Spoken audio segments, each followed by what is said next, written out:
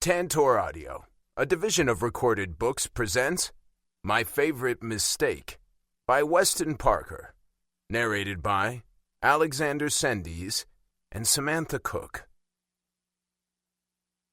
Chapter 1. Rand. I strolled down the hallway of the offices of Great Greeks, feeling proud of the success the company was having. It had been a lot of hard work, some long nights, and a lot of stress in the beginning, but we had certainly made it worth the effort. I walked into the office of the CEO of the company, not bothering to knock, and took a seat. Adrian Gabris, one of my good friends and technically my boss, smiled. His smile was bright and was the smile of a happy man in love. I envied him a little. When I had first met his wife, Bella Camp, now Gabris, I hadn't been impressed. I'd begged him to fire the new intern. I'm glad he didn't. Bella was a kick-ass chick and a lot of fun to be around, as well as a hell of a saleswoman. "Good morning," I greeted. "It's almost noon," he pointed out. "Same thing," I said with a shrug of my shoulder. He made a face, shaking his head. "Only in your world, wild weekend?" I winked. "I can no longer share those details with you. I don't want you to get jealous." "What the hell would I be jealous of?" he snapped. "You'd be jealous that I'm out having fun, dancing with beautiful ladies, and free from all restraints," I told him, already knowing what his reaction would be. He scowled at me, his brow furrowed, and those thick black eyebrows of his went down low. "I'm not jealous, not even in the slightest. I don't want to be out. I want to be restrained. Bella isn't a ball and chain. She's my wife, my other half." I rolled my eyes. Yeah, I know she's perfect. She is. One day you are going to be in the same situation, and these Monday recaps are going to be more about what you and your wife, or at least your steady girlfriend, did for the weekend. He said it as if it were fact. "Don't count on it," I retorted. "It's going to happen eventually," he said with that irritating authority in his voice. "No, it isn't," I grumbled. "I told you I'm not meant to be settled down like you. Why do married guys always think everyone else should be like them?" "Because we know how good life can be when you have a woman in your life who makes you feel good," he said easily. I grinned. "I've met plenty of women in my life who make me feel pretty damn good." He rolled his eyes. "Not like that, asshole. Good like inside your soul." "I did have a girlfriend," I offered. "Until she told me she had a boyfriend." Adrian sighed, shaking his head. "Shouldn't that be a question you ask before you take a woman to bed?" I shrugged a shoulder. Probably, but she's the one who came on to me. I'm the innocent party in this equation. When she told me she had a boyfriend, I told her I wanted no part of that drama. I'm a lover, not a fighter. She keeps calling me. That's how good I am." I winked. "I hope you used your name and not mine. Bella will kick my ass if I get tangled up in another one of your love triangles." "Yes, I used my name," I said. "Everyone on the planet knows you're married now. You've ruined that for me." "Good." I chuckled, thinking back to the many escapades I had gotten the poor guy into by pretending to be him. We didn't look alike, but I could get away with it with some of the tourists who didn't personally know who he was. Anyone from Crete knew exactly who Adrian Gabris was and would have told me to kick rocks. When I used Adrian's name, I could retain my anonymity and never have to worry about angry ladies hunting me down after I forgot to call them the next morning. Those days were gone. Any trouble I got into, I had to own up to. Truthfully, I had slowed down my wild behavior a lot in the past couple of years. It just wasn't as much fun anymore. I was a little envious of what Adrian had with Bella. He'd changed. He was happier and more confident and seemed content, like he didn't have a care in the world. "I'm going out for some gelato," I said. "Want me to bring you back any?" Adrian shook his head. "Bella and I are going to lunch soon." "I'll see you later then." I left the building, appreciating the fresh air with the hint of sea. I loved Crete. I loved Greece, but I had an itch to move, to explore the world. It was something that had just kind of crept up on me over the past few months. I had talked to Adrian about taking an extended holiday. He was all for it, but I hadn't done it yet. I was going a little stir-crazy. The sameness of my world was driving me crazy. It was a typical day in Crete. The sun was out, the humidity was a little on the high side, and the streets were packed with tourists. It was hard for anyone to resist the allure of the island. I mulled over what it would be like in Paris or New York. I'd been to Athens plenty of times, but I knew the size didn't compare to the big cities. There was a sense of adventure bubbling to life inside me. I was almost 30, and I hadn't explored the world yet. I needed to do that, I decided.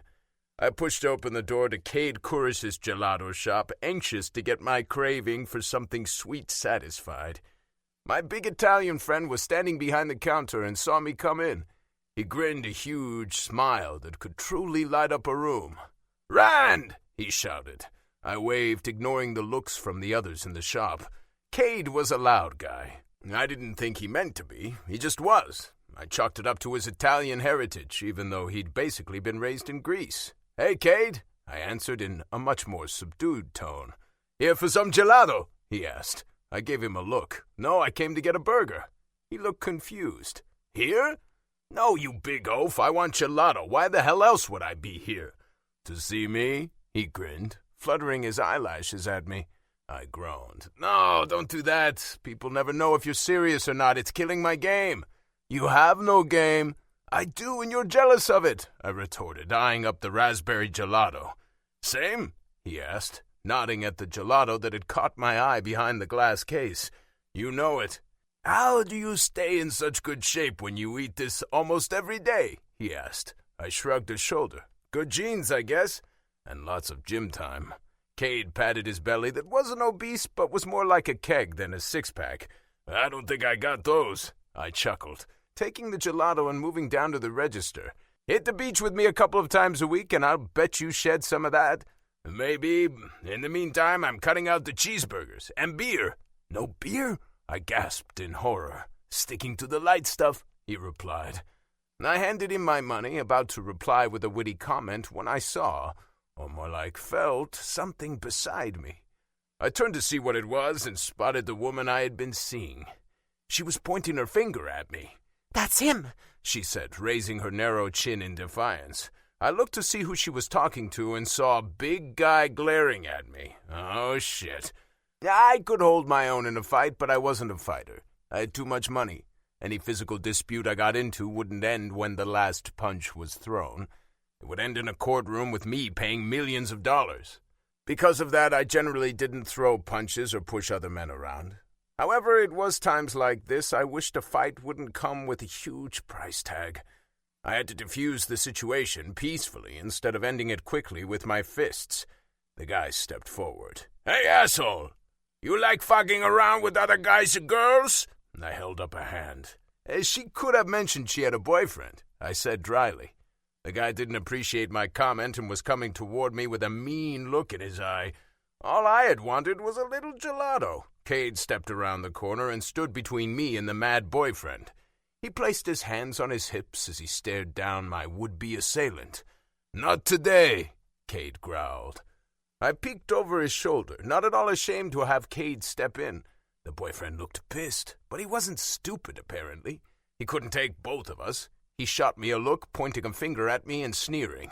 "Stay the hell away from my girlfriend!" "Not a problem. She's not my type. I don't do threesomes." I was unable to stop myself. The guy lunged forward, but was stopped by Cade's beefy hand. "You don't want to mess up my shop, man. I get real serious when people ruin my gelato."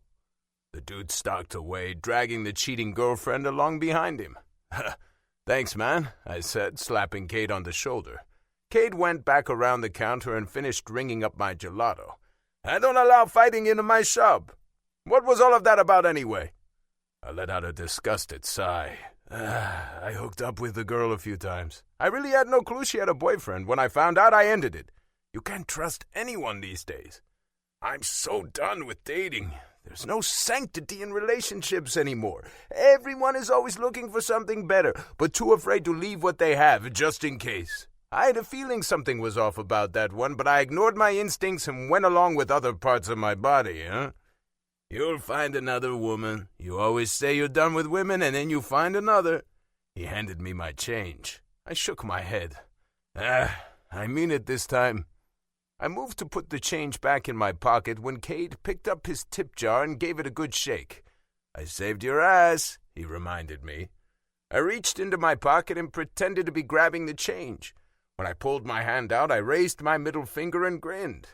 "You like my ass? It was as much for me as it was for you. I have to get back to work. I'll see you later." I headed for the door, catching a couple wooden spoons to the back of my head as I went. "I should have let him kick your ass," he shouted, startling the few people sitting at their tables and enjoying their frozen treats. "Maybe he would have taught you some respect, huh?" I stood at the door and waved before bursting into laughter. Cade was a good guy. I loved him like a brother. He was more like a brother to me than my own brother. We teased each other a lot, but at the end of the day, we both knew we had each other's back. Maybe I could take him on a vacation to Italy. He could visit his homeland, and I could visit anywhere. I mulled over the idea as I walked back to the office. I knew Adrian wouldn't mind me taking a few weeks off. He'd had his honeymoon, and then a lot of so-called sick days. It was my turn to find some real happiness in my life. Chapter 2. Nicole. I quickly pulled my long brown hair back into a ponytail that probably wasn't at all straight or perfect, but it would do. I didn't want it dragging in the cup of soup I was going to be carrying. While I loved my long hair and couldn't think about cutting it, there were times it annoyed the heck out of me, like now. I carefully put the soup on the tray, along with a sleeve of crackers and a spoon, and walked out of the kitchen, heading for the wide staircase that would lead to my patient. Technically, not my patient, but my boss. I wasn't a nurse. I was a housekeeper. However, I took care of Alec Mattis more than I cleaned up his massive home. Truth be told, I much preferred the first. "Good afternoon," I called out in a soft voice, using my very round ass to push the door open. The room was dim and dreary, something I knew Alec hated. I was going to remind the nurse that came in twice a day not to leave the damn curtains pulled closed. He was old and frail, not dead. I put the tray down, quietly walked across the room, and pulled open the heavy curtains that covered the 2 floor-to-ceiling windows in the master bedroom that was as large as many apartments in the city. "Nicole?" Alec called in a weak voice. "It's me, Mr. Mattis. I'm just opening these curtains and getting some fresh air in here for you." "Thank you, dear. I fear that woman is trying to entomb me in here." I laughed softly, sliding open the lower portion of the window, and turned to face him.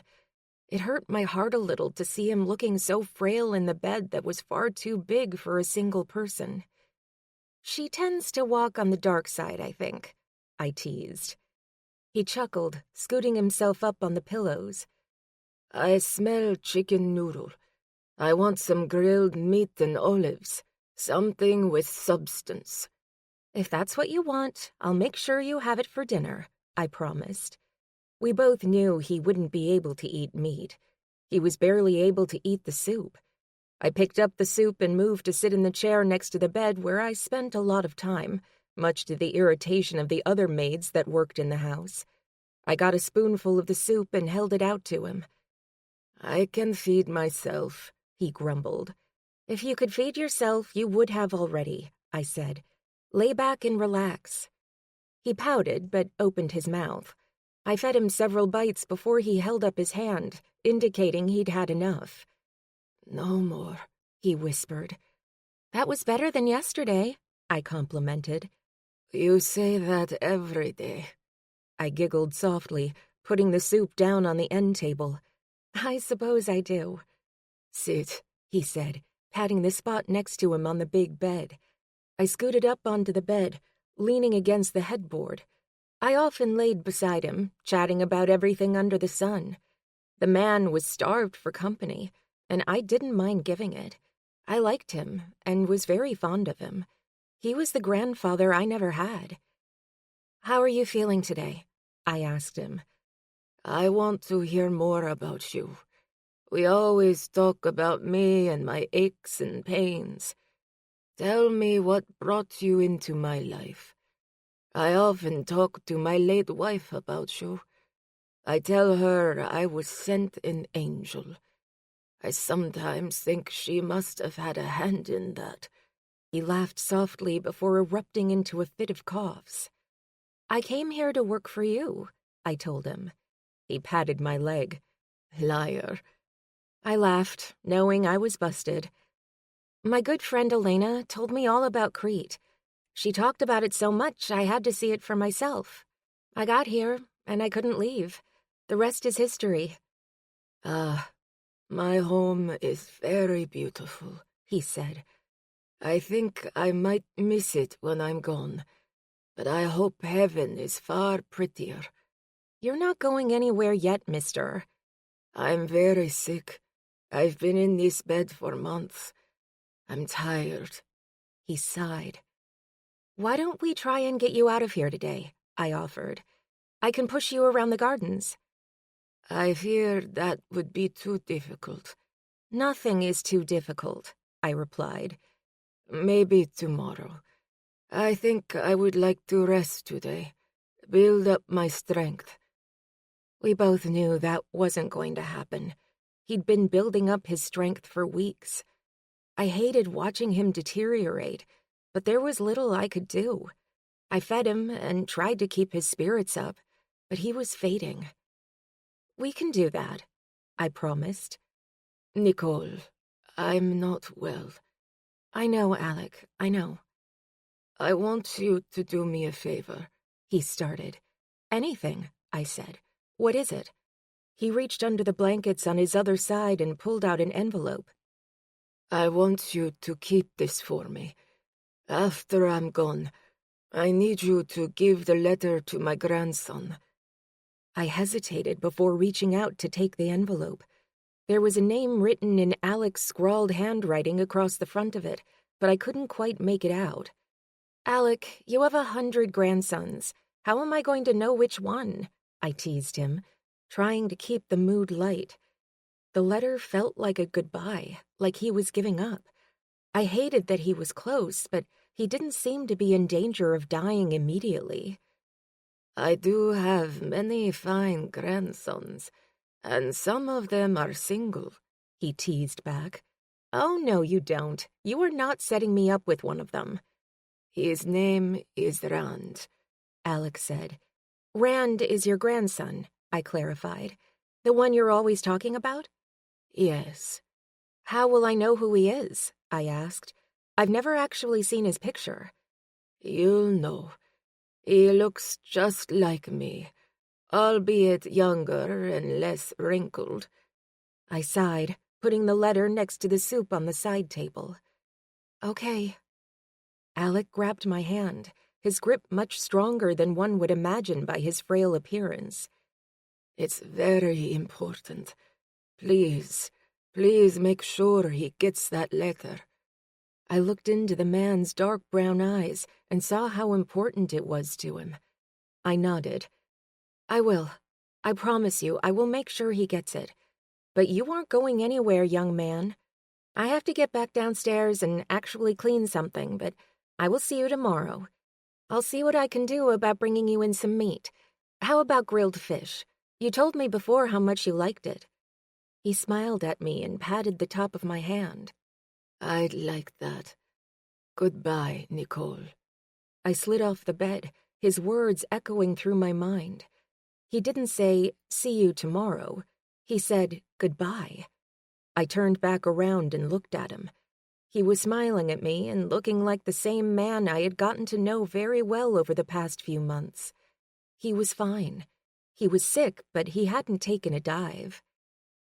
"I'll see you tomorrow," I said again, grabbing the soup and sticking the letter down my shirt before giving him a wink.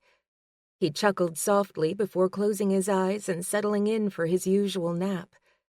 I went back down the stairs, the envelope poking my boobs as I walked. As soon as I got to the kitchen, I pulled the envelope out and stuffed it in my purse, not wanting to look at it again. It was a reminder that Alec's time on Earth was short. When Alec died, I would be without a job. I wasn't sure who else would hire a 22-year-old American with little experience and no college education. The thought of having to go back home to Dallas didn't thrill me. I had already decided if I had to leave Greece, I wasn't going home. I couldn't go home. I'd go somewhere far away from my father and live on the streets if I had to. Home wasn't an option. After tidying up the kitchen, I grabbed my purse to head back to the apartment I shared with my good friend, Elena Ariti. I relied on public transportation to get from the private estate of Alec Mattis to my apartment in Heraklion. When I walked through the door, Elena was in the kitchen making herself a sandwich. Her dark hair was piled on top of her head, and she wore no makeup. Elena was one of those women who was naturally beautiful. Makeup only marred the beauty. In some ways, I envied her tiny figure. A perfect size 2 in contrast to my size 8 on a good day, 10 most days. I had long ago figured out the only 2 I would ever see on my clothing labels would be following a 1. Some people were meant to be curvy, and I was one of them. It didn't bother me anymore. I was comfortable in my skin and didn't give a shit what anyone else thought about the size of jeans I wore. "Hi," I greeted her, keeping my purse on me. "Hi yourself. How was work?" "Good," I answered too quickly. "I'm going to go, put my purse away." I quickly moved to my tiny bedroom, closing the door behind me. The letter was freaking me out. It was likely a deathbed confession, and I wanted no part of it. It freaked me out to be holding the man's last words to his grandson. I didn't know a lot about Alec's family, but I knew very few of them came around. He never told me why, but I got the feeling there was some bad blood. It felt wrong for me to be in possession of something so personal. I stuffed the envelope in my sock drawer to be dealt with on another day. Alec wasn't going anywhere yet. I would talk to him about it again tomorrow and try to get him to change his mind. The letter should be given to his attorney or a family member, not me. "You're acting weird," Elena commented when I walked back into the small kitchen. "No, I'm not." "Is everything okay?" she asked. "Yes, fine." She gave me a stern look. "Did your dad call you again?" she asked, one hand going to her hip in a very motherly pose. I smiled, appreciating her genuine concern. "No, he didn't. I am just a little bummed about Alec's health. I don't want him to die. He's so nice, and I really like talking with him." "You have such a good heart," she said. "I think you've made his life better just by being there for him the past couple of months. Know that you've been important to him." I nodded my head. Elena knew all about my close friendship with my employer. I knew some of the other housekeepers were convinced I was a money-grubbing American looking for a sugar daddy, but that couldn't be further from the truth. None of them knew me or my story. "I wonder what happened to his family," I mused aloud. "I can tell you they are a wealthy bunch, but that's about all I know. If being wealthy means being alone, I'll stay poor." She giggled. "You'll always have me, rich or poor, for better or for worse." We both burst into laughter. "If you put a ring on it, you can have me." Chapter 3. Rand. I quickly pulled up the information I needed to go into my next meeting fully prepared. I was trying to land a new account with a chain of salons. I wasn't exactly knowledgeable about the world of haircuts and styles, but I didn't need to be, or at least that was what I was going to convince the client of. We had a steady stream of businesses seeking out our social media services, but we never stopped actively looking. Adrian was building an empire, and it was making me very wealthy as well. I liked the work. It was a challenge to change someone's mind or to try and convince them they needed our services. I liked a good challenge. I got up prepared to deliver a great pitch when my phone started ringing. I checked the screen and saw it was my brother. I grimaced and quickly hit the decline button. I hadn't talked to Demokritos in years and wasn't about to start now. The ringing phone was a good reminder I needed to put it on silent. "Good morning," I greeted the two women sitting at the conference table. "Hi," they replied in unison. I knew they were mother and daughter and decided to use that to my advantage. I thought my research showed it was a mother-daughter duo? You two are sisters, I said, sounding confused. Right away the mother in the set perked up, her smile spreading across her face. Maybe you can use that as your marketing idea. Anyone can look half their age with our services. I chuckled, taking my seat across the table from them. You should work in marketing. I own my own business. I have to be good at marketing. That's why I need you to convince me I need your services that seem to be on the expensive side. She looked me dead in the eye. I liked a woman who wasn't afraid to speak her mind. You pay for the best, and I assure you we are the best. I've gone over the information you've given us about your company, your goals for the future, and your own projections. I've used my experience, along with a little computer program, to come up with what your future could look like with us running your marketing. I pulled out the portfolio that had been put together. The woman took it, her daughter peering over her shoulder to review it. I gave them a few minutes to let the information sink in. My phone started to vibrate in my pocket again. I pulled it out and saw it was my brother, again. The guy hadn't talked to me in 2 years. Maybe more since I had stopped counting, and now he needed to talk to me right that minute. I quickly silenced it, but not before my potential clients noticed. You're a busy man, the mother said. I shrugged a shoulder, flashing my best smile at them both. I would think that's a good sign. Possibly, she replied smoothly. It could also mean you're too busy to handle a small company like ours. I chuckled. Never too busy for anyone. Every client is important, no matter how big or small their business is. Smooth, the daughter said with a small laugh. We take what we do very seriously around here. You're a charmer, aren't you? The mother asked, looking at me, then her daughter. I wasn't about to sleep with a client. I made a lot of mistakes, but that was not going to be one of them. No way. Adrian would kill me. That didn't mean I couldn't be charming and flirt just enough to get them to sign on the dotted line. I can be charming, but right now I'm speaking the truth, I said. This account is important to us, to me. I appreciate Greek women running their own business. I like to watch them grow and flourish, and I would love to be a part of that. Can we have a minute to talk about it? The daughter asked. I nodded my head. Absolutely. Can I get you guys some water, coffee? No, thank you. I stepped out of the conference room, heading for the break room. I took my time, wanting them to have plenty of time to mull over their decision. I was confident they would ultimately decide to hire us. Our reputation was very good, and small businesses knew we could launch them to the next level. It was the investment that scared some of them away. I had a feeling the mother was a very savvy businesswoman and knew the projections I had given her were very possible. On my way back to the conference room, my damn phone vibrated in my pocket again.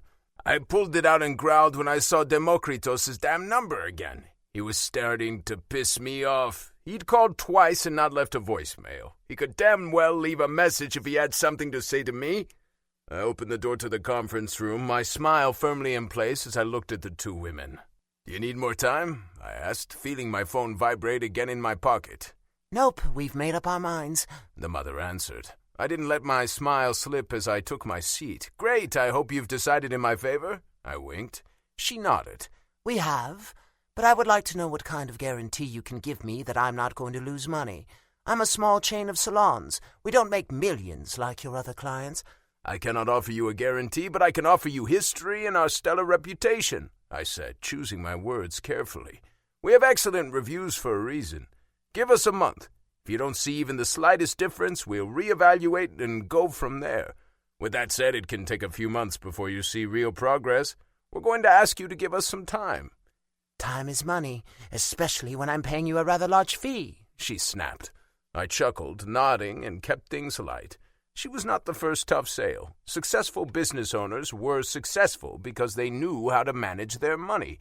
They didn't spend frivolously and knew every dollar counted. I liked her even more, knowing she wasn't a pushover. I absolutely understand your concerns, I said. I will give you my personal number. You can call me any time if something isn't going the way you think it should. We want you to be happy. Trust me, we don't make money if we leave a trail of dissatisfied customers. There was a silence in the room as the mother and daughter team looked at each other, and then back at the proposal. I could tell they were using some silent method of communication that only the two of them could understand. I waited, convinced I had sold them, If I hadn't, I wasn't going to give up until I did. Okay, we'll do it. My smile widened. I loved closing a deal. Great! I went ahead and printed out the paperwork. All you need to do is sign, and we'll have a plan to you by the end of the week. I slid over the contract. You're very sure of yourself, the daughter commented. I shrugged. I like to be prepared. We took care of signing contracts and chatted a few minutes before I walked them to the elevator. I was proud of myself and couldn't wait to go rub it in Adrian's face. He tried to tell me they would never sign because they were too small a company. I should have betted him money. Once they were gone, I checked my phone and saw the voicemail icon. He'd finally figured out I wasn't going to answer. I hit the button to call my voicemail as I walked down the hall to my office. Rand, it's Demokritos. Grandfather died last night. I don't know if you care, but Mother insisted someone tell you. I'm telling you. You can call her for details about the funeral. Answer your phone next time. The call ended as abruptly as it had started. I had stopped walking when I heard the news. I heard the voicemail message system ask me if I wanted to save the voicemail or delete it. I quickly hit the replay button, hoping I had heard wrong. The curt message played through again, lasting all of 18 seconds. It was like the wind had gone out of my sails. I looked up and realized I was standing in the hall and quickly went into my office, closing the door behind me before sinking into the leather couch. Holy shit, I whispered. I couldn't believe my grandfather was gone. He'd been around forever, it felt like. I just assumed the guy would live forever. I knew that it wasn't possible, but I just thought he'd live a lot longer. I hadn't wanted to believe he was getting older. I knew he'd been unwell, but he was the strongest human being on the planet. I thought he'd kick whatever it was and live another 20 or 30 years. Fuck, I groaned, leaning back and rubbing my hand over my face. I didn't feel like crying, but I felt the loss tremendously. I had no right to feel sad, I told myself. I hadn't spoken to him in a long time. Hell, I hadn't spoken to anyone in the family in a long time. I'd been focusing on the company and doing anything I could to ignore them. Seeing them or hearing from them was too hard. I let out a long sigh, blowing out my cheeks as my mind flashed back to the days when my grandfather had been there for me. Days that were dark and best forgotten. He'd been my rock. He always encouraged me and, in my opinion, was the only person in my family that loved me unconditionally. The guilt I felt over not being there for him in his darkest hours stung. I felt horrible. I had let him down. I knew if he were alive, he would tell me not to be so hard on myself. Except he wasn't alive, and I couldn't thank him for being there for me. I couldn't tell him I loved him, and I definitely couldn't tell him goodbye. The elation I felt over signing a new client had evaporated the second I heard Demokritos' cold words. He'd made it sound like it had been a huge inconvenience to him that he had to call me. I wanted to call him back and tell the asshole he could have saved himself the additional phone calls if he would have just left a damn message in the first place. It didn't matter. I wanted to be mad at someone other than myself, and Demokritos was an excellent target. I got up from the couch, needing to move. I began to pace the office, a million thoughts clouding my mind, making it impossible for me to focus on any actual work. I had to get out of there. I grabbed my keys and wallet and walked out the door without saying a word to anyone. I'd message Adrian later. Right then, I needed to be alone. Chapter 4. Nicole. The taxi pulled up the long driveway to the Mattis estate to drop me off just like it did 5 days a week. But something about today was different. I noticed the butler and several maids standing outside, huddled in a circle. The head of the maids leaned in and hugged one of the junior maids, the young woman responsible for the den and library areas. I immediately felt sorry for her, assuming she was dealing with something in her personal life. I got out of the cab, paid the driver, and sidestepped the small group, not wanting to intrude. I knew they still didn't fully accept me. I was the odd man out, the American taking a job from a hard-working Greek woman. I offered a small wave and a smile before heading for the door. "Nicole, wait," the head of the maids, Greta, called out. I stopped, looking up at the elaborate double doors, and inwardly cringed. I loved Elena, but to say I'd been welcomed with open arms by some of the other women in the area would be a grievous exaggeration. Greta had been one of the nicer ones, tolerating me, but not exactly the kind of woman who gave me the warm fuzzies. "What's up?" I asked casually, wondering if I had messed something up yesterday. "We need to talk," she said in a serious tone. I couldn't lose my job. I couldn't get sent back to the States. I took a deep breath and smiled, hoping to disarm her. "Okay, here?" "Yes, I'm afraid I have some bad news." I immediately took a step back, as if I could head off what was coming by getting away. "Oh?" I asked, my voice higher than usual. "Mr. Matas passed away in his sleep last night," she said solemnly. "When the morning nurse came by to give him his medicine, he was gone." "Gone?" I repeated the word, a lump forming in my throat. "Yes." "He died?" I whispered. "Yes," she said, slightly irritated. "Oh, no," I gasped, blinking back tears as I put a hand over my mouth. "Yes, it's sad. The staff will stay on. It is something I talked with Mr. Matas about before he died. He wanted to make sure the estate remained intact." Her voice was all business, as if she were discussing our daily chores and not the end of a man's life. A good man. "However, we will not be putting in a full day today or tomorrow out of respect for Mr. Matas. His family will likely arrive within a day or two. They are spread out all over Athens." "All right, I understand." I turned to go in and stopped. "Is he, still here?" I grimaced. She shook her head. "No, he's already been removed from the house.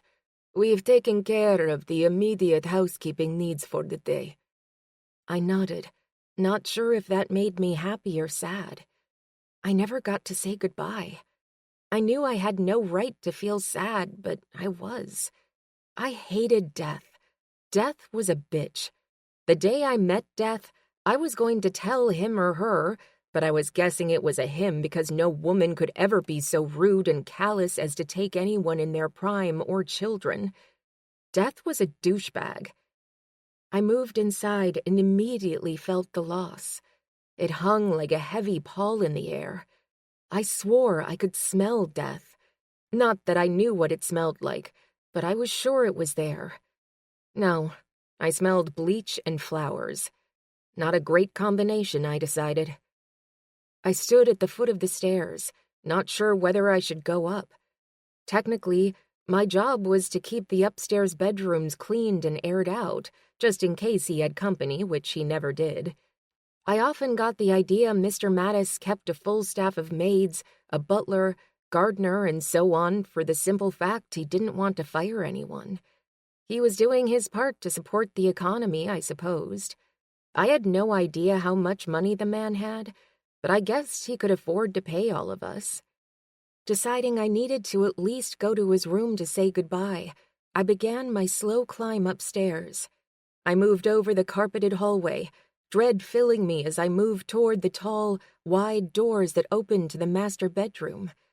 I paused, closing my eyes and steeling myself for his absence.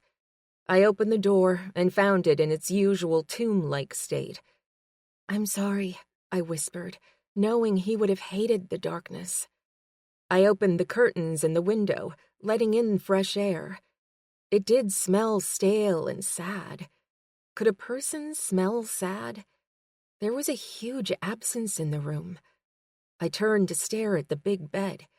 The covers were askew, and his glass of water still sat on the nightstand, along with the book he told me he was reading. We both knew he wasn't, but I went along with it. "Oh, Alec," I whispered, moving to strip the bed down. I tossed the dirty sheets into a heap and quickly rushed down the hall to the linen closet, finding his favorite sheets and putting them on the bed, making sure there were no wrinkles. I pulled the rose-colored comforter up and fluffed the pillows. I took a step back and stared at the empty bed, perfectly made up. It had been a few weeks since I had seen the bed empty. I turned and left the room, going back downstairs, and instead of waiting for a cab, I began to walk back to the city. It wasn't like I had anything to do all day. I had on my maid shoes, which were perfect for walking the few miles back to my apartment. By the time I got there, my feet were killing me, and I was hotter than hell and was kicking myself in the ass for thinking I had any business walking that far. I wasn't an athletic kind of girl. "You're home?" Elena asked, surprised. "I am." "Uh-oh. Why are you home in the middle of the day?" I flopped down on the sofa and kicked off my shoes. "He died." "Who died?" she asked, getting up from the table and coming to sit on the couch beside me. "Mr. Mattis. He died last night." "Oh, no. Wow. I'm sorry." I sighed. "Thanks. We're supposed to take today and tomorrow off and then go back to work like nothing has changed until the family fires us." "Oh," she said, wrinkling her nose. "I know. I thought the same thing. Weird. It's weird to be there when he isn't." "Are you okay?" she asked softly. "I am. I'm sad, but I'll be fine. It isn't like I really knew him." "Yes, you did. I know you were fond of him, and from what you told me, he was pretty fond of you." I thought about yesterday and the conversation we had. I still couldn't believe that was the last conversation. We talked about meat. How very unimportant. "He knew," I said. "He knew what?" she asked. "About your dad?" My eyes went wide as I shook my head. "No. He knew he was going to die." "How did he know?" "He was old and sick," she said. "I think at that point, you kind of have to assume you're going to die. We're all going to die." I rolled my eyes. "No. He knew he was going to die last night or today or whatever. He knew. He planned for it." "How?" I cleared my throat. "Hold on," I said, and got up to grab the letter from my sock drawer. I carried it back and handed the envelope to her. "What's this?" she asked. "He gave that to me yesterday," I told her. "He said to give it to his grandson after he died." She handed me the letter as if it were toxic. "Ew, you could have told me that." I giggled softly, taking the letter and holding it in both hands, staring at it and wondering what was in it. He told me it was important. I tried not to take it, but he insisted. Why wouldn't he give it to his lawyer or the grandson in question himself? "I don't know. You're holding a man's last words. That's so heavy." "Not helping," I quipped. "He trusted you," she said with a smile. "That's amazing. He saw what I see in you. He saw you're a good, kind soul and reached out. That makes me happy. I feel like I am responsible for connecting the two of you in a way." I groaned. "That is not what this is about. I don't want to meddle in family business. What if it's a horrible letter? What if it is Alec's way of getting the last word? I don't want to be the person who delivers that kind of thing. It will only hurt the grandson." She shrugged a shoulder. "You're not hurting anyone. You're carrying out the wishes of a dying man who respected you and trusted you to do what he asked. I know you'll do the right thing." I thought about her words and knew she was right. I had to do the right thing, but I wasn't sure where to start. "I guess I'll need to try and track down the grandson." "Yes, you will. Today, though, you rest. I know he meant a lot to you. Take some time to grieve." I wrinkled my nose. That feels kind of silly. It isn't like I really knew him, and I wasn't his family. "You were his only family these past few months," she said. "Did anyone else go see him? Did anyone else spend hours talking to him after they were off the clock?" "I guess not." "You were close to him, and you gave him a little bit of sunshine during his last days. I'm proud of you. You're a good person, Nicole. I know it hasn't always been easy for you to believe that, but I hope you'll see how valuable you are to others. You are worthy, and there are so many people who will be benefited by knowing you." She reached out to put her hand on my knee. "You're being nice," I muttered. "I'm being truthful. I'm so glad I met you that day at the coffee shop." I smirked. "I don't know if you are as glad as I am. I'm so thankful you took me under your wing and brought me back here. You will never know how much I appreciate it." "You're welcome. We're friends, and that's what friends do for one another." I rose from the couch and put the letter in my purse. I was going to have to track down the grandson. Thankfully, with the power of the internet, it wouldn't be all that difficult. With a grandfather like Alec Mattis, the grandson would be widely known. Unless maybe it was an illegitimate grandson, and that was why he'd given me the letter. Oh, the mystery. I would kill Alec all over again if he made me the bearer of some life-altering news that hurt the grandson. I was not a mean person and didn't want to be involved in any kind of scheme. "I'm going to take a hot shower," I told her. "All right," she said. "I'll make you some tea, and you can lounge around all day." "Thanks, Elena. Truly, thank you for being such a good friend. It means a lot to me." I felt the emotions that were right at the surface threatening to spill over. I pushed them down. It was the situation making me feel weepy. It stirred up some memories and feelings that I had been very successful at repressing. I didn't want to dig them up now. That was something I was saving for a skilled therapist one day.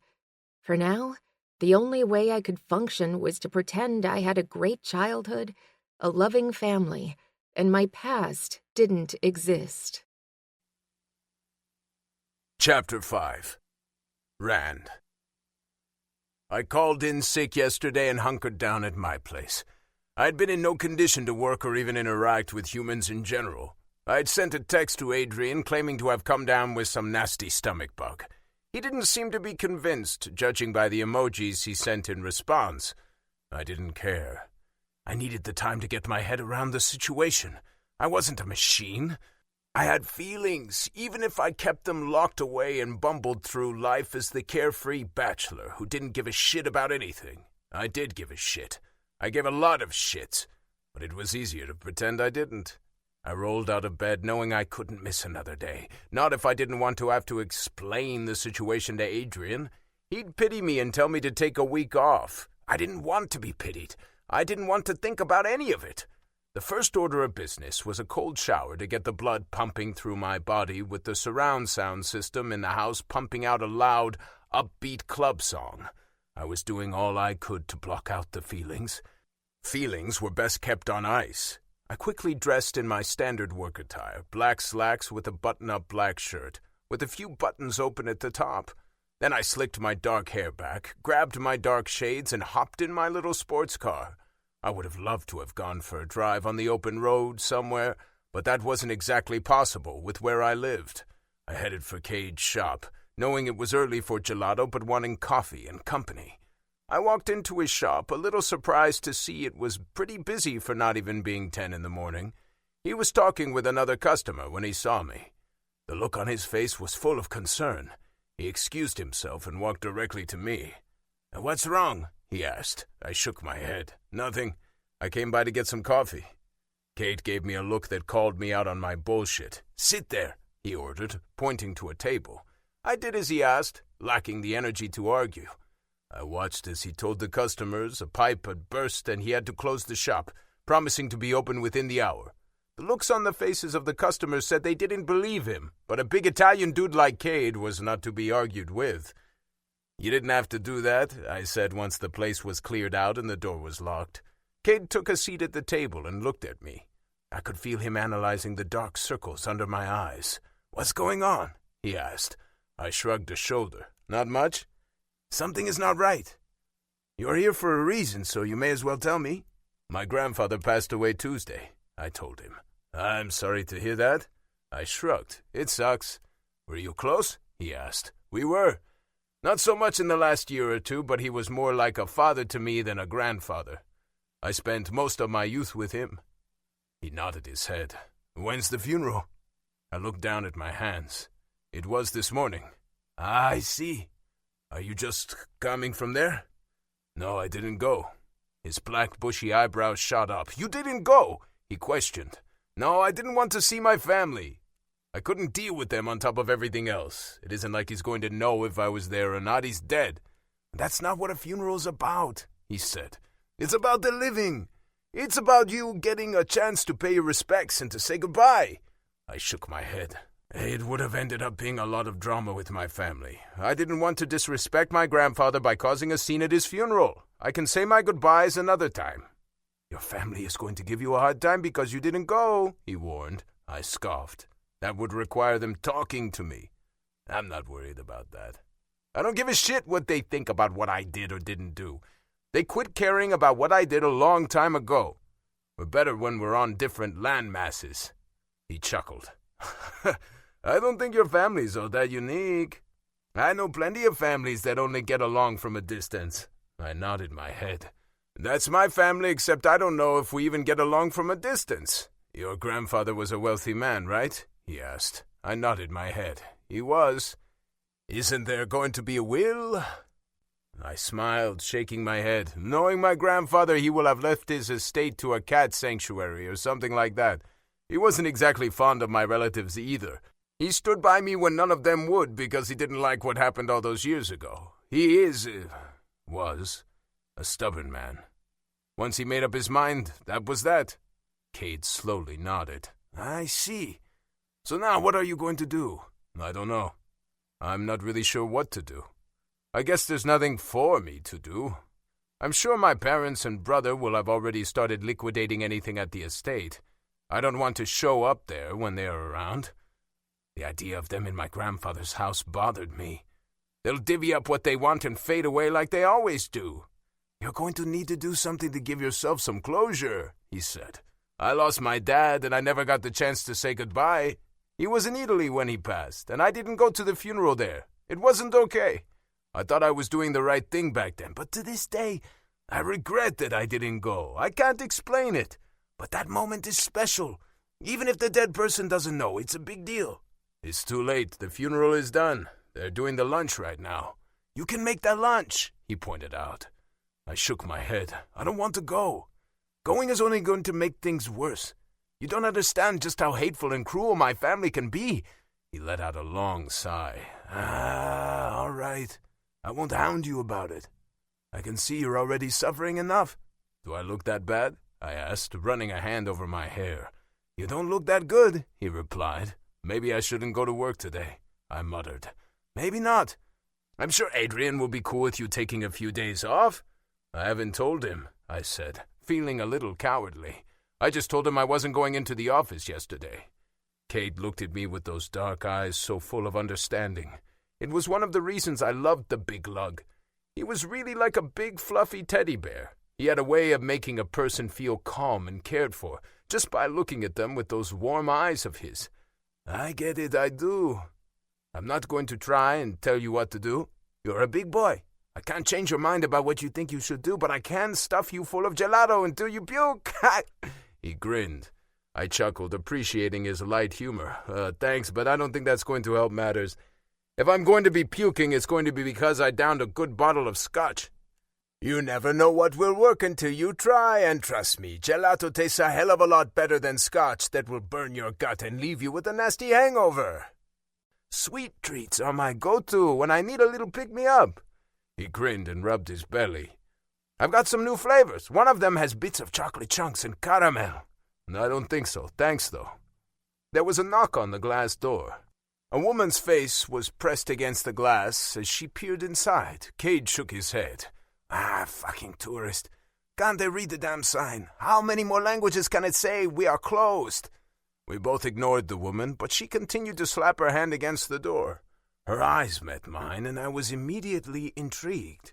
She had pretty blue eyes, light blue, like the color of the sky. Her long brown hair hung around her shoulders perfectly straight. She was wearing a plain t-shirt and a pair of jeans that showed off voluptuous curves. She was a thick woman, not at all like the skinny girls that I had long grown tired of looking at with no asses and fake tits. The woman pounding on the door looked very real. She also seemed to be very hungry for some gelato. "I think you should give her some gelato," I said. "She might come through that glass if you don't." "This is what happens when you have the only gelato shop in the city," he complained. "Which is why your shop is so popular," I reminded him. Cade stomped over to the door. "We're closed," he shouted through the glass. The woman shook her head. "I need to talk to him," she shouted back, pointing her finger at me. Cade turned to look at me. "What'd you do now? How many girls have you been screwing around with? You know you need to start asking them if they are in a relationship. I can't always be breaking up fights." "I don't know who she is," I insisted. "Well, she sure as hell knows you." I watched as she stepped back from the door, a beautiful scowl covering her face as her full red lips pursed together, glaring at Cade, then me. I tried to think of where I might have run into her. I would have remembered meeting a woman who looked like that. "I don't know her," I repeated. "I don't think she's going to go away," Cade said dryly, the woman now staring at me with fire dancing in those blue eyes. "What if she's a stalker?" I asked. "Are you going to send me out to a stalker?" "If she looks like she's going to bust down my door, you bet your ass I'm sending you out. You can handle her." "So helpful," I muttered. "I'm serious, Rand. Talk to her. Figure out what the hell she wants. I'm going to have to go clean the glass now. She got her face all over it." I stared at the woman staring back at me and got the distinct feeling she wasn't going anywhere. She looked very serious about talking to me. I could see the determination and was oddly attracted to her. Maybe it was the hint of danger I sensed from her. I couldn't quite explain it, but I did want to see what she wanted. It was probably going to be one of those moments I regretted. She'd slap me or shoot me and tell me it was some kind of revenge for her sister that I had wronged at some point. It didn't matter. I had to know. Chapter 6. Nicole. I took a step away from the door, my eyes focused on the tall, dark, and very handsome man strolling toward me. Only the glass door separated us. I had seen his picture on the internet after doing a Google search, and through a little detective work, I had finally tracked him down. I was only slightly irritated it had taken me this long. The man was an elusive beast. I imagined Alec probably would have looked like his handsome grandson when he'd been in his prime. The guy pushing open the door had a solid build, and his deep tan told me he spent a lot of time on the beach. I couldn't blame him for that. I spent quite a bit of time on the many beaches as well. It was too hard to resist. The door opened and he stepped outside. He looked too cocky. The man had no idea how much trouble I had gone through to track him down.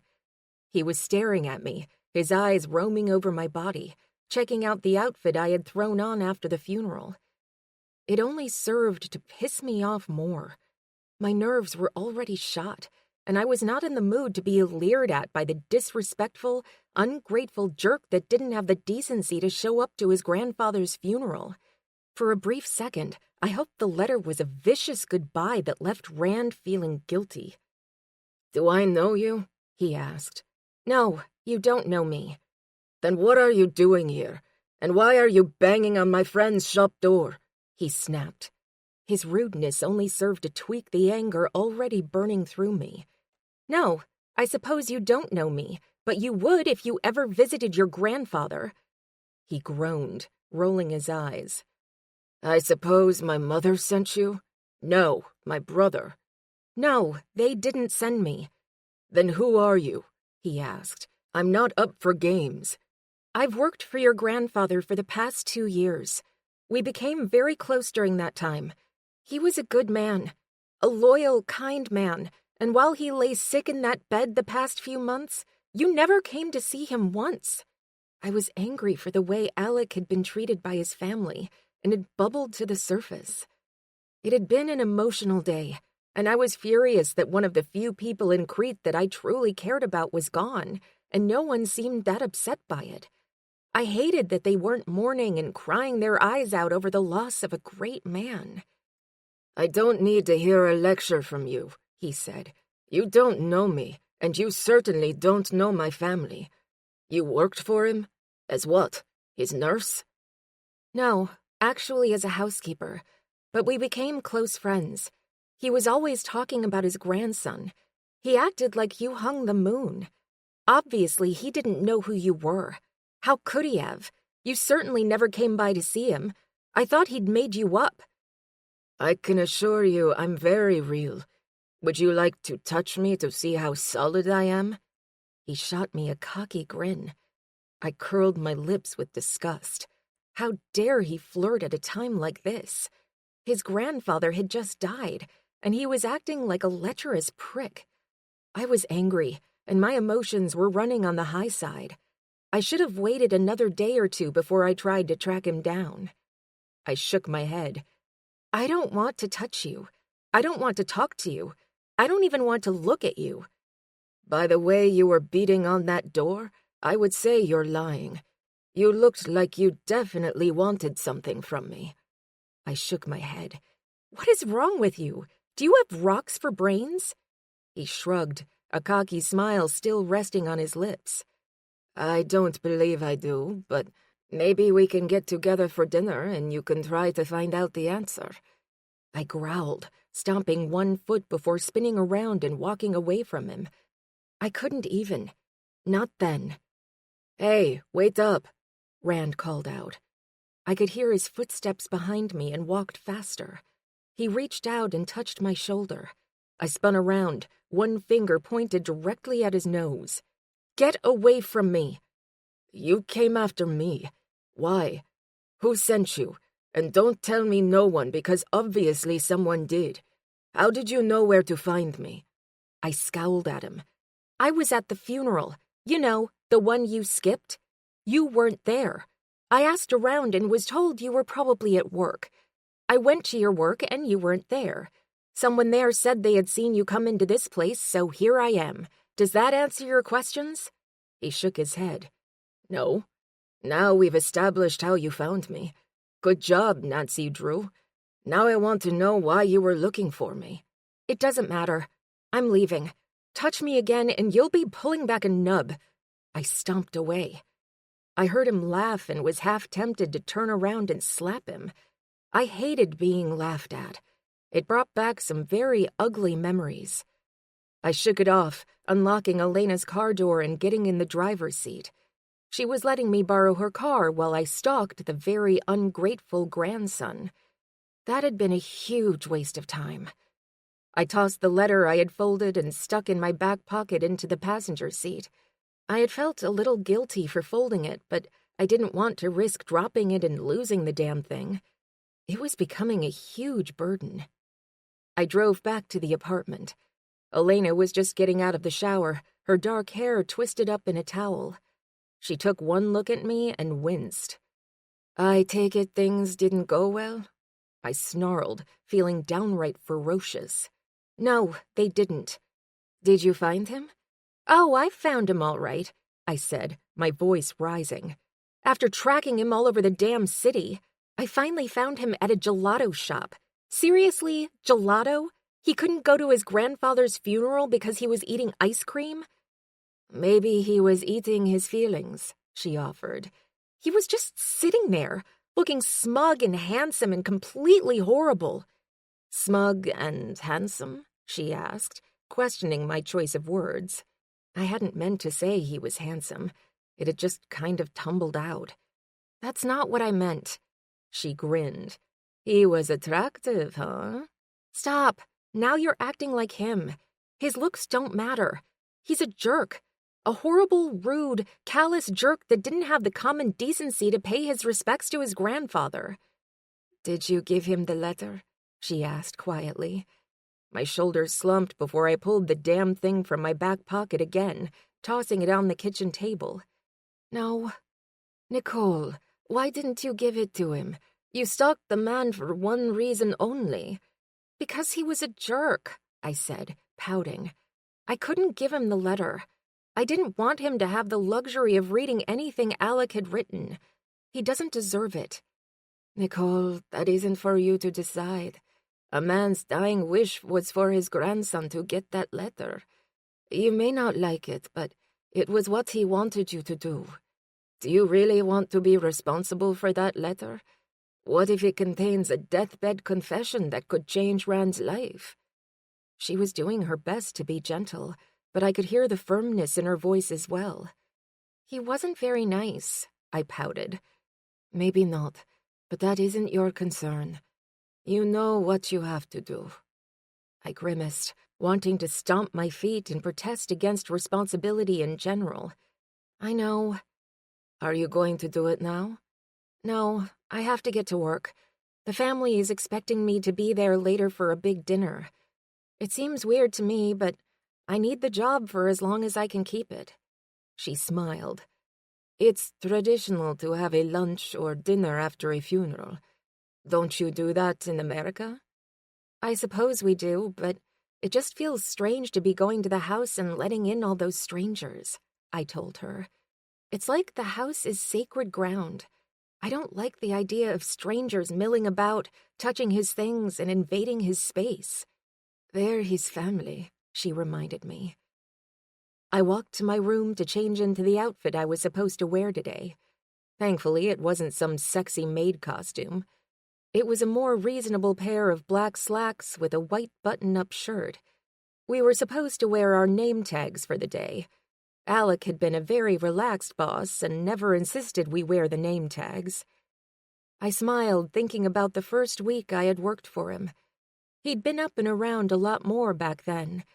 He'd come upon me cleaning one of the guest rooms and looked at my name tag. He'd introduced himself and told me I didn't need to wear the tag anymore because if he couldn't remember the name of a pretty girl like me, he had no business breathing the same air. He'd been a flirty old man, but genuinely kind. I missed him. I stopped and turned back to look at her, slowly shaking my head. If they were his family, they should have showed up when he invited them all to dinner a few weeks back. He'd been so excited and had helped plan the dinner for days. When none of them replied to his invitation, he'd been so disappointed. I think that incident was a turning point. He practically stopped eating after that.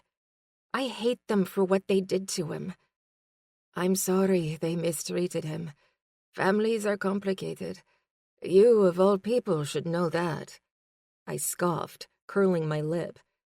My family is beyond complicated. No one would bat an eye if no one showed up to my dad's funeral. Go change, she said. Get your butt over there, and I think you'll feel better. I bet there are going to be a lot of stories shared about him. It'll do you some good to hear them talk about him.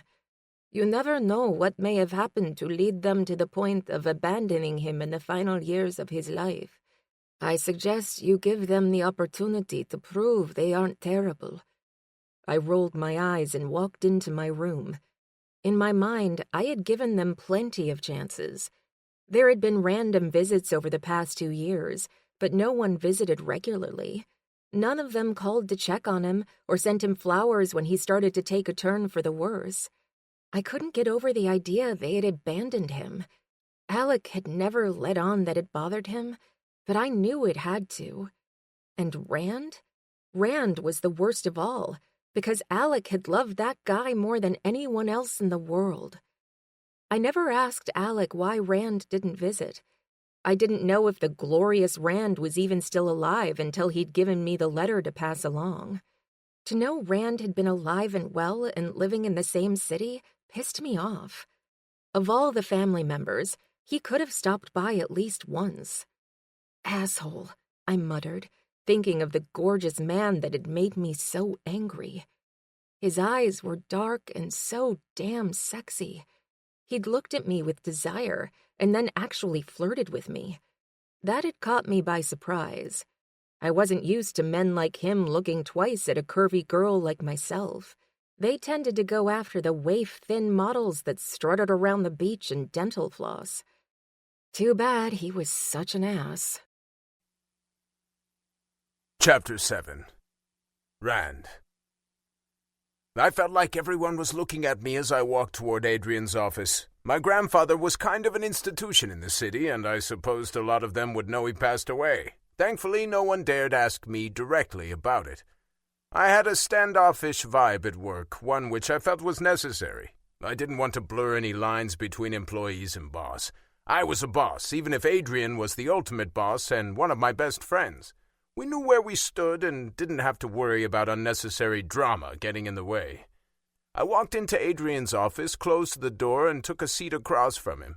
He looked at me, waiting for me to talk. It was one of the things I valued most about our friendship. So much could be said with so few words. "You good?" he asked. I nodded. "I am."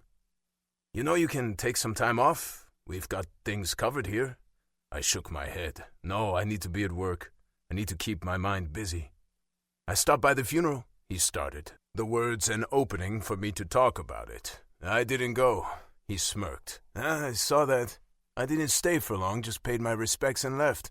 "I didn't want to see them," I said, knowing he knew who them was. He slowly nodded. "You don't think a funeral was a good place to try and touch base with them?" "No, definitely not at a funeral, and not at my grandfather's funeral.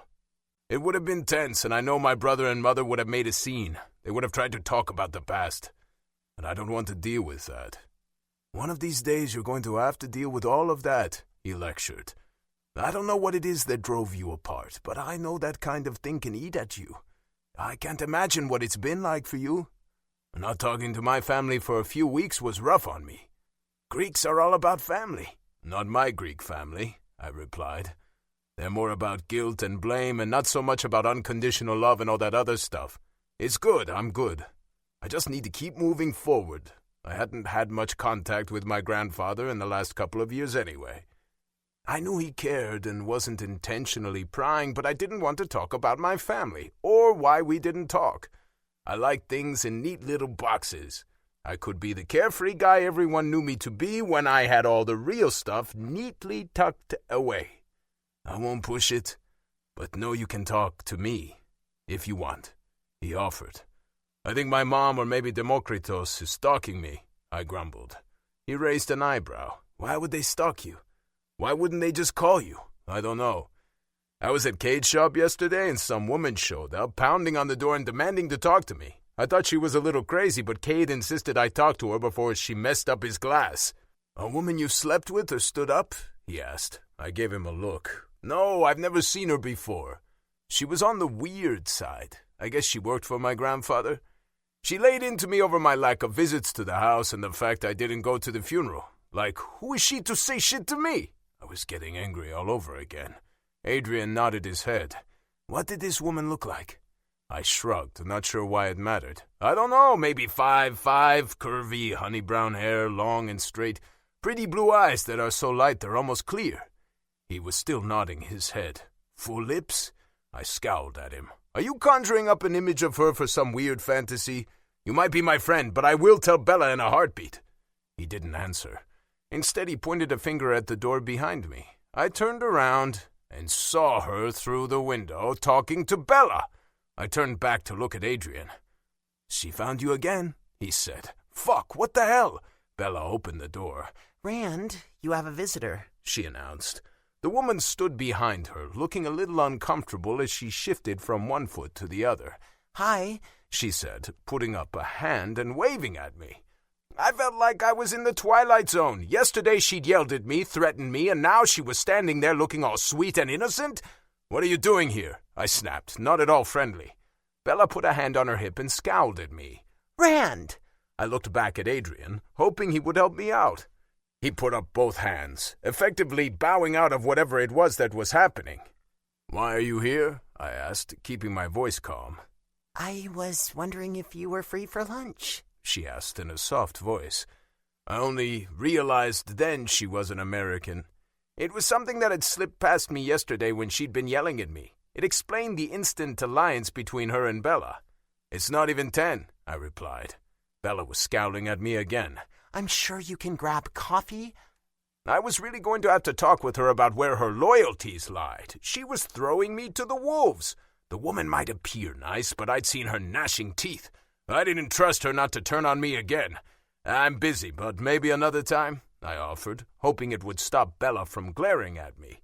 Bella looked at her husband, and I knew I was screwed. "We'll be okay for a couple hours," Adrian said, his voice stilted as if he was reading a script. I turned around to glare at him. He shrugged his shoulders, letting me know he was helpless to ignore his wife's unspoken request. I hated the telepathy they shared. They could have an entire conversation without saying a damn word. Well, I guess it's been decided for me, I grumbled, not caring that she knew I was pissed I was being forced to go with her. Give me a minute.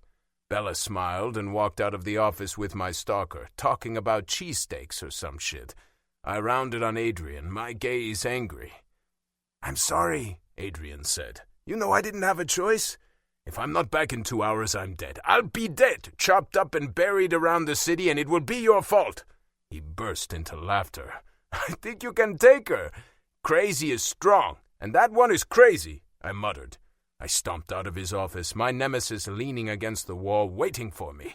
Remember what I'm wearing, I whispered in Bella's ear. Why? She asked with confusion. For the missing persons report you'll be filing later? I snapped and headed down the hallway, making sure to keep the woman at an arm's length. We stood in front of the elevators and she glanced at me. I'm Nicole, by the way. I don't think I introduced myself yesterday. No, you didn't. I guess I don't have to introduce myself since you already know my name, where I work, and where I hang out. I'm sure you already know my birthday and what size of underwear I wear. I'm sorry, she said. I understand you're a little weirded out by all this, but I promise I can explain. We stepped into the elevator. I leaned against the back wall, my arms folded over my chest as I gave her another once-over. She was really quite attractive. It was too bad the pretty ones were always a little touched in the head, or at least in my experience that seemed to be how it always panned out. We walked down the street to a small diner. I sat across from her, not saying a word. This was her party, and I was only there because I was somehow ordered to be. I didn't have to like it, and I didn't have to like her. I'm sorry about yesterday, she said. I was very fond of your grandfather, and his death kind of hit me hard. After being at the funeral, all those emotions were running high. I shouldn't have taken it out on you, though. No, you shouldn't have. You don't know my reasons for not being there. You have no right to judge me. I suppose I don't, but I did know Alec. He was a good man. So good and so kind and so generous. It's hard to think he didn't have his family by his side those last few days. He was always very good to me, and I feel very protective of him. Fine, I get it, but why did you seek me out? I asked, really wanting her to get to the point. She reached into her purse and pulled out a white envelope that had been creased several times. This. What is it? It's a letter your grandfather gave me to give to you. He gave it to me the afternoon before he died. He said when he passed, to find you and give it to you. I took the letter from her hand and felt my stomach clench as I stared at my name in my grandfather's signature, messy scrawl. He did? I asked, a little dumbfounded. She nodded. He talked about you a lot. I don't know what happened between you two, and I don't need to know, but I can assure you he loved you. He thought you were amazing and was so very proud of you. He told me you started some business. I didn't realize who you were until I Googled you. I honestly thought he was just talking you up like a proud grandpa. I guess you are successful. Anyway, that's all I was trying to do. I wasn't trying to get into your business or cause you any pain. I see, I muttered, still staring at the envelope. I don't have family, not really. But I can only imagine what you must be feeling to lose someone like Alec. He was a really special man. I gathered he was very wealthy, but he never acted like it. He was very humble and respectful. As she spoke, a smile spread over her face. He came from nothing, I said, my voice a little harsh. He told me. He told me about your grandmother and about moving here to Crete from Athens. You talked with him a lot? I asked, my impression of her softening. She smiled, tears welling in her eyes. I did. He was really one of my closest friends here in Greece. I know that sounds weird, and I want to assure you there was never anything inappropriate between us. I was just the girl who fed him soup and took him for walks in the garden when I wasn't making beds that were never slept in or mopping floors that were never walked on. I heard her words, but I couldn't say anything. I knew what she was getting at. The spare rooms were left empty because I didn't visit. I got it. That was my baggage to carry around. I didn't need a stranger laying a guilt trip on me. Chapter 8. Nicole. I could see the myriad of emotions he was feeling as he held the letter in his hand. It couldn't be easy for him. No matter what may have happened between them, it was obvious he loved his grandfather. I had seen the rough and tough exterior before and knew it was always a defense mechanism. I used the same tactic most of the time. It was easier to keep people at a distance than let them close. If they got close, they could hurt you. I began to worry he was going to throw the letter back at me. He didn't look all that happy to have it. I couldn't even begin to guess why that was. "Have you read it?" he asked, putting it on the table. "No," I assured him. "Absolutely not." He gave it to me, and I took it home and stuffed it in my sock drawer, thinking I wouldn't need to worry about it for a long time. I was tempted, trust me, but I never peeked. "When did he give it to you?" he asked, raising a hand to signal a waitress. The woman hustled over and he ordered 2 coffees. He was stalling. I got that. I waited until he took a sip from the glass of water that had been delivered. "Monday before I left for the day," I answered him. He nodded his head. "I see." I really had no inclination he was... "You know," I said, not able to say the words. "What happened?" he asked. I inhaled through my nose. I knew he was asking about Alec's death. I wondered why the family hadn't shared the details with him. They were definitely a weird bunch. They had all held their stiff upper lips during the funeral. It was like they were at the funeral of an acquaintance and not a family member.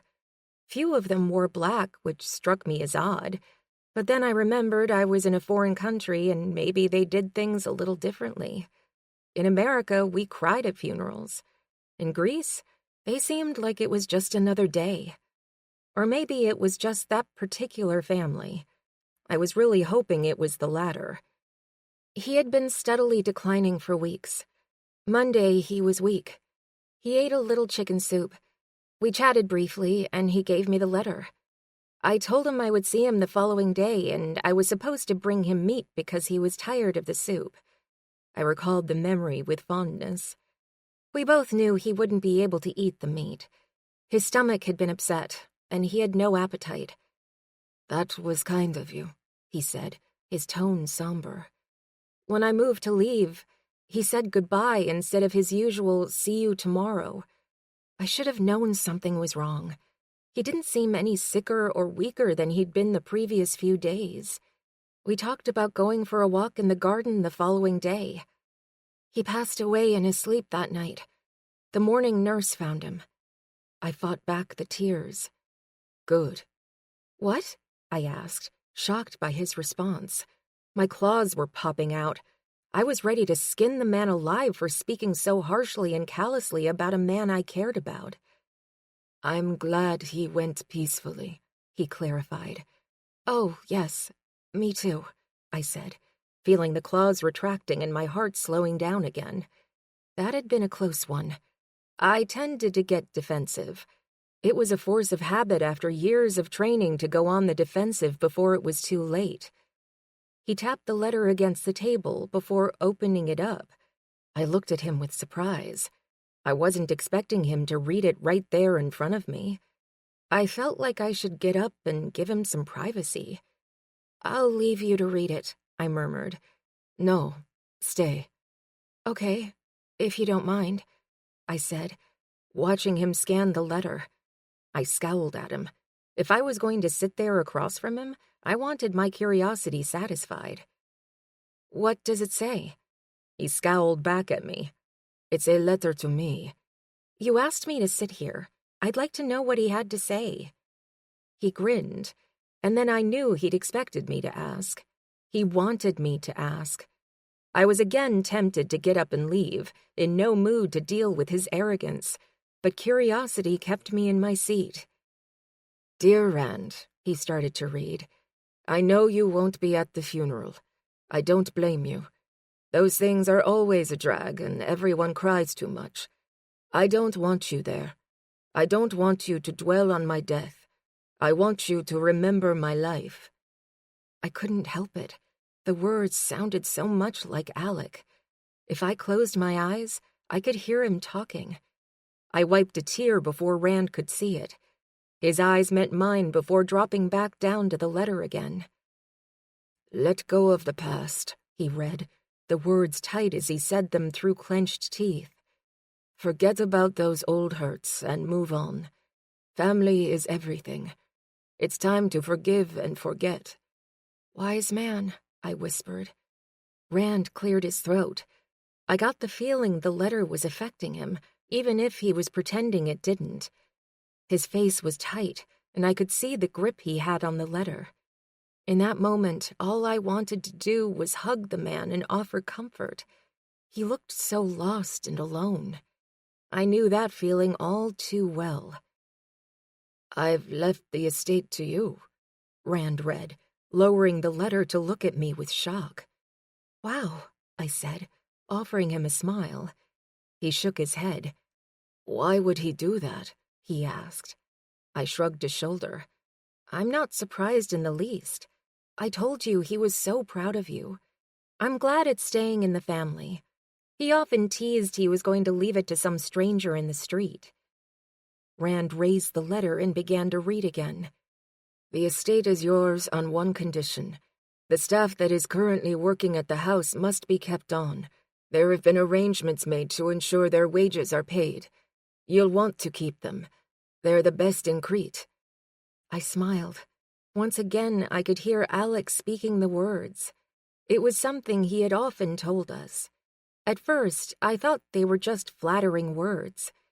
It wasn't until I got to know him better that I realized he truly felt that way. I knew it made me work a little harder, and I took a lot of pride in doing a good job. When someone like Alec told you how valuable you were, it made you feel like the sun was shining on you. He was such a sweet man, and I'm going to miss him, I blurted out, feeling myself choking up. I quickly schooled my features, telling myself not to cry. I was sitting across from the man's grandson. He wasn't crying. I didn't get the right to cry. The letter just finishes up with more advice to let the past go and to live my life with no regrets, he mumbled, folding it and stuffing it back into the envelope. I guess now I know, I said, looking away from him. My business with him was finished. I had done what Alec asked me to do. I had nothing else to say to the man. He was now officially my boss, assuming he carried out his grandfather's wishes. I realized that was probably not likely, and I should start looking for a job. Thanks for getting this to me, Rand said. I'm sorry I made it difficult. I offered him a smile. It's okay. So, what are you going to do? I asked, once again unable to hold my tongue. It was one of my many character flaws. My filter had been broken a long time ago. I tended to say what I thought and usually embarrassed the hell out of myself or really pissed people off. I don't know. I nodded. It was exactly the positive answer I had been looking for. I was really going to have to look for a job. I didn't want to mooch off Elena, and I didn't want to get stuck going back home. All right, I said. Well, it was nice to meet you. I'll leave you be, and I promise not to stalk you anymore. He chuckled and actually smiled at me. I haven't been to the house in a while. I suppose I should visit. I'll be there tomorrow, as will a couple of the other maids. I can show you around. His smile faded and he was scowling at me. I know my way around. It hasn't been that long. I'm sorry. I didn't mean that as an insult. Trust me, when I'm insulting you, you'll know. I paused, realizing that sounded insulting. I only meant I wasn't trying to insinuate anything. Never mind. I'll shut up now. I'll think about it, he said. Are any of the other family there? I shook my head. Not that I know of. I went out this morning and the place was empty. The house was opened and the beds were all made up in case anyone stayed, but no one did. It made my job pretty easy this morning. I see, he said, his jaw firm. It was nice to meet you, Rand. I know we didn't get off on a good foot, but I'm glad to finally get to put a face to the many stories I've heard. Alec could paint a lively picture, but sometimes you just have to see it with your own eyes. I suppose, he mumbled, clearly lost in thought. I got up from the table and walked away. As I walked down the street, heading for my apartment, I replayed the letter in my head. I gathered there was some dirty laundry tucked away in the Mattis family closet. The way Alec had worded it, it sounded like Rand had made some mistakes. I had suspected as much. Guilt could wreak havoc on a person. They naturally withdrew, or they got angry and blamed everyone else for their mistakes. At least, that had been my own personal experience. I wished my dad would have withdrawn into a deep, dark hole. Rand wasn't a bad guy. Yesterday, I had been convinced he was the spawn of Satan. Today, I was rethinking that assessment. I hoped he did go to the house. I wanted him to see the house and connect with his grandfather. I had an instinct to take care of Rand. Maybe it was because I missed Alec and needed a man that was hurting and in need of being taken care of to focus my energy on. If I could take care of someone, I didn't have to think about my own problems. Worrying about someone else and deciding they were in worse shape than I was gave me a little boost. I knew it was horrible and not nice to use someone else's problems to feel better about my own, but it was my coping method. It wasn't like anyone was getting hurt. With my mission accomplished, I felt deflated. It was my last connection to Alec. I still worked in his house until Rand decided to sell it or fire all of us, not wanting to waste the money on a staff he didn't need. It was like closing a book and putting it on a shelf to sit and collect dust. I hoped to revisit the memories I had made, but for now, it was over. Chapter 9. Rand. I had been dreading it, but I had to do it.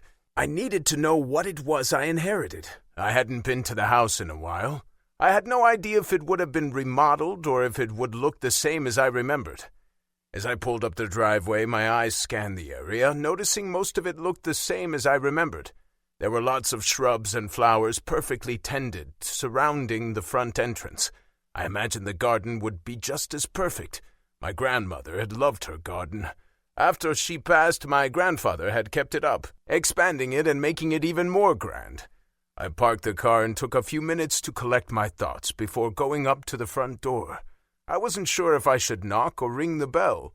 Nicole had said there would be staff working in the house, but it looked empty. I saw no cars in the driveway. I decided since it was technically my house, I could go in. I opened the door and felt the silence. The huge open foyer was devoid of any maids scurrying about or people in general. I could feel the emptiness.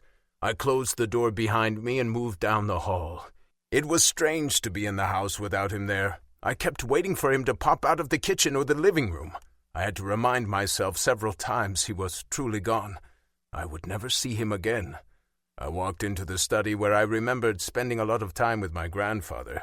I used to love pretending to be a real man, sitting on the dark leather couch and reading from one of the many antique books he had on the shelves. The second I opened the door, I was flooded with vivid memories. I looked at his favorite chair and could almost picture him sitting there, legs crossed, his glasses on the tip of his nose as he read. I moved to stare at the wall where he had hung drawings of Greek gods and goddesses along with various artwork depicting Greek mythology. It was a subject he loved to read about. He was always telling me stories.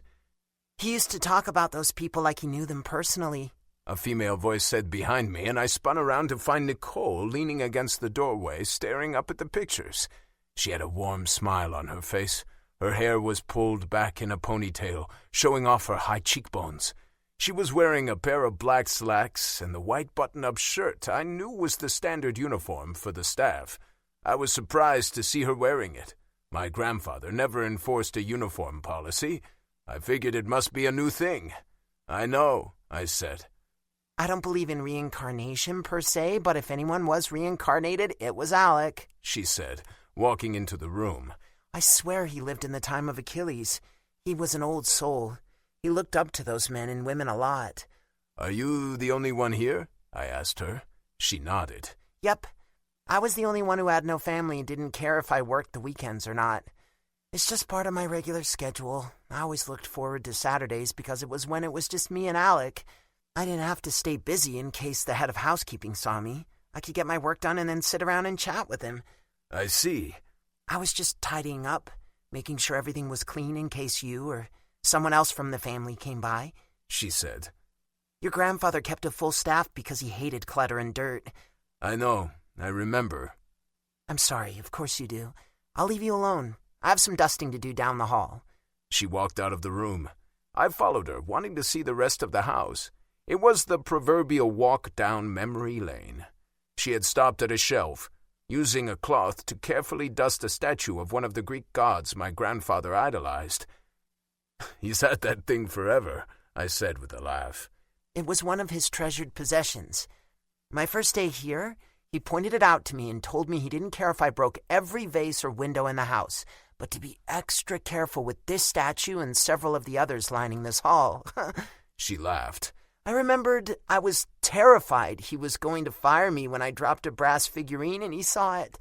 Thankfully, it was of something he didn't care about, but he reminded me again that I had to be more careful with his other belongings. I smiled, remembering the same lecture. He collected some of those pieces at a very young age. He would save up every bit of money he got to buy one. They really are cool. In the United States, Greek mythology is a required class, but we barely scraped the surface of it. It was your grandfather who gave me all the dirty details. It is fun to imagine a world like that. Fun and a little frightening. Those gods had some serious revenge issues. They certainly did not believe in letting things be. I had to laugh. Maybe she wasn't so bad. The fact she'd been close to my grandfather certainly earned her a few points in the good column. The crazy that I had seen was likely a side effect of the grief. I could understand that. Can we go upstairs? I asked. She looked at me, furrowing her brow. It's your house. You can go anywhere you please. Will you go with me? I asked, not wanting to visit his room alone. She seemed to understand and nodded. We walked up the wide staircase together in no hurry. As we moved down the hall, I smelled lemon furniture polish. Ah, it smells like I remember. Lemon? I grinned, nodding. Yep. She shook her head. He was so old-fashioned in that way. He said your grandmother used lemon furniture polish and it reminded him of her. The kind she used isn't available around here anymore. I found it on eBay and ordered a full case, just so he could have that familiar smell. Thank you. Really, thank you for doing the little things like that for him. He loved my grandmother a great deal. It wasn't fair that he lost her so early in life. No, it wasn't. She pushed open the door to my grandfather's room. There were a few pieces of new furniture, but the majority looked just like I remembered. I took a deep breath and walked inside. The curtains were open as well as the windows, letting in plenty of fresh air. He liked the curtains open, I murmured. Yes, he did, she said, moving around the room and straightening little things. That became my thing. The nurse always left them closed. He hated it. I guess I should probably close them before I go, but it's been a habit. I hate the room being closed up because I know he hated it. Leave them open, I said. No one is going to break in. Are you sure? I nodded. I am. We moved back downstairs, stopping to talk about a painting or one of the many statues and busts on display. I followed her into the kitchen, where she handed me a bottle of soda from the fridge, taking one for herself as well. What did your grandfather mean when he said your past has to be forgotten? She asked. Is that why you've stayed away? I shook my head. It doesn't mean anything. It isn't worth talking about. She seemed to understand I wasn't going to discuss it any further and let the subject go. I should probably get moving. We aren't paid hourly, but I'm sure you want to be alone. You probably also already know, but his desk is locked. The key is in the top drawer if you want to get into it. You know where the key is? I asked with surprise. Yes. He had me get things out of the desk on occasion. I never snooped. She quickly added. If he trusted you to know where the key was hidden, then I suppose I have to trust you as well. She nodded. Do you need anything else before I go? I looked at her and realized there was something I needed. More like wanted. Do you, want to grab dinner later? I asked. She rolled her eyes. Ha ha. I'm serious. You want to have dinner with me? She asked, wrinkling her nose. Yes. Do you have plans? No, I don't. I waited for her to give me a real answer. Well? I asked, when she didn't give me a direct answer. Sure, she said, shrugging a shoulder as if having dinner with me was better than washing her hair. I can pick you up. Let me see your phone. I held my hand out. She hesitated but pulled the phone from her pocket and handed it over. I quickly input my number. Text me the address where I can pick you up. Let's say 6. She nodded, looking a little unsure. Okay. I watched as she took the phone back and quickly typed out a text. My phone vibrated once in my pocket to let me know I got it. I'll see you then. I walked her to the door and spotted a cab waiting for her. If I would have known she didn't drive, I could have given her a ride home. I closed the door and turned to face the empty house once again. I needed to find out if there was anything pressing I needed to deal with concerning the estate. The letter hadn't exactly given me a lot of details. I was assuming there was an official will on file, and I would be notified by an attorney eventually. In the meantime, I didn't want the lights getting shut off or the staff not getting paid. I went back into the study, feeling his absence as I sat down behind his desk. I found the key right where Nicole had said it would be and unlocked the lower drawer. I should have asked her about the finances. I had a feeling she would have probably known just about everything there was to know about the estate and anything to do with my grandfather. I flipped through the files and found nothing that would give me a clue about what I needed to do to keep the house running. I sighed and closed the drawer, opening up the one above it. There I found a picture of me when I was a little boy. I remembered the day the picture was taken. Those had been good days before everything had fallen apart. I hated the picture. I hated being reminded of a life I could never have again. I closed the drawer and left the study. After another slow tour around the house, I went outside to check out the garden and found it to be exactly what I expected. It was beautiful. I moved down a narrow path to the concrete bench that had my grandmother's name engraved on it. It was his personal memorial to her. I sat down, inhaling the scent of the flowers and letting myself travel back in time. I could hear my grandfather telling me stories about his youth as we sat on the very same bench. He had been a vivid storyteller and always made his memories come alive. God, I missed him. Chapter 10. Nicole. I turned left, then right, checking my ass in the mirror. The thong I was wearing made sure I didn't have any unsightly panty lines, but I didn't want the image of 2 pigs in a blanket to come to mind when Rand saw me in the tight little black dress. I smoothed it down, knowing it was probably a little much for a date that wasn't really a date, but I didn't exactly have a plethora of dresses. Elena had taken me to a few clubs, but I didn't want to wear one of those dresses. Those dresses were meant to entice and flaunt. That was not the goal of my dinner date with Rand, the grandson of my late employer. I wanted to look nice, not desperate. My hair was left loose, wanting to keep it casual. I grabbed the eyeliner from the small vanity and touched up my makeup. He'd only seen me in my daytime wear with almost no makeup and a rather unflattering uniform. I couldn't explain why I wanted him to think I was attractive, but I did.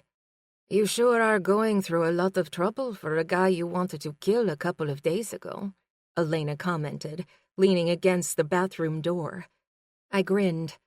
I was a little tense and may have misjudged him. I don't think he's as bad as I initially thought. Plus, I kind of want to get to know him a little better. Alec talked about him so much, I feel like I know him somewhat, but meeting him in person was different. Yes, I think you mentioned something about the difference, like he was a raging asshole, she said dryly. He might have been lashing out as well, I said.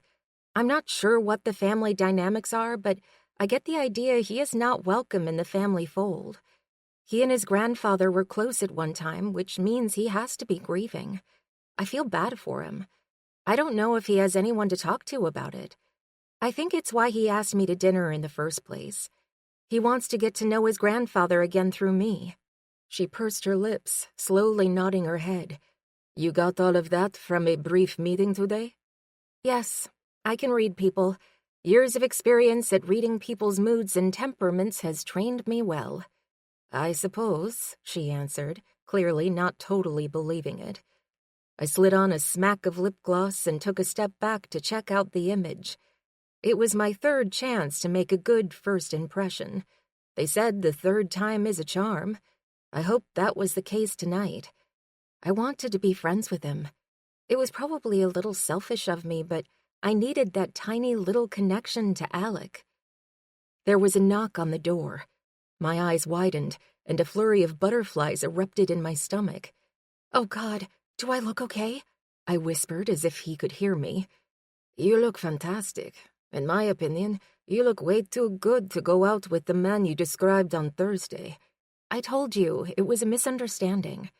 Do you want me to answer the door, or should we stand in the bathroom?" she asked sarcastically. I shoved her out of the way. "You're such a pain in my ass." "Which is why you love me," she called. I pulled open the door. Rand's eyes widened as he took in my appearance.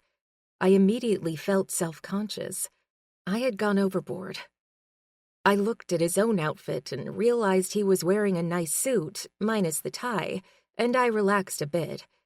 "Hi," I said, for lack of anything better to say. "Hi." "Come in," I said, remembering my manners. I stepped back and nearly fell on my ass. Elena was standing immediately behind me. I turned and scowled at her. She smiled in return. "Hi," Elena greeted him. "Hello?" "Rand, this is my roommate, Elena. Elena, Rand, Alec's grandson."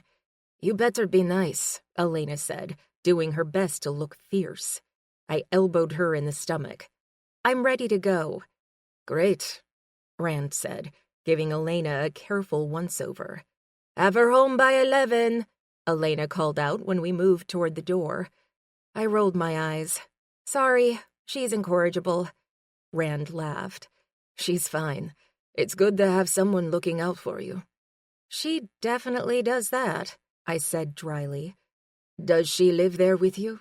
he asked as we walked downstairs. "It's more like I live there with her," I corrected. He opened the door to a fancy little sports car. I wasn't surprised to see he drove something flashy and expensive. I knew he was wealthy, and I had surmised he was a little on the cocky side. Ordinarily, I avoided men like him like the plague. I couldn't deal with the egos, but Rand didn't seem too bad. We drove to a restaurant in the newer part of the city. It was a trendy place I had never been to, mostly because it was way out of my price range. I tried my best to act like I was one of the rich people sitting in the restaurant. I silently prayed I didn't drop something or eat wrong. Growing up poor meant the rules were pretty lax. It was one of the few benefits of not having a lot of money. I let Rand do the ordering, mostly because I couldn't read the menu, but also because I had a feeling he was the kind of guy who would like to do that kind of thing. I kind of liked feeling like the little woman as well.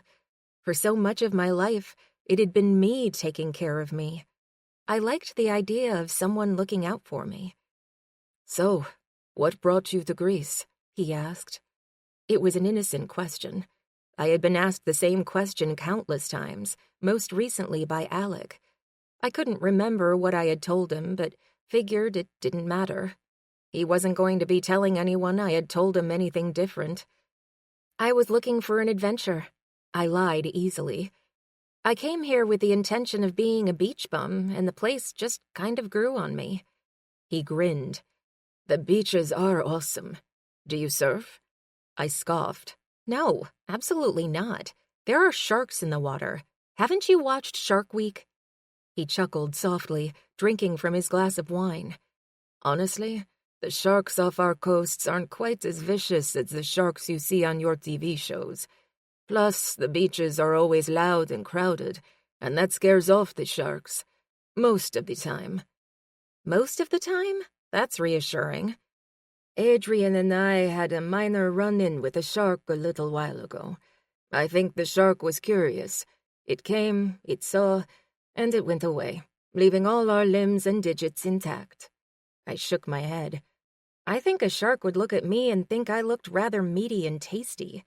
Nobody wants to chew on muscle," I quipped before realizing what I said.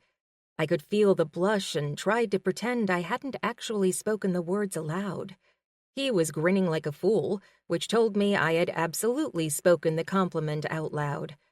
It was the truth. He was muscular and probably had 0 fat on him. I didn't think sharks were stupid. Why would they want to eat muscle and bone? That's a good point, he said. How long had you worked for my grandfather? 2 years. I was looking for a job after I realized I wanted to stick around. Elena knew someone who knew someone, and the rest is history. What about you? Your grandfather said you started a company? Not me, technically. My friend, Adrian Gabris. I worked there, and he won't say it, but I will.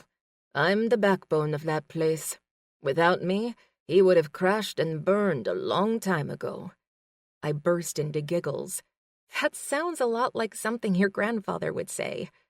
He was speaking the truth, he said. How long do you plan on staying in Greece? I bit my bottom lip, not entirely sure how to answer that. I'm not sure. I don't want to leave anytime soon. What about your family back home? He pressed. They want me to be here, I quickly answered.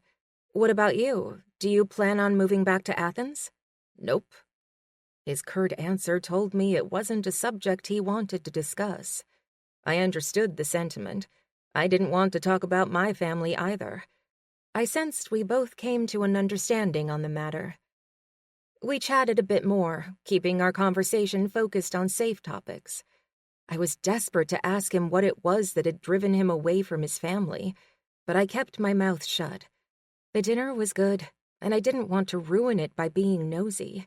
It was none of my damn business. At the end of the night, I was feeling good about the way our date had gone. I didn't necessarily feel a romantic spark, but I was absolutely attracted to him. How could I not be? He was gorgeous, and once the asshole layer had been shed, I was treated to a very charming man that probably wooed women as a side thing. He parked the car in front of our apartment. He walked me up the flight of stairs. We both stood outside the front door. I hadn't counted on him walking me to the door. I had no intention of kissing him. Suddenly, everything felt very awkward. "Thank you for dinner," I said, trying to suppress the fluttery feeling in my stomach. "I hope we can talk again soon. I'm sure we'll run into each other at the house, assuming you plan on keeping us and the house." "What are you doing tomorrow?" he asked. I shrugged a shoulder. "I don't know. Laying around and being lazy?" He chuckled. "Wrong answer. Why don't you come to my place?" I raised an eyebrow, questioning his boldness. I had just been debating the merits of a goodnight kiss, and he was asking me to his house? "For?" I asked. "To hang out on the beach," he said. "I can teach you to surf." "You live on the beach?" I asked him. He nodded. "I do. I would say it's a private beach, and technically it's supposed to be. But I don't have it barricaded off or anything like that. It's mostly private." I thought about it for a second. "Sure, I could use a nice day on the beach." "Great. I'll pick you up in the morning, say 9. "I'll be ready. Thank you," I said. "No problem. I'll see you tomorrow." He smiled and walked away. That solved my worry about whether or not he expected a kiss. Clearly he didn't. I was probably not his type. That was okay. He seemed like a good guy to be friends with.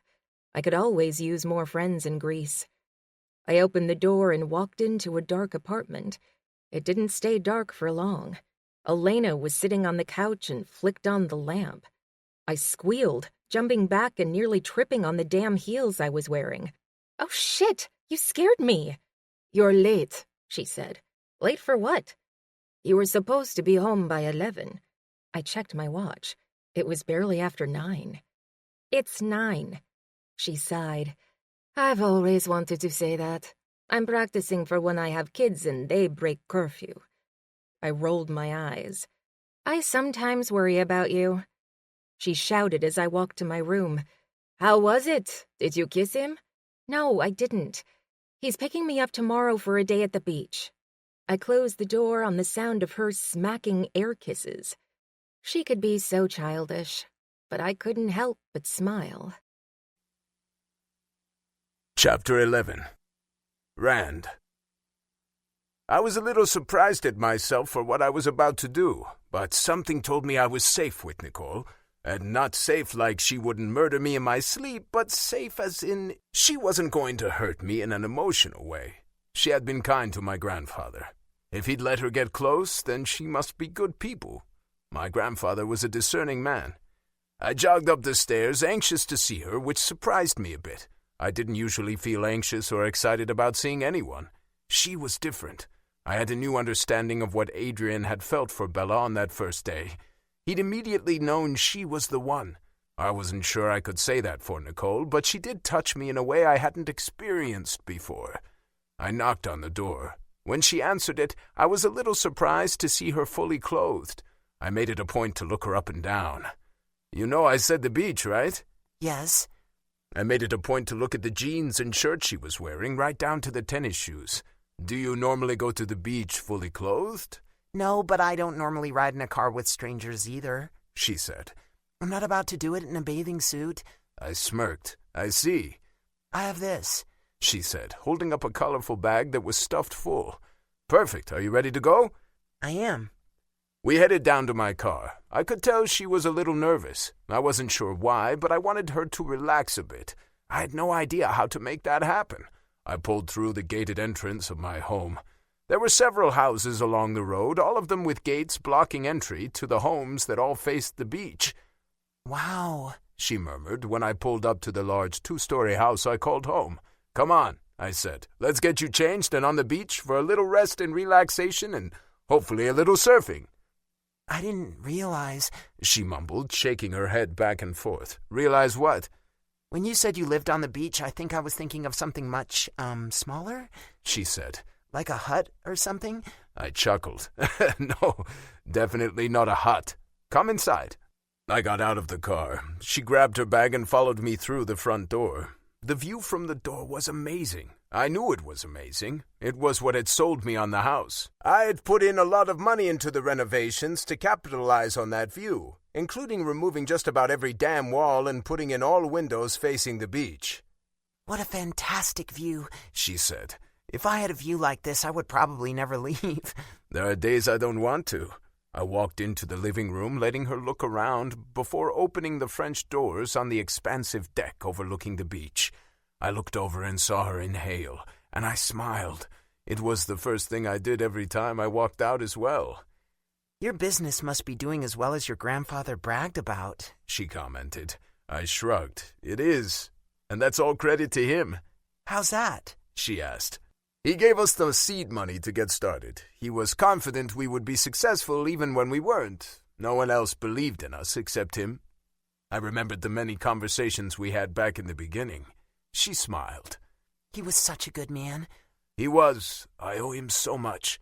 I pushed away the melancholy that came from thinking of him gone from my world forever. The water looks very inviting, she said, easily changing topics. It does. Do you want to get your suit on? She grinned. I have my suit on. She undid the button on her jeans, kicked off her shoes, and pulled the pants down. I was staring. I knew I was staring, but I couldn't help myself. I waited for the shirt to come off, anxious to see her in a bikini. She dropped her bag, pulled out a long black thing, and walked back in the house. I stood, watching as she ducked behind the one wall I had and pulled off the shirt. I caught a glimpse of creamy white skin that hadn't seen the sun in a while. My glimpse was short-lived when she pulled on the black cover-up. She returned a few seconds later, slid her feet into a pair of sandals, and looked up at me. Ready? I raised an eyebrow. Why'd you go in there when you were putting on something that is sheer? She shrugged her shoulder. I don't know. It felt a little weird to strip in front of you. Are you wearing that in the water? No. I stared at her, waiting for her to get my point. She defiantly stared back.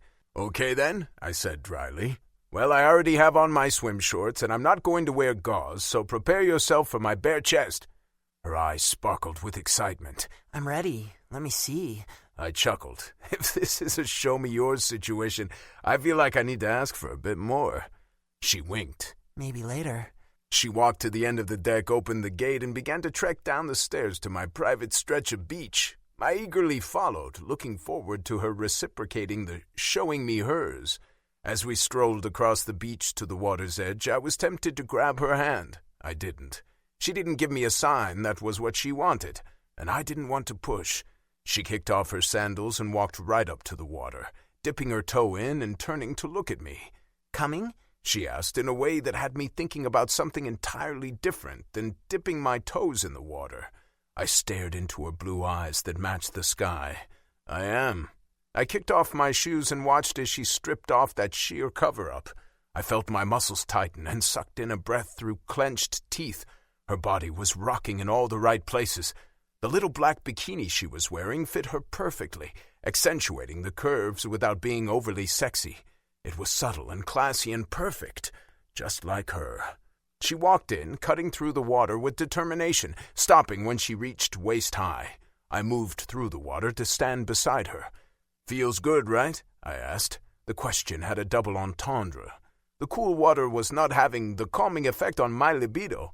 It was only heightening it, making me want her with a sudden, powerful passion. "It feels amazing," she said. "I haven't been to the beach in months." "How can you live here and not come here all the time?" I asked her as we both stood staring out at the sea, the water gently lapping at our skin as the little waves moved past us. "Because I work, and when I'm not working, I'm usually trying to catch up on housework and the grocery shopping. I would love to spend more time at the beach, and when I first got here, I did.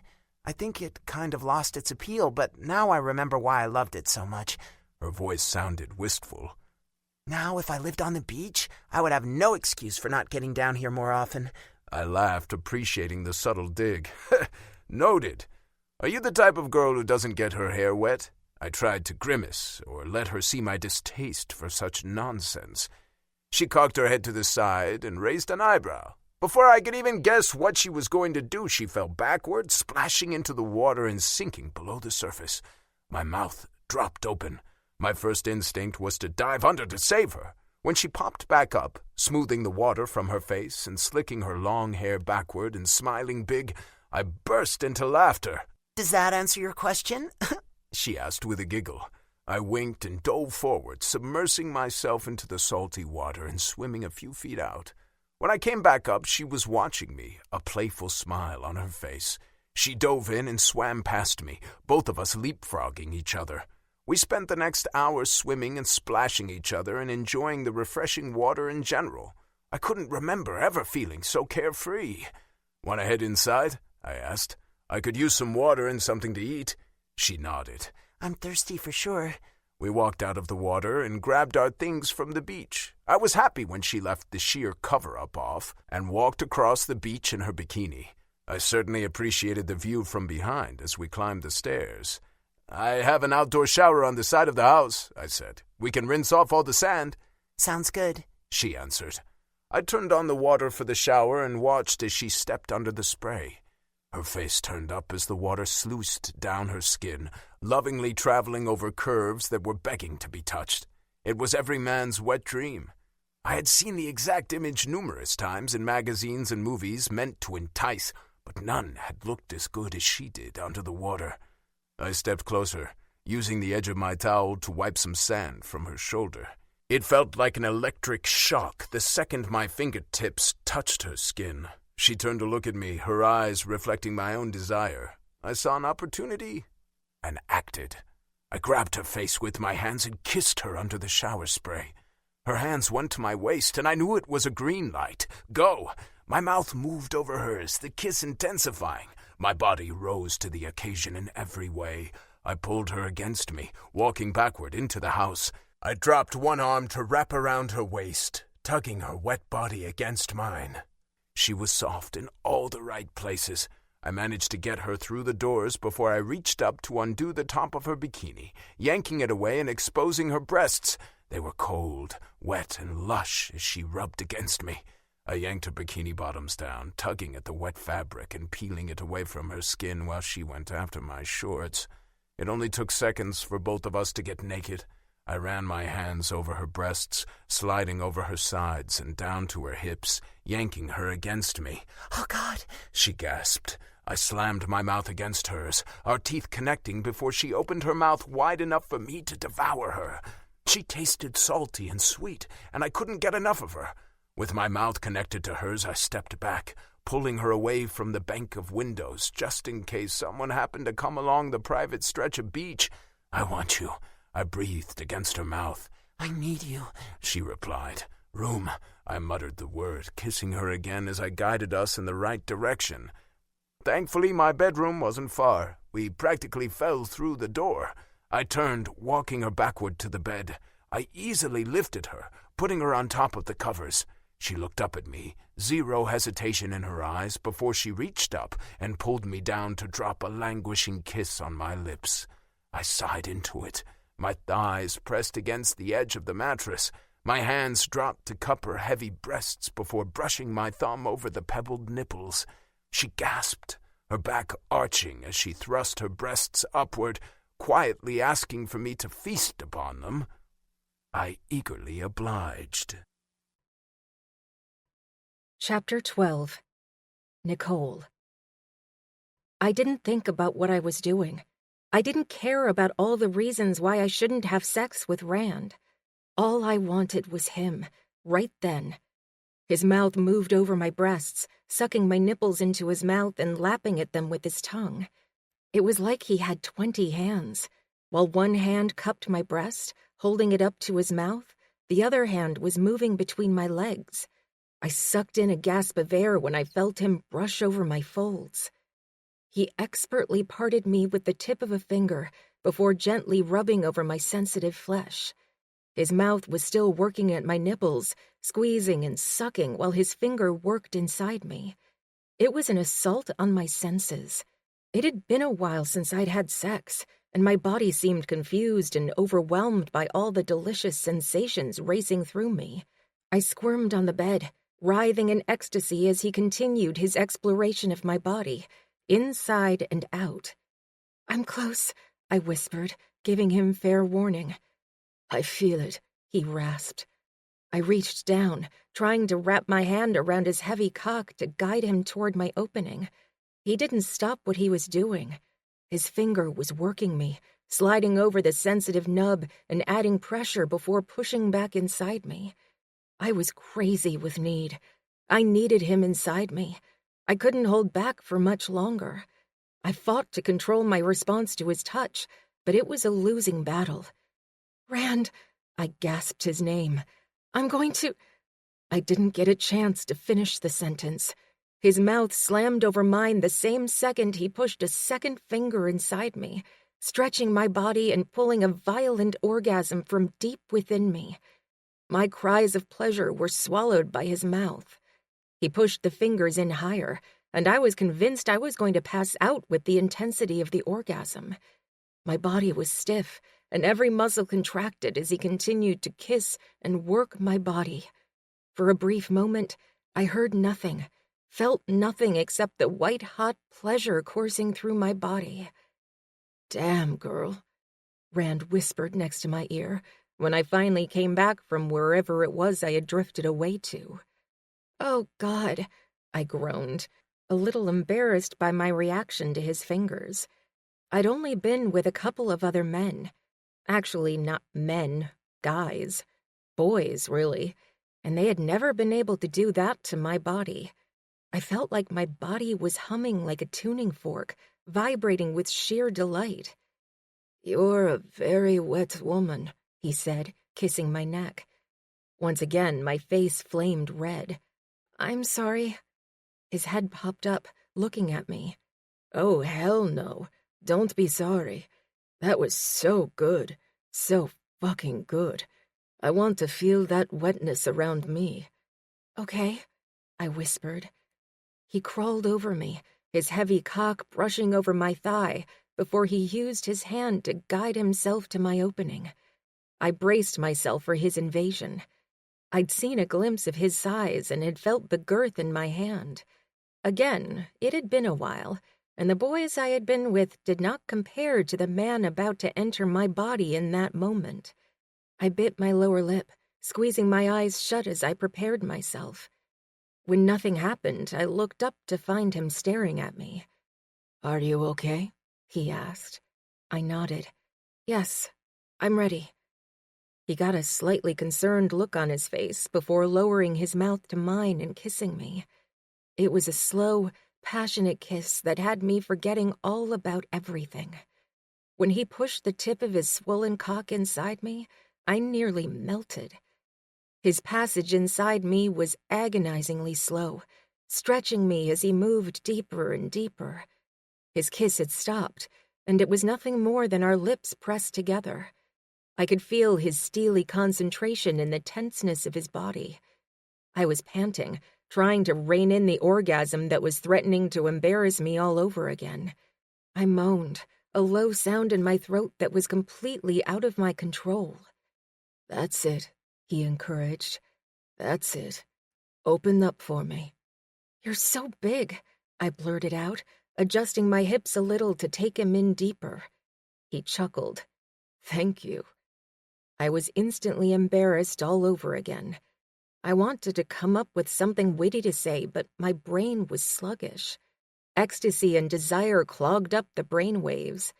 The humor quickly faded, passion replacing the mood as he began to move. I ran my hand over his chest, and the hair brushed over my palm as he continued to move inside me. He began a steady tempo, plunging and pulling out and plunging deep again. I looked up, staring into his eyes as we watched each other seek out ecstasy. "Oh no," I whispered. He stopped moving. What's wrong? I shook my head, slapping at his shoulder. "Don't stop. I'm going to orgasm again." Good. I want to feel you. I want to feel your body squeeze around me, tightening and pulling me in deeper. His words tickled my senses, triggering fresh new waves of excitement as he began to move again. I scraped my nails over his back, causing him to jerk and grimace before moving faster, more determined than ever. "Yes!" I cried out when he hit the right spot for maximum pleasure. Fuck, you're squeezing me so hard. He ground out the words. I couldn't stop what was happening. My body was out of control as the second orgasm crashed over me, harder and more intense than the first. I held on to his biceps as if they would anchor me to the bed. I could hear myself moaning and whimpering from someplace far away. It was his roar and shouts of pleasure that brought me back to the moment.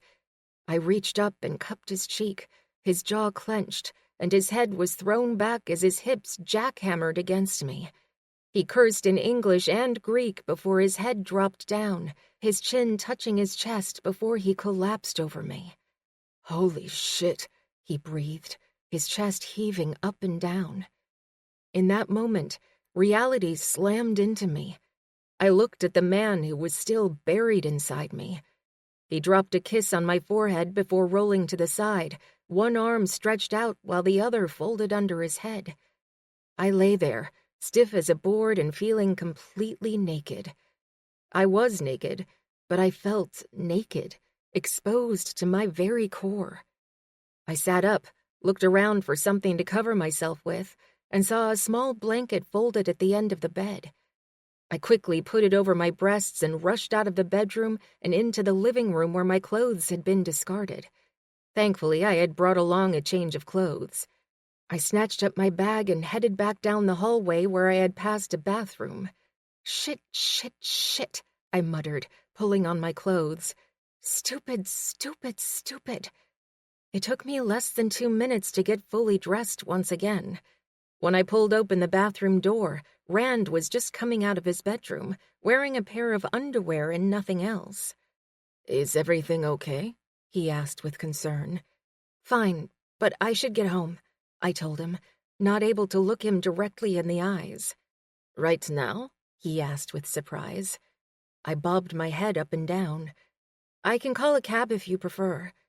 Nicole, look at me. I took a deep breath and looked at him. What? What's wrong? Nothing. I just need to get home, I said again. He nodded, clearly not believing me. Okay, let me get dressed and I'll take you home. Thank you. He disappeared back in the bedroom. I put my hands over my face, shaking my head with disbelief. I had slept with Alec's grandson. I couldn't believe I had done that. I knew better. I wasn't that type of girl. I didn't have daytime sex with virtual strangers. What would Alec think? He'd be so ashamed of me. Or maybe he'd be mad and disappointed. I knew he thought very highly of his grandson and would probably not be thrilled to have him hooking up with the likes of me. I walked into the living room and picked up my bikini, stuffing it in the bag before sliding on my sandals.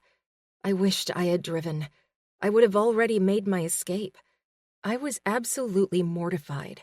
I could only imagine what Rand must think of me. He was probably thinking I was an easy lay.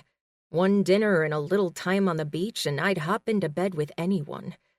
I felt sick to my stomach, guilt making me feel miserable. I stared out at the water and thought about Alec and what he would say. He'd treated me like a daughter, and I felt like I had betrayed him by doing what I did. "I'm ready," Rand said from behind me. "Great," I answered, trying to sound breezy. I didn't look at him. I carried my bag to the door, walking out into the warm sunshine and directly to the passenger side of his car, waiting for him to unlock it. I got in and stared out the window. He got in, started the car, and got the AC going, but he didn't put it in reverse. "Nicole," he said. I turned to look at him. "Yes?" "Are you sure everything is okay?" "Yes, fine," I lied. "I just remembered I have to do laundry, and it's my turn to do the dishes." He nodded. "I see. I had a good time today." His statement made me feel dirty. "Good." He put the car in reverse and pulled onto the street, driving me back to the modest apartment I shared with Elena. I didn't fit into Rand's world. I didn't live on the beach or drive a car that cost more than what I made in a year. Sleeping with Rand had been a mistake. I wouldn't let it happen again. I doubted I would have to worry about him asking for it to happen again. I knew guys like him. They got what they wanted and moved on. I was the help. He wasn't looking for a relationship, and I was certainly not interested in a relationship with the prodigal grandson of my late employer. I had enough problems. I didn't need to add Rand Mattis to the mix. He parked the car and made like he was going to get out and walk me to the door.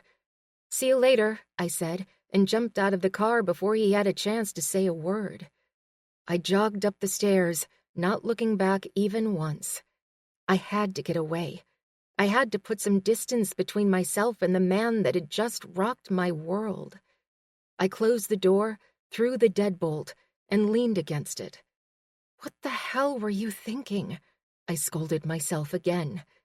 I didn't answer. I couldn't answer. I hadn't been thinking at all. I had been feeling.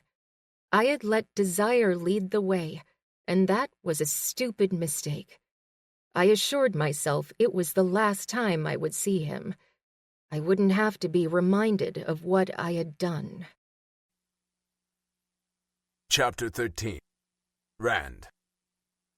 I'd taken Adrian up on his offer to take a day or two off. I needed the time to decompress. Plus, I hated the way people looked at me. I could feel their mental pats on my head. Poor, poor Rand. I hated that feeling. I hated being pitied. I hated the idea of people thinking I was sad or not the strong, carefree, and charismatic guy I portrayed. When that facade slipped, people might see me, the real me, the damaged me. I sat out on my deck drinking coffee and mulling over what had happened with Nicole. We had a connection. I knew the sex was good. What I didn't know was why she practically shut down afterward. She'd absolutely been on board for it. The insecure part of me wondered if I had just been used for sex. I wasn't good enough for a woman like her.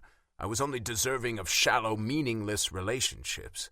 My eyes drifted over to the outdoor shower, vividly remembering what it had been like to kiss her under the cool water. The doorbell rang, startling me out of my little reverie. Maybe it was Nicole. I jumped up and walked barefoot across the cold tile floor and pulled open the door. It was Cade, shirtless. "What the fuck?" I blurted out. He scowled at me. "What part confuses you? I have a towel. I'm wearing swim trunks. "Where's your damn shirt?" I asked, looking at the man's doughy stomach. He had a jelly belly after years of sampling his own product. "I don't wear a shirt when I swim," he answered easily. I opened the door to let him in. "What are you doing here?" He looked at me. "You have a concussion or something?" "What?" I asked, feeling like we were having two different conversations. "I just told you I'm here to swim, to hang out on the beach, hence the attire." He waved his hand up and down his half-naked body. I slapped my hand to my forehead. "But why here? On a Monday?" "You're here on a Monday." "I live here." He shrugged a shoulder. "It's always slow on Mondays. I left Jamie in charge. You said you were taking the day off, and I figured you could use a little company." "You did, huh?" "I did. Now quit being rude and offer me something to drink, preferably a cold beer." "Cade, it's 10 o'clock in the morning," I retorted. It is. "But we're playing hooky, and it's a beach day. It doesn't matter what time it is." I shook my head, knowing there was no point in arguing. He followed me into the kitchen, getting his own beer from the fridge. I chose another cup of coffee. We headed for the deck, each of us taking seats in the lounge chairs, our legs stretched out in front of us, both wearing sunglasses as we soaked up the sun's rays. "I had sex with Nicole yesterday," I blurted out. He pushed up his sunglasses. "Nicole?" "The woman from the shop." "The woman who tried to kill you? Who slobbered all over my door?" I rolled my eyes, not even bothering to turn my head to look at him. "She didn't try to kill me, and she certainly didn't drool on your door. She left prints." "Really?" I snapped irritably. "That's the part you want to talk about." He chuckled. "I'm just giving you shit.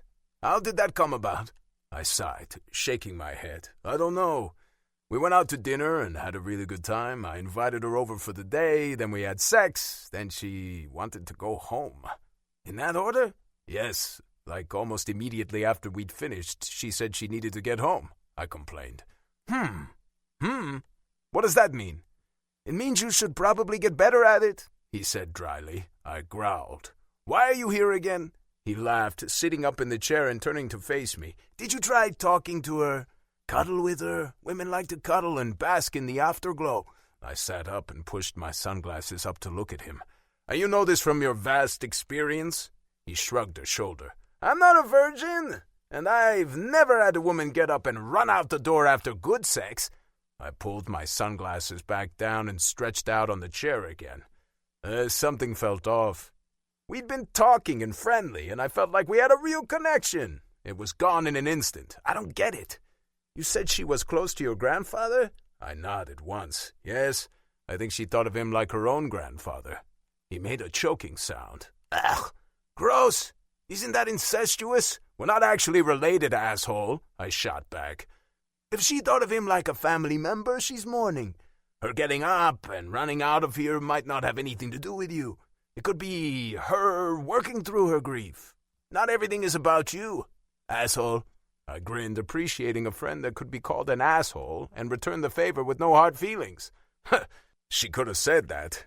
"I'm guessing you're not a real touchy-feely guy that wants to talk about his feelings," he said. "I don't think it's a stretch to think she's figured that out. If you want her to stick around, you might have to let her know you miss him too. Let her know you're sad and miss him." I didn't like that option at all. That was about the last thing I wanted to do. It was going to take me a while before I opened up and talked to anyone about all those things that made me feel. Feeling wasn't all it was cracked up to be. "I'll give her a few days and reach out," I mumbled. "There you go," he said sarcastically. "Repress, deny, ignore, avoid. That is a very healthy adult way to deal with issues." I ignored him. "I'm hungry. I have a couple of steaks I'll grill." I got up from the chair. His laughter followed me inside. "Ha ha! Just like that!" he hollered. I didn't answer him. He was right. There was a time and place to deal with emotional baggage. I just hadn't found it yet. I wasn't sure I was looking for it. I pulled the steaks out of the fridge. I had kind of anticipated him stopping by and put 2 in the fridge to marinate last night. I carried the steaks out to the grill, handing Cade another beer as I went by. "Thanks, sweetie," he cooed. I put the steaks on the grill, my mind drifting as I watched them sizzle. The smell of seasoned meat filled the back deck area. "Why don't you make yourself useful and get some plates?" I asked. He made a big show of sighing and putting his beer down on the small table. "I'm your guest. Do you always ask your guests to do things for you?" You're an uninvited guest, I quipped. He chuckled, his big body disappearing inside the house. He returned a couple minutes later with plates and silverware before heading back inside. When he returned, he had the container of potato salad I had picked up from the local market on my way back from dropping Nicole off. He'd obviously been doing some digging in my kitchen and found the crusty rolls and honey butter. Cade was comfortable in my house. I didn't mind. "Ready, boss?" he said with a smile. "Good, steaks are perfect medium rare," I announced, very pleased with my grilling skills as I pulled the hunks of beef off the grill and onto a plate. I had to admit, it was nice to have company. We dished up with the salad before slathering one of the fresh rolls with the gourmet butter. "Damn, you'll make someone a damn good wife one of these days." "Ha!" he said with a laugh. "I thought you were my wife," I said with a wink. "You're always nagging me, always wanting me to talk about my feelings, always bossing me around in general." "I nag because I care," he said in an exaggerated falsetto. I chuckled, taking another bite of the steak and letting the flavors burst on my tongue. It was a mighty good steak. I had always enjoyed cooking and even thought about culinary school at one point. Cade put his napkin on his plate and pushed it away. I looked at the plate and then him. "That's it? You don't want more bread or salad?" He shook his head. "Nope. I'm watching what I eat." "Seriously?" I asked with surprise. He slowly nodded, putting a hand on his belly. "While I've enjoyed this hard-earned body, I'm ready to get in shape." "That's awesome, man. I'm proud of you. Is there anything I can do to help?"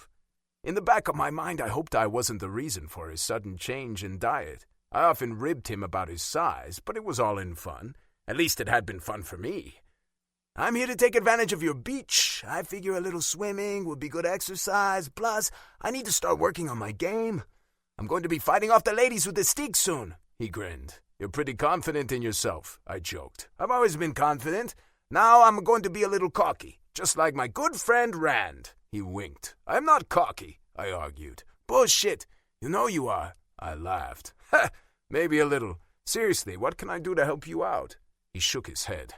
"This is my journey. I got here on my own, and I'm going to have to get back to fighting form on my own.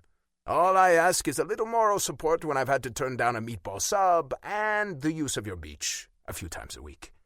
"Done," I said. "Absolutely. Maybe I can teach you to surf. You've always said you wanted to try. We can make it happen." He chuckled.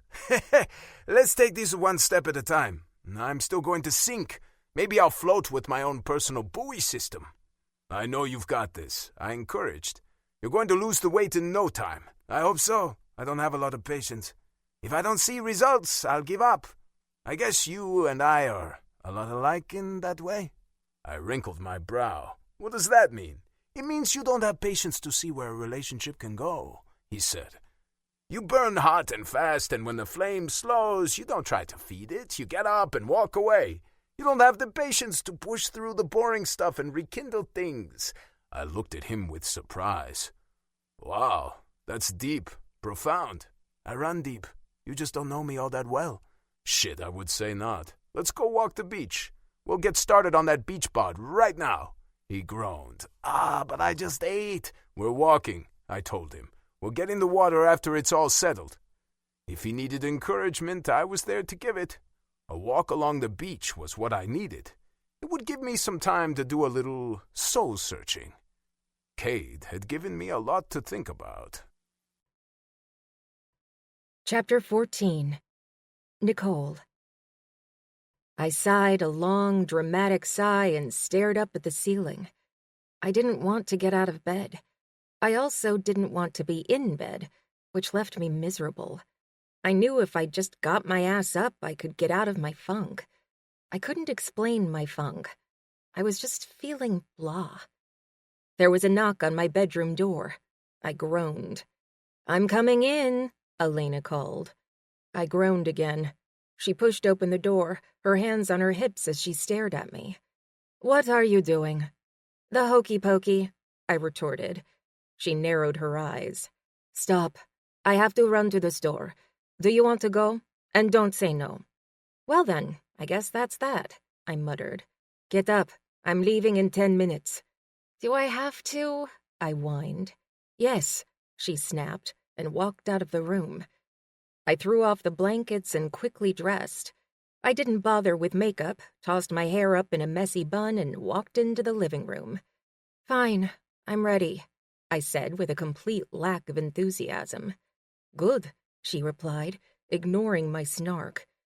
We walked along the sidewalk to one of the local markets we frequented. "What happened?" she asked in a quiet voice. "What do you mean?" "You went to the beach with Rand," she said, leaving the statement hanging. "I did. We had sex. Then I went home." She stopped walking and her eyes widened. "Whoa, what?" "We had sex," I said. "It was a wild, crazy ride, and as soon as it was over, I asked him to take me home." "What the hell? Why did you run?" She pulled me to the edge of the sidewalk to let others pass. I shook my head. "I don't know. I felt horrible, like I betrayed Alec in some way." She made a face. "Wait, did you have a thing for Alec? I thought your relationship was more of a familial type of thing." I rolled my eyes. "I didn't have a thing for him, but he loved his grandson and had him on a pedestal. It feels weird. I kind of thought of Alec as my grandfather, which would make Rand my cousin or something weird. It just kind of freaked me out when I put the Rand I knew from the stories Alec told me with the Rand I now know. I wonder if Alec would have approved. What if he would have hated the idea of us together? I wish I could ask him if he was okay with it. It would give me some comfort, knowing I wasn't betraying him in some way." "You know he loved you and respected you. The old man trusted you with everything. Why wouldn't he approve of you and his grandson, whom he also loves, dating? I think you're getting yourself twisted up inside for no reason." I groaned, looking up at the sky. "Maybe. I don't know. It feels wrong to have benefited from his death." "How are you benefiting?" she questioned. "Because his death led me to Rand. We got together because I had to give Rand a letter." I felt slightly irritated I had to break it all down for her. She looked at me. "Maybe that was his plan all along. He insisted you give Rand the letter so you could meet." I gasped with surprise. "You think?" "Anything is possible," she said, shrugging. "Let things happen. If it's meant to be, it will be. Fate has a funny, twisted way of getting you to where you are supposed to be. But I bet if you quit trying to fight it so damn hard, you could be happy." We started to walk again at a slow pace. I can't help but wonder why Rand didn't talk with his grandfather for so long. And why didn't he go to the funeral? He's been ostracized by his own family. His family doesn't seem like bad people, and in the letter, Alec told Rand to let go of his mistakes and stuff. What if he's killed someone or done something else equally horrible? She slapped at my arm. "You're so dramatic. You said Alec left Rand everything." I nodded. "Yes." "And you've not only had sex with the man, but you've been to his house and you've been on a date with him. Do you get the sense he's a bad guy?" I shrugged. "No, but I'm guessing no one thought Ted Bundy was a bad guy either until he was murdering them." "Who?" she asked. "Never mind. My point is, I don't really know him all that well." She burst into laughter. "You had sex with him. That's a different level of knowing someone. You should have thought about the Bundy person before you got naked." "Not helpful." "So, what's his house like?" she asked, shifting gears in the conversation. "It's beautiful and right on the beach," I told her. "It's all windows overlooking the ocean. He has a huge deck with stairs that lead right down to his private section of beach. It has a huge gourmet kitchen, and his bedroom is really big, light, and airy as well." "That sounds amazing," she said wistfully. "I've always wanted to live on the beach." "It is nice," I said with a sigh. Honestly, though, his bed was the most comfortable bed I've ever been on. Money can buy quality. I never realized there was such a huge difference in mattresses, but I have been sold. I don't know what that thing cost, but it felt like I was being cradled in the softest yet firmest hands of some other being. "That's what money can buy," she lectured. "That bed is reason alone for you to set aside your apprehensions and visit him again." I scowled, shaking my head at her. "No way. I'm not going to use him for his bed or money or anything else materialistic. Money doesn't matter to me. I've seen it ruin people. I've seen people do horrible things to get money, and I've seen people suffer because they don't have money. I hate money, and I would never base a relationship on a person's bank account." She held up her hands. "Whoa, settle down. I had no idea it was such a trigger for you." I groaned. "I'm sorry. I'm just confused and twisted up." "Let's get some chocolate," she said, wrapping an arm around my shoulders and giving me a side hug. "That always helps me when I'm all twisted up inside." "Thanks," I said. "I'll figure it out, but for now I'm just going to wallow and stress and freak out." She laughed. "Okay, if that's what works for you, so be it." "Thank you." We walked into the market, each of us grabbing a basket. It wasn't long before we ended up separating, both of us going in different directions as we browsed the goods. Shopping in Greece was a very different experience than it was in America. It wasn't like a mall of food. It was fresh produce and goods that were of a high quality, mostly made right there in Crete. I loved shopping and sampling some of the goods in the farmers' markets. "Excuse me," I heard a deep male voice say from behind me. I turned around, facing a man with dark hair, dark eyes, and a scowl. I knew him. Not knew him, but I knew he was a member of the Mattis family. The resemblance between him and Alec, as well as Rand, was very easy to see. "Yes," I answered. "You're one of the maids who worked for my grandfather," he stated. I had to assume he was a family member and nodded my head. "I am. You are?" "I am Demokritos. I'm his grandson." "Oh, I'm sorry for your loss," I said, feeling intimidated by the man glowering down at me. "Thanks," he snapped, with no real thank you in his tone at all. "Did he give you a letter before he died?" I nodded my head. "He did." "Where is it?" He practically snarled the words. I took a step back, not liking the energy coming from him. "How did you know about the letter?" I asked. He raised an eyebrow. "Does it matter? I'd like to see it.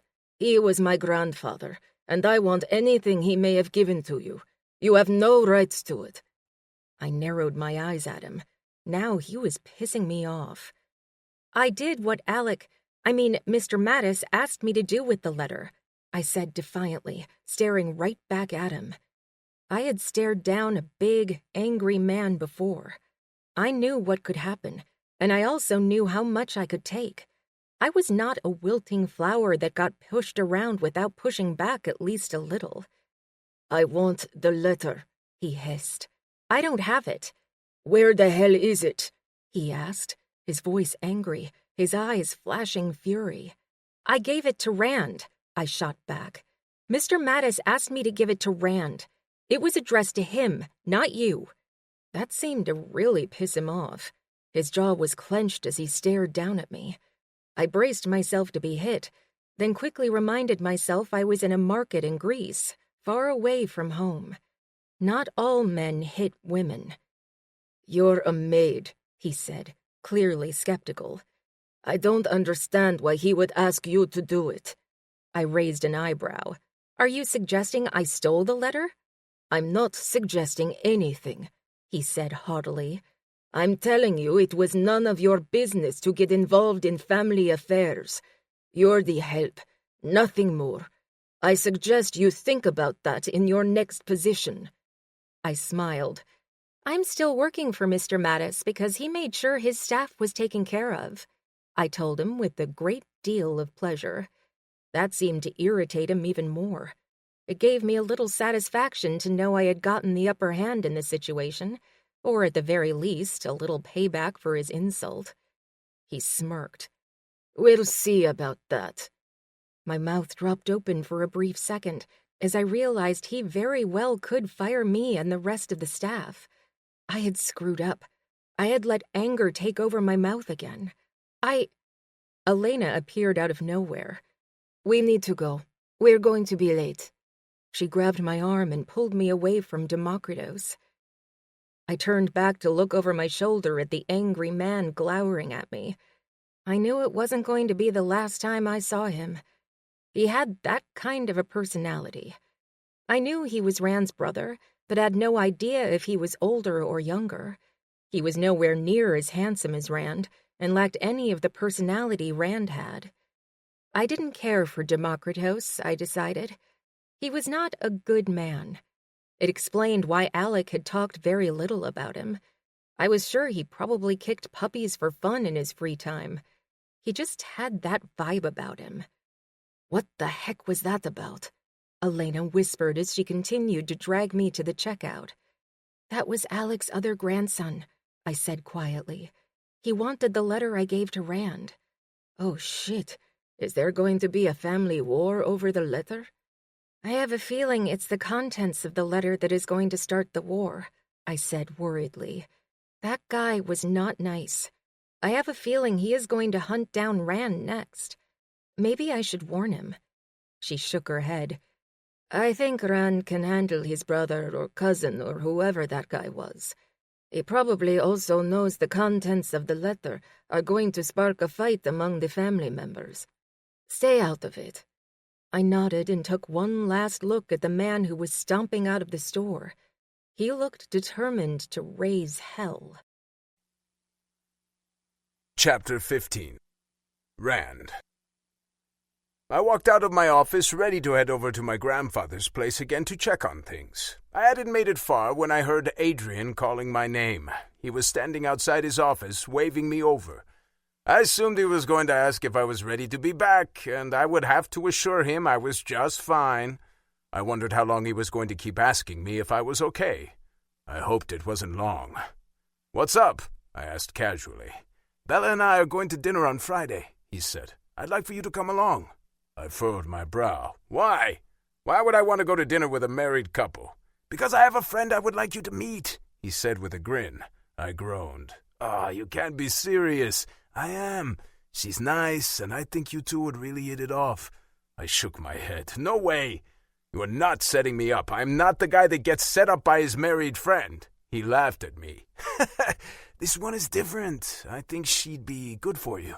"I don't need anyone to be good for me. No. One dinner. I'm not asking you to marry her." I shook my head. "I already have someone I would like to bring to dinner," I said, the words sliding off my tongue faster than I could stop them. "Great! Bring her! I'd like to meet her." I nodded, although inside I was vehemently shaking my head. Okay, I need to go. I've got to check on my grandfather's house." I hurried away. Shit. I didn't even know if Nicole was talking to me, and now I needed to ask her to have dinner with me and my friends. I should have kept my mouth shut. I should have told him I was going out of town or something. Anything other than I already had a date. It wasn't that I didn't want him to meet Nicole. It was more like I wanted to keep her all to myself until I figured out what was going on with us. If there was an us. When I got to my grandfather's estate, I felt that familiar pull of melancholy. It would never be the same. I wouldn't walk through the doors and smell something sweet and tangy cooking in the kitchen. I wouldn't hear my grandfather's warm laugh as he threw his arms around me and hugged me close, thanking me for stopping by.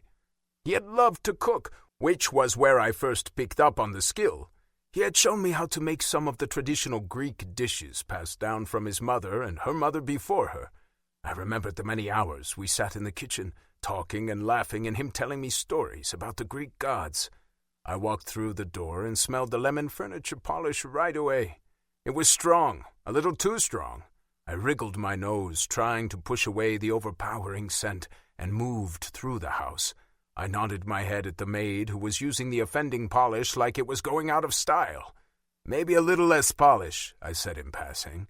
"Yes, sir," she quickly replied, looking terrified.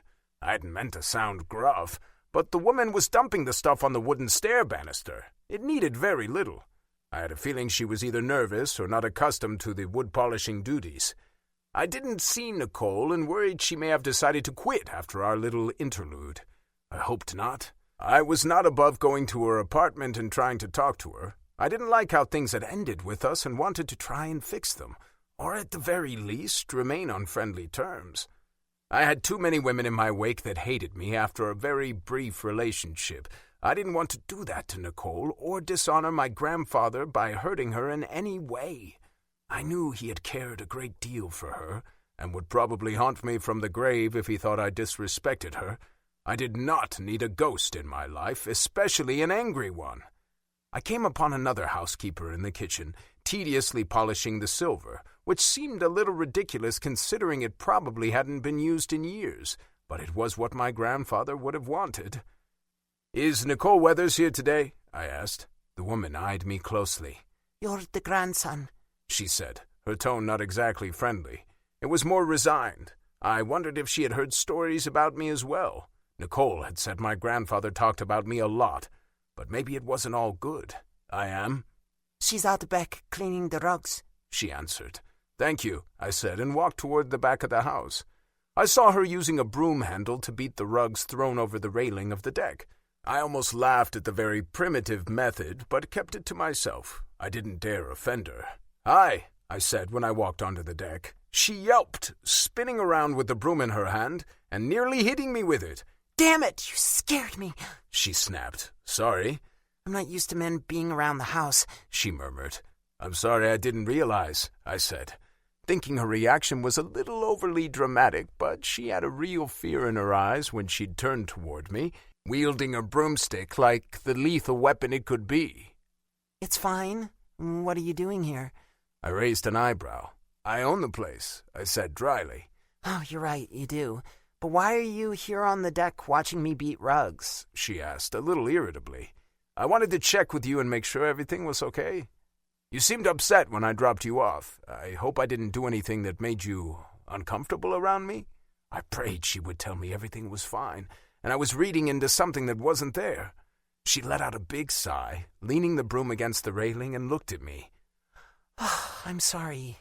I had a case of the gilts." "The gilts? What the hell is that?" I hoped it wasn't an American slang word for some horrific STD. "A guilty conscience," she said. "I felt guilty." "Oh? Why? Do you have a boyfriend?" I worried I had stepped in the middle of yet another relationship. "No," she said quickly.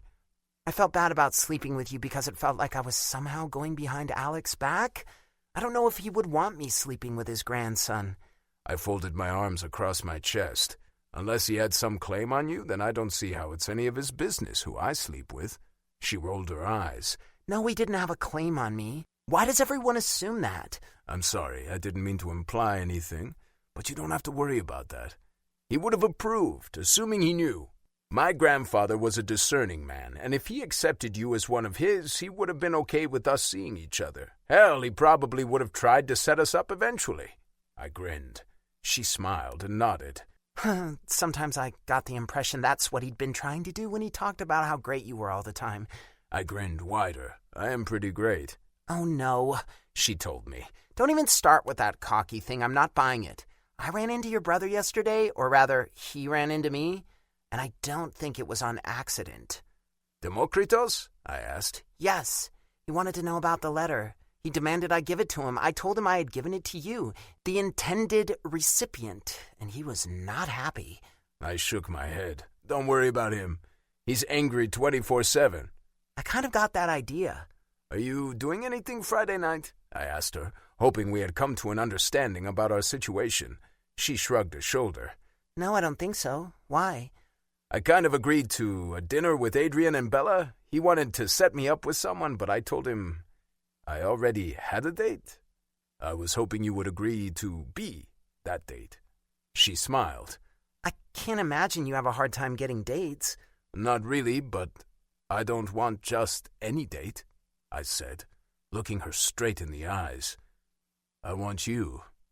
"Sure, I'd love to, but I'm afraid I'm not on the same level as you and your friends," she said hesitantly. "The same level?" I questioned, wondering what the hell that meant. There were times I felt like we were speaking different languages. My English was perfect, but she left me confused a lot. "You guys are, wealthy? I'm not. You've seen my one dress, and that was secondhand. I will be out of place unless the dinner you were talking about is something on the beach and very casual. She looked away from me, and I could see the embarrassment on her face. "We'll go shopping," I said. No. "Yes, we'll go shopping and get you something that will make you feel comfortable. Although that dress you wore was absolutely stunning, and I wouldn't mind seeing you in it again and again." I smiled as my eyes roamed her body. "I'm not letting you buy me a dress," she said with exasperation. "Please?" I asked, softening my approach. "I'd like to." "Rand," she protested. "I want you to go with me. I want you to meet my friends, and I think you'll really like Bella. Well, you've already met her technically, but not really. She didn't come to Greece wealthy and would never judge you by what you wore." She closed her eyes before looking at me again. Fine, but nothing too expensive, and I will pay you back." "I have a few ideas about how you could do that," I said with a wink. She burst into laughter. "I think you just called me a prostitute or offered to pimp me out." I shrugged a shoulder. "If I'm the one doing the purchasing of your body, I don't think I can pimp you out. Thank you for agreeing to go with me. We can go shopping on Thursday. I have a light schedule and can leave the office early. Does that work for you?" She nodded. "I should be done here by 2 or 3. "Perfect. I'll pick you up at your place." "Thank you, Rand. Really," she said with a smile. "It's me who is thanking you for saving me from what would most likely be a horrible setup. I'm excited for you to get to know Adrian and Bella." "Me too," she replied. "I'm going to go and check on some things, but I'll be in the study," I told her before leaving her alone. I didn't kiss her, but I had been dying to. I had noticed she'd kept her distance, and I didn't want to push it. I didn't want her to feel like I was coming on too strong. Hopefully, on Thursday, we could grab dinner after shopping and get to know each other a little better. I was very curious about her life before she showed up in Greece, and hoped she would trust me enough to tell me. Chapter 16. Nicole. I couldn't explain why I did it, but I had just put fresh sheets on Alec's bed. The sheets that had been on were the ones I put on the day I had found out he had passed away. It was routine, part of what my life had been revolving around for 2 years. It was hard to up and quit. I had spread the linens on, making sure there were no wrinkles before pulling the bedspread up and fluffing the pillows. Before Alec had been confined to the bed, he loved to see the pillows all piled up. It was another thing that reminded him of his wife. He had told me he used to always complain about the number of pillows she piled on the bed, only to have to take them all off before going to sleep and put them all back on in the morning. I stood there smiling at the empty bed and thought about the many conversations we had with him lying propped up against the pillows and me sitting in the comfortable chair beside the bed. I had to fight back the tears that threatened to fall as I thought about that last day with him, replaying every single word we had spoken. "Nicole," Greta called my name. I used the heel of my hand to wipe away the moisture that had gathered on my cheeks before turning around. "Yes?" I asked, my voice cracking. She offered me a gentle smile. "He liked you the best, you know." I shrugged. He took me under his wing. I think he pitied me. "He cared about you. He was a sweet man, and I think he kind of took all of us in, but you especially." I cared about him more than I thought possible. He was the father I had never had. She shook her head, looking at me with confusion. "I'm surprised he didn't leave something for you. I know he was fond of you, and I assumed he would have left you a nice bonus for being so kind to him." "It wasn't like that," I said. "We were friends. I would never expect to be rewarded for being a friend to someone I cared a great deal about." I shrugged. I was just his maid, his housekeeper, nothing more. "No, that isn't true at all," she scolded. "Never let anyone tell you you're just anything." I smiled. It had to be one of the first truly nice things she had said to me. "Thank you. I really didn't, nor do I want or expect anything from the family. I was doing my job, and I loved it." "I understand," she said. "I wanted to talk to you about your future here." I felt the knot in my stomach twist. "Okay," I said, trying to sound cool, but my voice cracked regardless. "I don't think there's any reason for all of us to stay on staff any longer," she said. "There's been no indication anyone would be moving in, and we didn't get paid last week. I don't imagine we'll be getting paid this week. I can't afford to keep working without getting paid." I was confused. I thought that was all taken care of. His grandson, told me there had been arrangements made to keep us all working. She shrugged a shoulder. "He might have been trying to ease the blow. I need to find work, and so do the others. Maybe you can stay on, and one of the family will pay you for the upkeep of the empty home. I'm not used to working in a vacant home. I want people to take care of." I let out a long sigh. "I'm sorry. I understand, though. I will talk to Rand and get the situation taken care of for last week. I assume it was an oversight with the funeral and the craziness." "I have children who can't wait for food," she said. "I have to work, and I have to get paid." "Absolutely. I get it. I do. I'll talk to him and make sure things are taken care of right away." "You know him?" she asked skeptically. "We've met and talked a few times," I hedged. "I see. I'm leaving for the day. I have an interview with another family. If I get the job, I will offer to start immediately." She said it in a way that was meant to sound like a threat, not a bodily threat, but the kind that meant she wouldn't be coming back tomorrow or any time soon. I didn't blame her. "I guess I should finish up. Not much to do around here." I sighed. She slowly shook her head. "No, there isn't. I expect the family to sell the property soon. They've all got their own homes and their own lives. They don't need this place." I grimaced. "I hope not. He loved it here so much." "That's the way it is these days," she said with disgust. "People don't keep family homes simply because they have sentimental value. They see the dollar signs." I hoped Rand was different. I knew it didn't matter, but I couldn't help but feel like Alec's spirit was still around. Once the house was gone and all of his treasures, he would be gone for real. I didn't want to think about that day. We left the upstairs together. I watched her leave before going on a small farewell tour, just in case I wouldn't be coming back. I was the only one in the house. It felt eerie. I had been downstairs before all alone, but Alec had always been around, even if it was upstairs sleeping.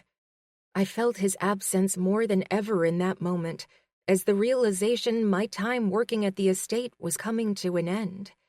He'd been a saving grace to me, and I doubt he even knew it.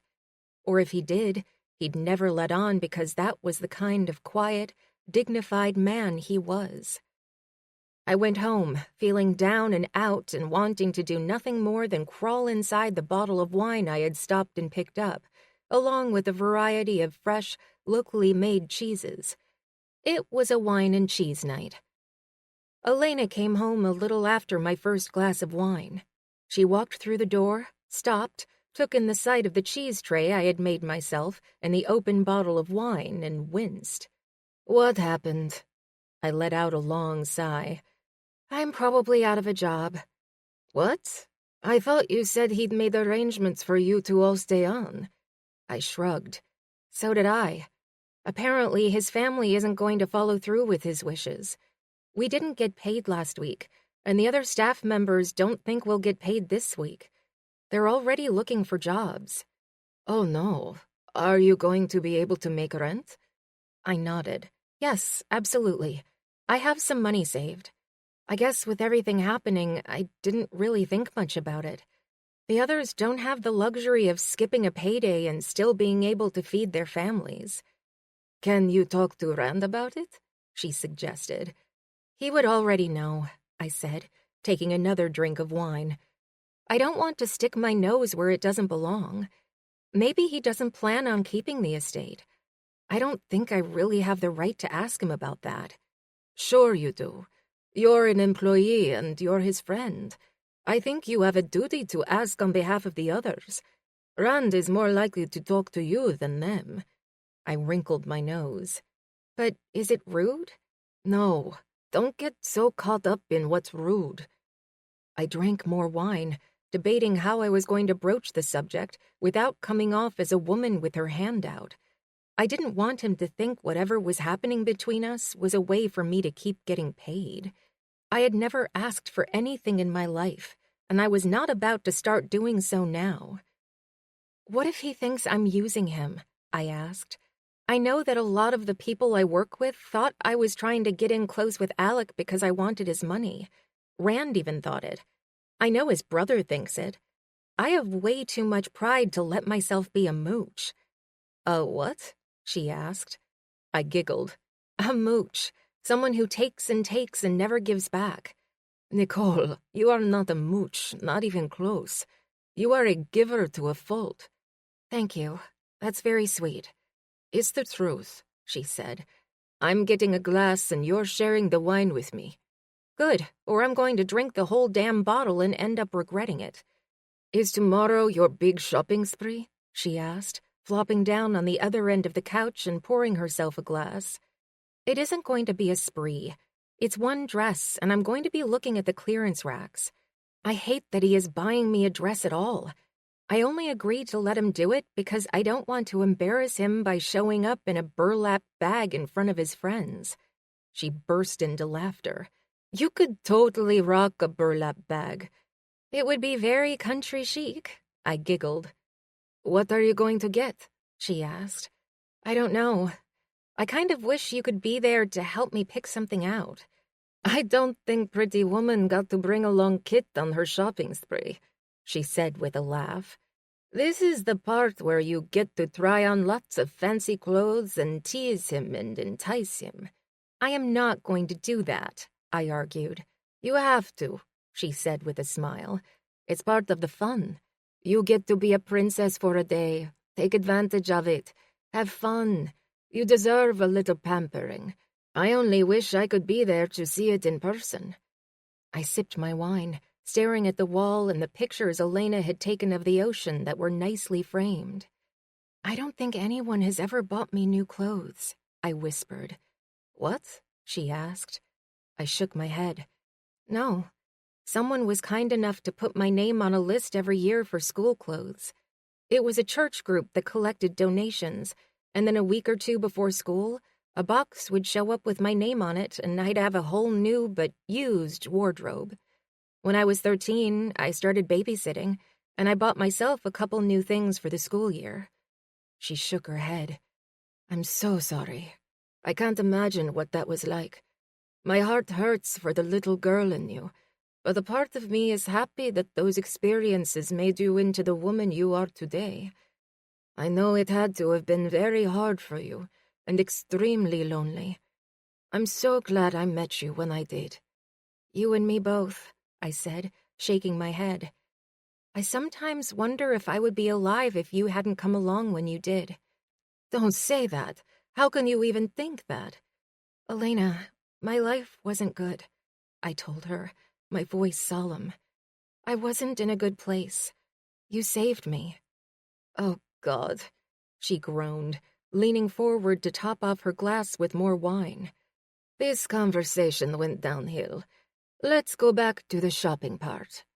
I giggled and nodded. Please. Chapter 17. Rand. I had managed to get done with my last meeting even sooner than I had originally planned. I was looking forward to shopping with Nicole, which was abnormal. I wasn't big on shopping. In fact, I hated shopping.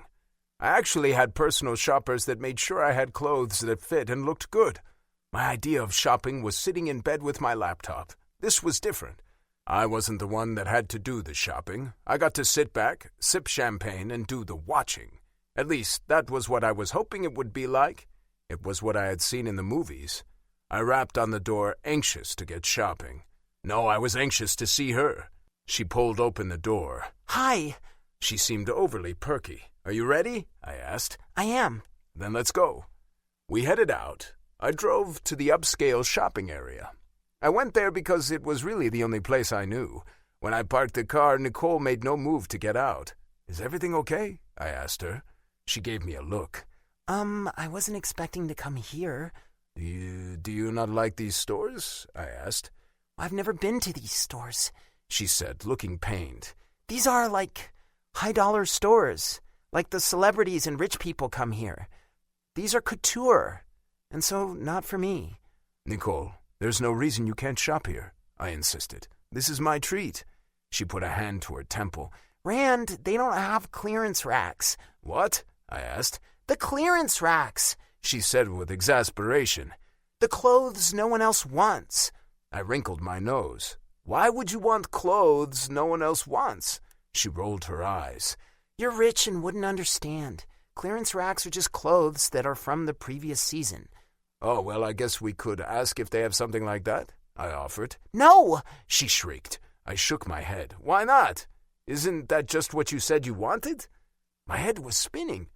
I had no idea what the hell was happening. I had never really had to deal with a woman a little on the crazy side. No, I can't ask one of those people for the clearance rack. They'll treat me like Julia Roberts when she tried to buy a dress on Rodeo Drive, and no one would help her.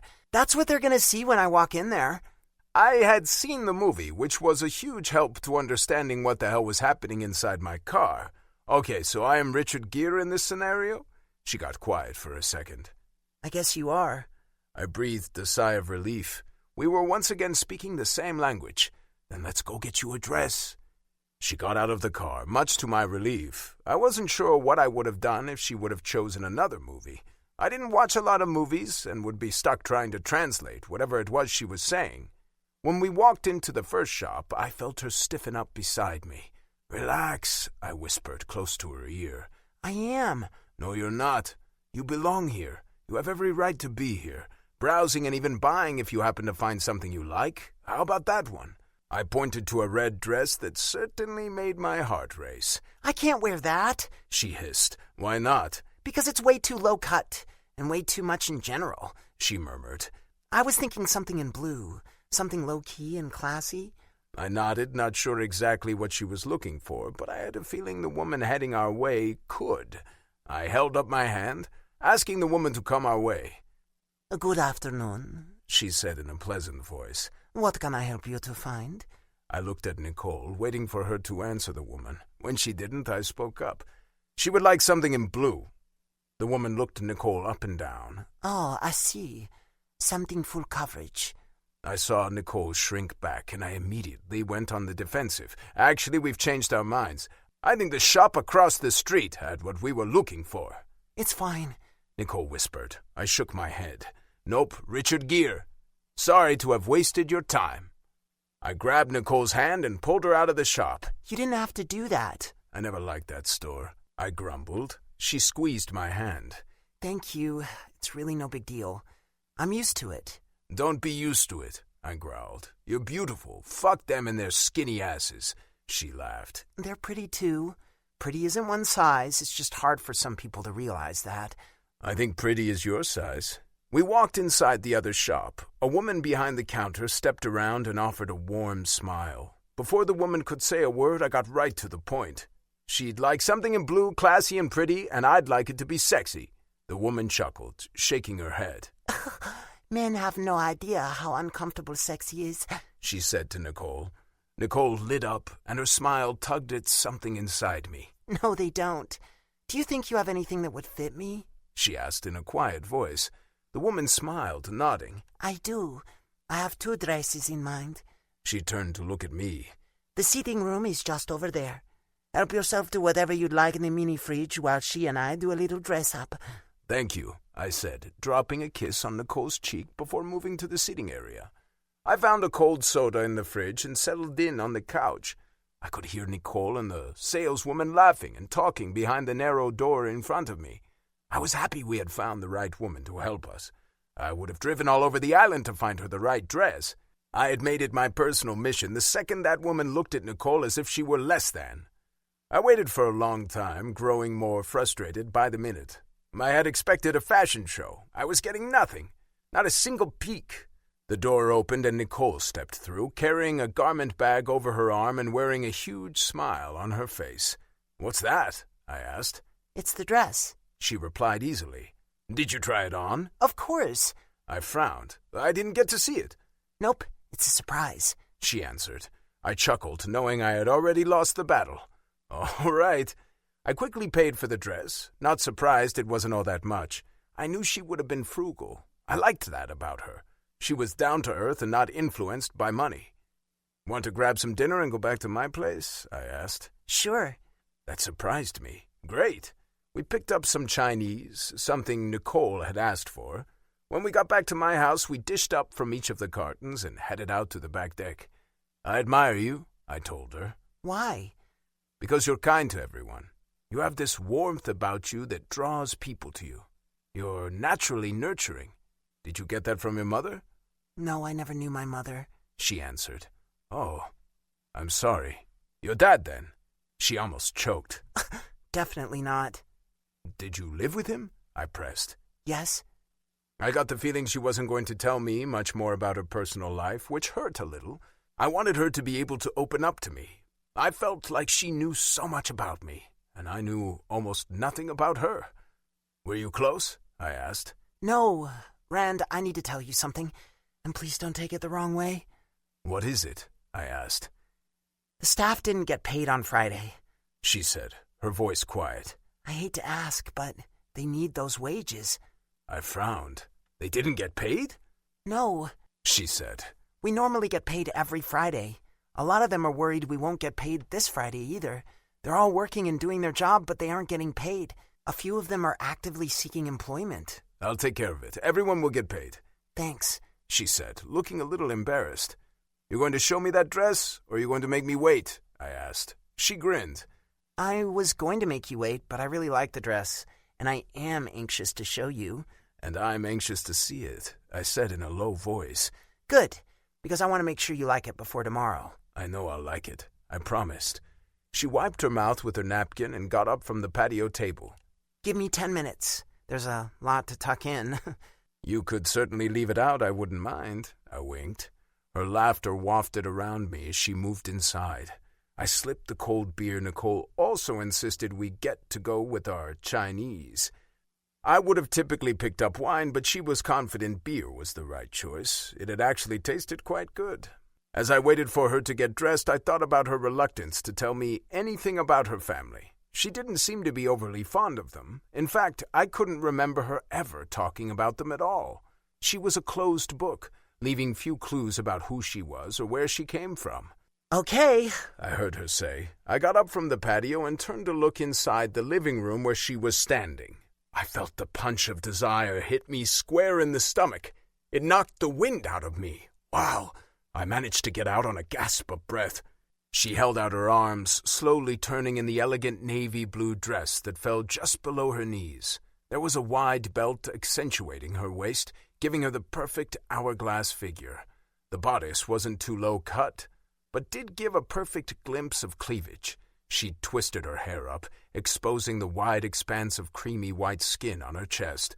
All I could think about was getting the damn dress off her after I had begged her to put it on. Do you think it's okay for dinner? She asked hesitantly. I nodded. It's perfect. You're beautiful. That dress. I paused, shaking my head as I struggled to find the right words. That dress is just perfect. It's like it was designed with you in mind. Thank you. The saleswoman was super nice. She showed me this one as well as another one that was a bit too formal. She and I agreed this one was the better choice, and it was cheaper. She grinned. I shook my head. The price didn't matter. Not to you, but it did to me. I'm glad you got it. I'm glad you're going with me tomorrow, and I can't wait for you to get to know my friends. I'll do my best not to embarrass you. I can get a little, redneck? She giggled. Perfect. Bella is a redneck. Her mouth dropped open. Oh, no, you did not just say that. Please tell me you haven't said that to her. I shrugged. A few times, only because she told me to. I'd never heard the term before she told me. I thought it was a term of endearment. She wrinkled her nose. Not usually. I'm sorry. Don't be sorry. Nicole? I asked, stepping closer to her. Yes? I don't want to pressure you or freak you out, but I really want to take that dress off you and bury myself inside you, I whispered. She visibly shuddered. Okay. She breathed the word. Rand? I murmured, my fingertips tracing a line down the muscle in her neck, tracing it over her collarbone and down her bare arm. I'm going to need some help getting this off. I grinned, kissing her forehead. I would love to help you get this thing off. She turned, giving me her back with the long zipper. I slowly pulled it down, imagining myself unwrapping a gift. I was anxious to see what was inside, or underneath, rather. I smiled when the little black thong she was wearing under the dress peeped out at me. Chapter 18. Nicole. I bent over, picking up the dress that had fallen to the floor. I had to wear it tomorrow and didn't want to have to dry clean it before then. I walked to the couch, wearing only my thong and draping the dress over the back before turning to face him. I watched him look at my body. Seeing his desire made me feel sexy, wanton even. I was practically purring as I sauntered toward him, swaying my hips while he watched. He groaned. "My God, woman, I'm going to blow up in my pants just watching you." "Don't do that," I pouted. "I want you." I gave him a sultry smile. "Baby, I'm standing here practically naked and you're fully dressed. If you want me, I need to see some effort," I said in my best authoritative tone. He grinned, yanking his shirt out of his pants and ripping it open. I gasped when a button flew past my face. My eyes widened as I watched him push his pants down his body, kicking off his shoes while he moved. It took him about 3 seconds to go from fully dressed to nothing but the sexiest pair of briefs I had seen on a man. "Better?"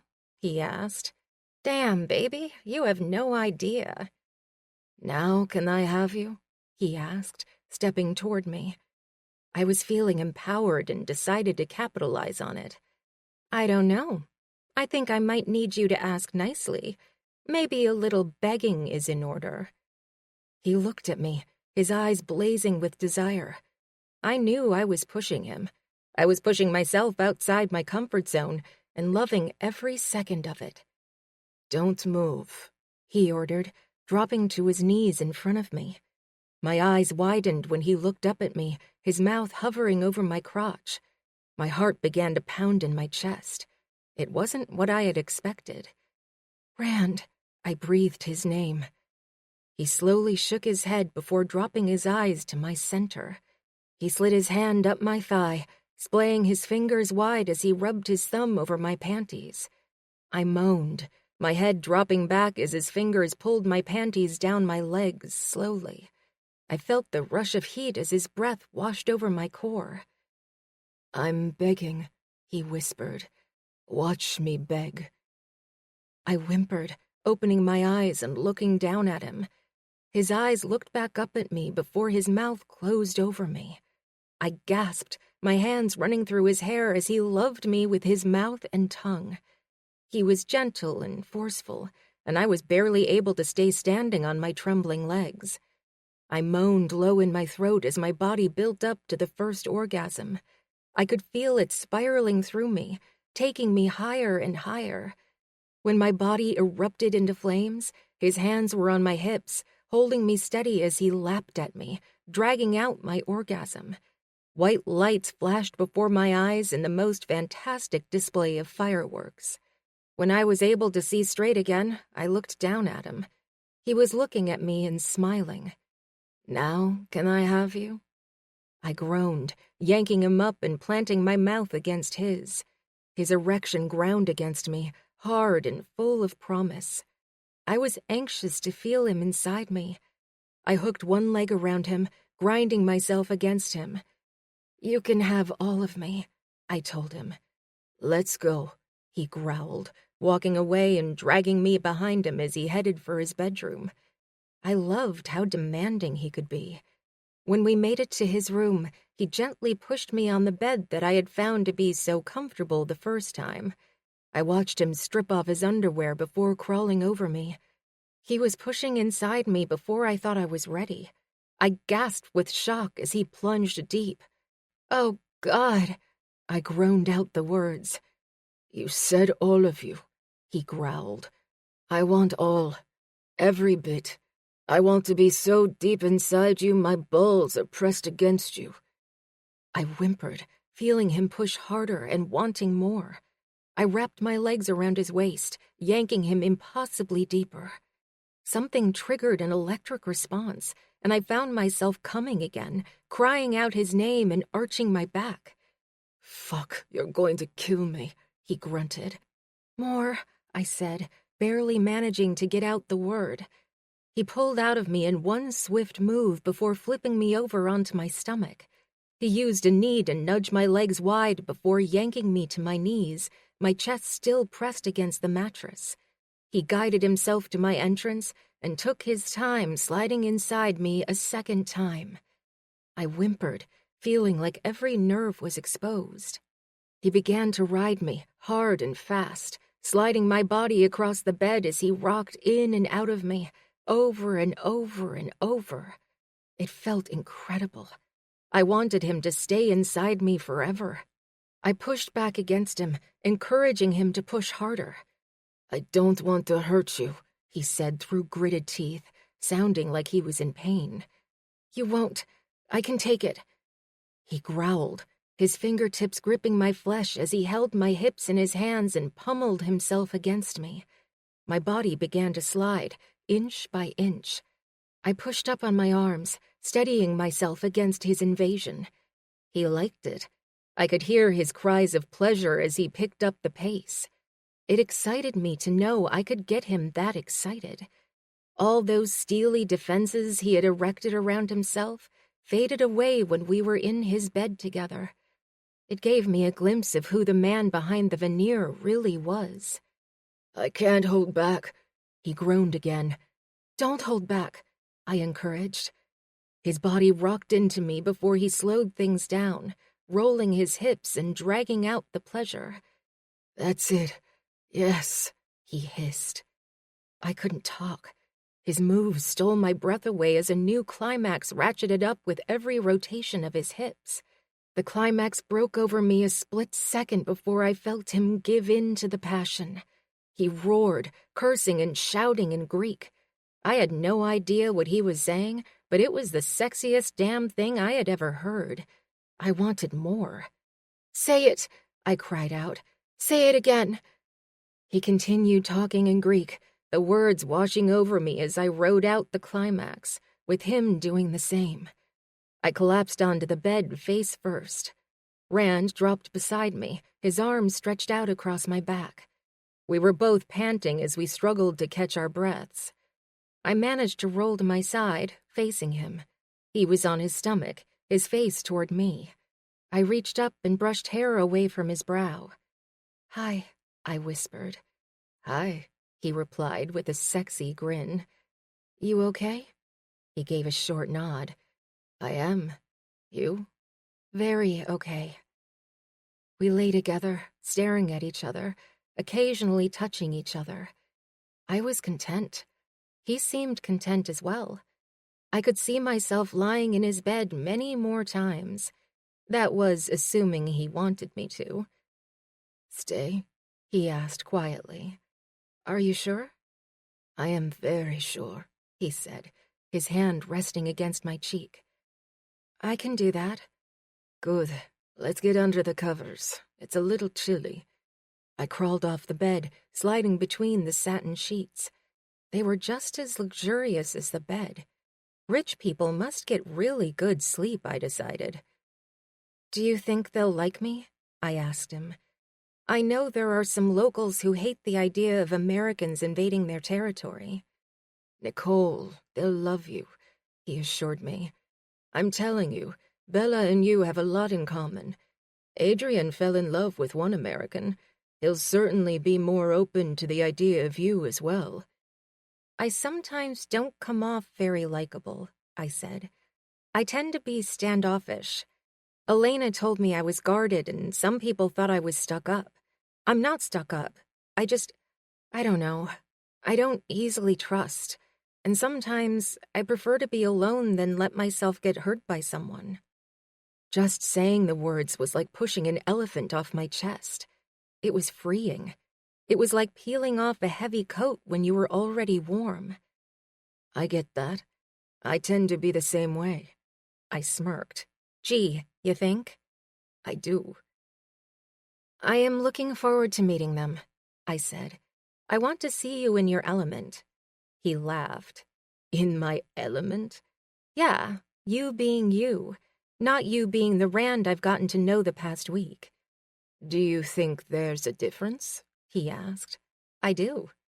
He chuckled. I'm probably a little different with Adrian, but that's because we've known each other forever. We're guys, and we tend to be a little more crude. I don't talk like that when Bella's around, and Adrian sure as hell doesn't. I guess I have many faces. I have the face I wear when I'm at work. I have the face I wear when I'm with Adrian. But honestly, I think you're getting the most real version of me. I thought about what he said and felt flattered. I liked that he trusted me enough to be real with me. I think I'm the real me most of the time. I don't feel like I have a lot to hide, but I also don't do a lot of sharing. Elena is the person who probably knows me best. I say things around her I would probably never say around you. Like? He questioned. I burst into giggles. I can't tell you. Why not? I've seen you naked. Isn't that what you told me? I can't tell you what I tell her, I said. That is best friend stuff. I suppose I get that. How long have you two known each other? I had to tread carefully with his questions. It was hard to keep all the lies straight. They were necessary, I kept telling myself. Probably a couple years. Probably? You don't know? Like 3 years, I said, hoping it all fit within the timeline I had been trying to stick with to keep my lies straight. You met here? No, she was in the States. We met and hit it off. She convinced me to come home with her and see what Crete had to offer. I didn't exactly have a lot going for me back home, so I sold the few things I did have and bought a plane ticket here. I've been living with Elena with the intention of getting my own apartment one day, but it's just never happened. She's been very kind and generous and hasn't booted me out just yet. He nodded before tugging me against him. I'm glad the two of you met. If you hadn't, we might have never met. I smiled, looking up at him. You're right. Trust me, Crete was never on my radar. I was convinced I was destined to live out my years without ever seeing anything more than my hometown. I never thought I would ever travel. But you had a passport? I nodded, not telling him I had applied for a passport when I was 18 because I thought I could flee my situation to some foreign country. That plan had gone up in flames when I realized how much money a plane ticket cost, and then the fact that I couldn't legally work anywhere. I had been resigned to my fate. Not now. Now I had seen so much, and I could never imagine going back. I never wanted to go back. Chapter 19. Rand. I felt like it had been hours since Nicole had disappeared into my bathroom to get ready for our dinner date. I knew she was nervous, and I had tried to reassure her numerous times that it was going to be okay, but she was still freaking out a little. I hoped she could relax somewhat. I wanted her to enjoy herself. I had already ordered a car, wanting to be able to drink without worrying about getting home safely. I poured myself a scotch while I waited, standing in front of the picture window and watching the waves roll in before moving back out. I couldn't quite add up the countless hours I had spent staring at the ocean in my lifetime. It was addicting. One look and I was hooked. I could get lost in thought for hours, barely blinking as I took in the sight of one of the most magnificent creations. Okay, I'm ready, she announced from behind me. I spun around. I'd seen her in the dress the night before, but it looked different on her now. She had her hair up, with little bits hanging down, brushing over her neck. She had on a simple necklace and diamond stud earrings. Her eyes popped with the blue of the dress. Stunning. I think I'm going to cancel our dinner. I put down the empty glass and moved toward her. You're being kind, she replied, a slight blush spreading over her cheeks. I shook my head. I'm being honest, that dress is amazing, but what it's covering is even better. I'd like to get a little peek at that. I reached out to run a hand over her breast, reaching around for the zipper in the back, wondering what she was wearing under the dress. She slapped my hand away. No, Do you know how long it took me to get put together? Please, just a little quickie, I murmured. You look too good to pass up. I can hike up the skirt if you like it like that. No, you'll muss my hair and makeup. As you've learned, this doesn't come easily. We'll be very late if I have to start all over. She stepped away from me. Fine, I pouted, leaning forward to give her a kiss. Her kiss started out warm and pliable and quickly changed to chaste as she pulled away from me. Scotch? She asked. What? You drank scotch? I can taste it on your lips. Oh yeah, I had a glass. Don't worry. I called the car service. Oh, good. We should probably go. She was acting a little different. All right, I said, assuming it was the nerves making her a little cold. When we got to the restaurant, she seemed more nervous than ever. When we got out of the car, she immediately moved to go inside. I stopped her, pulling her away from the entrance of the restaurant to a quiet corner.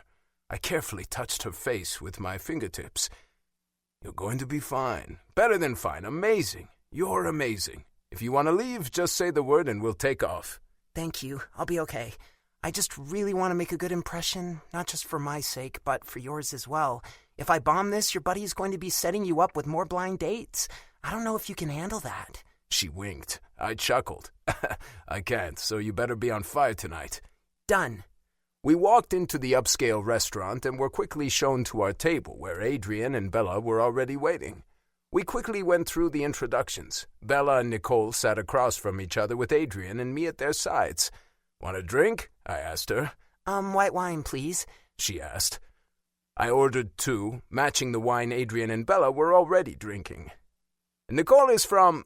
I paused, not entirely sure where she was from, beyond the United States. Dallas, she blurted out. Dallas, I repeated. No kidding, Bella asked with surprise. Where are you from? Nicole asked, relaxing into the conversation a bit. The Pacific Northwest, from a tiny little town along the Idaho and Washington border that nobody has ever heard of. Bella giggled. She's right, Adrian said. It is tiny. I don't even think it's officially a town. Here we call it a village. That sounds amazing. I always wanted to visit Seattle or New York. Hell, anywhere. Nicole giggled. Me too, Bella answered enthusiastically, before quickly telling the story of her arrival in Crete. Nicole looked at me, a huge smile on her face. That is the best story ever. Adrian looked at Nicole, then me, with that mischievous look in his eye. I shook my head, silently telling him no. He smirked but kept his mouth shut. The waiter came by, and we all ordered another round of wine. I noticed Nicole looking at my glass and then studying me. The conversation flowed easily. I could tell Nicole was enjoying herself, which made me happy.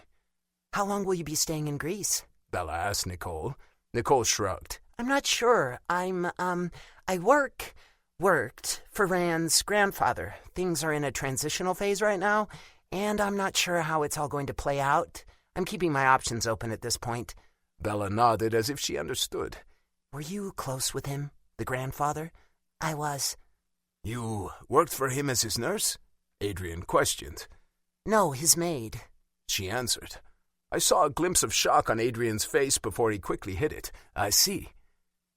He was the first and only person willing to hire someone with 0 experience, Nicole explained. He was a good man, and I grew very fond of him. He was indeed a fine man, Adrian agreed. I'm sure Rand told you we owe him for helping us launch the company. Nicole smiled. He did, and that sounds very much like the man I got to know over the past 2 years. We ordered our dinners before the conversation switched to Great Greeks. I could see the admiration for Bella in Nicole's eyes. I knew she was just as smart as Bella and could be just as successful. She needed a shot. Adrian had given Bella a chance, and I could do the same for Nicole. I wanted to do the same, but wasn't sure she would accept it. I put my empty wine glass on the corner of the table for the waiter to see, the polite way to ask for a refill. Nicole gently touched my arm. Are you okay? She asked in a low voice. I'm fine, you? She nodded, looking pointedly at my empty glass. Are you going to have another? You had that scotch at your house. My initial reaction was to assure her I was a big boy and didn't need her watching my alcohol intake. I wasn't a drunk and rarely got drunk. I could see the worry and fear on her face and decided a third glass of wine wasn't worth her getting upset. I'm probably good, I said. Do you want another? She shook her head. No, thank you. I smiled, touching her hand resting on the table. Great. I looked up and saw Adrian watching us with those eyes that saw much more than just what was in front of him. I'd seen it too, but the dinner table wasn't the place to bring it up. I would try to talk to her later. I realized she had an unspoken 2-drink rule. I assumed she had some bad experience with alcohol, or maybe she'd known someone who'd been grievously injured after 3 drinks. I didn't know, but I would find out. For now, we'd focus on the dinner. Do you guys live in the city? Nicole asked Bella. Bella's eyes lit up. Actually, we have a little announcement, she said with a grin. My ears perked up. An announcement. Adrian put his arm around Bella and pulled her close. We're moving. Where? I asked. Alarm filled me as I thought about him moving back to America and leaving me with the company. I didn't want to run the thing, especially not alone. We've bought a house just outside the city, he announced. It's a little bigger, with a good-sized yard and a stretch of beach. Congratulations, Nicole said. Why the move? I asked, sensing there was something more they weren't saying. Bella and Adrian looked at each other. The silent communication they had was in full force. I had always been envious of their ability to read one another's minds. Adrian told me it was part of their connection. He tried to tell me it was the language of love. I called bullshit on that. Because we wanted a little more room for our family, Bella announced, and her face erupted into a huge smile. Your family? I asked. Your father and his wife are moving in with you? Is he well? Nicole slapped at my hand. She's pregnant, Bella giggled. Not yet, but we are going to start trying. Tonight is my last hurrah. She picked up her wine glass and took a drink. No shit, I said, before remembering we were in a classy restaurant with ladies at the table. Rand, Bella scolded. Sorry, I muttered. Well, good luck to you, Nicole said, holding up her glass to clink it against Bella's. I hope you have many babies. Bella giggled. Maybe not many, but I would be happy with a couple. Congrats, man, I said. I can't imagine you being a father, but I guess it was bound to happen. Thanks for that resounding approval, Adrian said, grinning. I know I can rely on you to do a little babysitting. Huh? I grimaced. I don't think so. We finished dinner, stuffing ourselves and enjoying one another's company. I had refrained from drinking anything but water for the rest of the night. I noticed Nicole had stuck with water as well, even though Bella and Adrian lived up to their promise to enjoy their last night of drinking as they embarked on their journey to become parents. We left them to continue their night out, walking outside the restaurant into the fresh night air. I'd like to take you somewhere, if you don't mind, I said to her. That sounds mysterious, she said with a soft smile. I suppose it could be a little mysterious. I spoke with the driver before helping Nicole into the back seat to be escorted to my favorite section of beach that I was hoping would be deserted at this time of night. It was secluded and not known to the tourists. It was something us locals kept closely guarded. Chapter 20. Nicole. I loved walking along the beach at night. I didn't do it often. For one, Elena had told me it wasn't safe, and for two, I was usually tucked in bed, sound asleep. I didn't live a wild lifestyle. I went to work, I went home, and did very little in between. I hadn't minded it. It was comfortable, and I loved the routine and normalcy.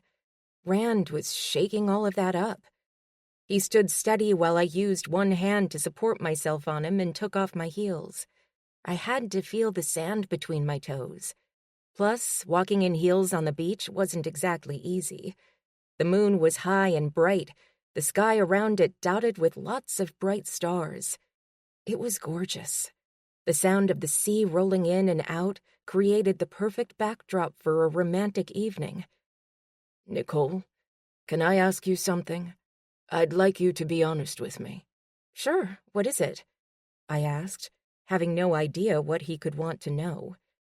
Earlier at dinner, you seemed to get nervous when I was going to order a third glass of wine. Is there a story behind that?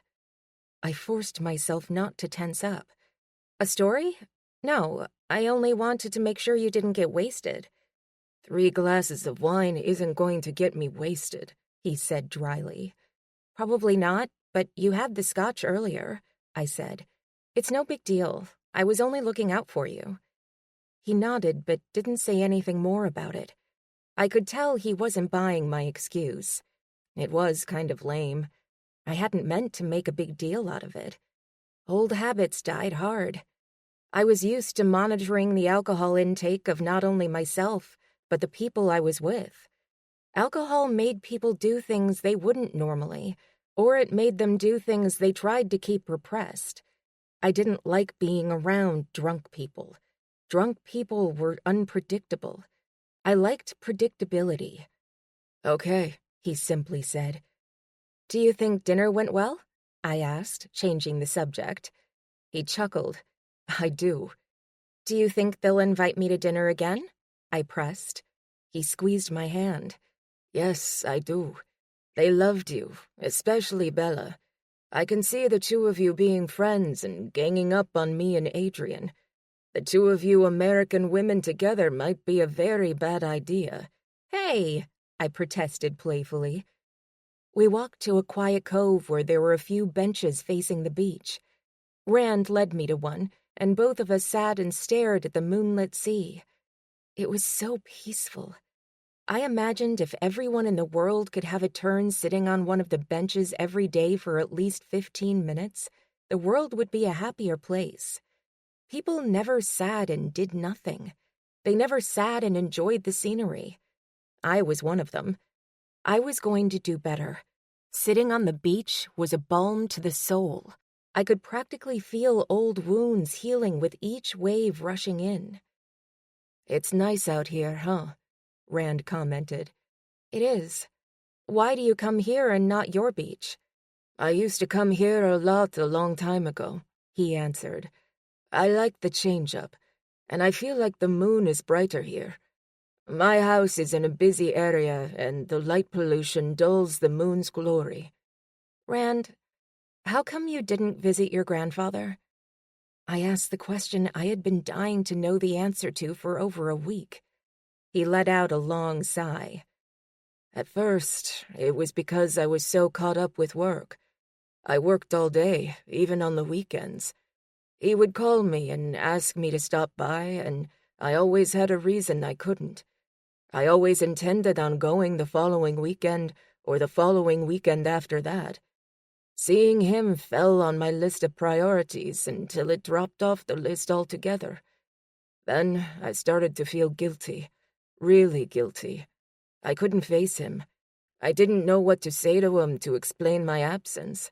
He used to send me messages or leave me voicemails, and I did return his calls, but I always did it when I knew he would be asleep." "Why?" I pressed him. He made it sound like the two of you were really close. He shook his head. "We were close.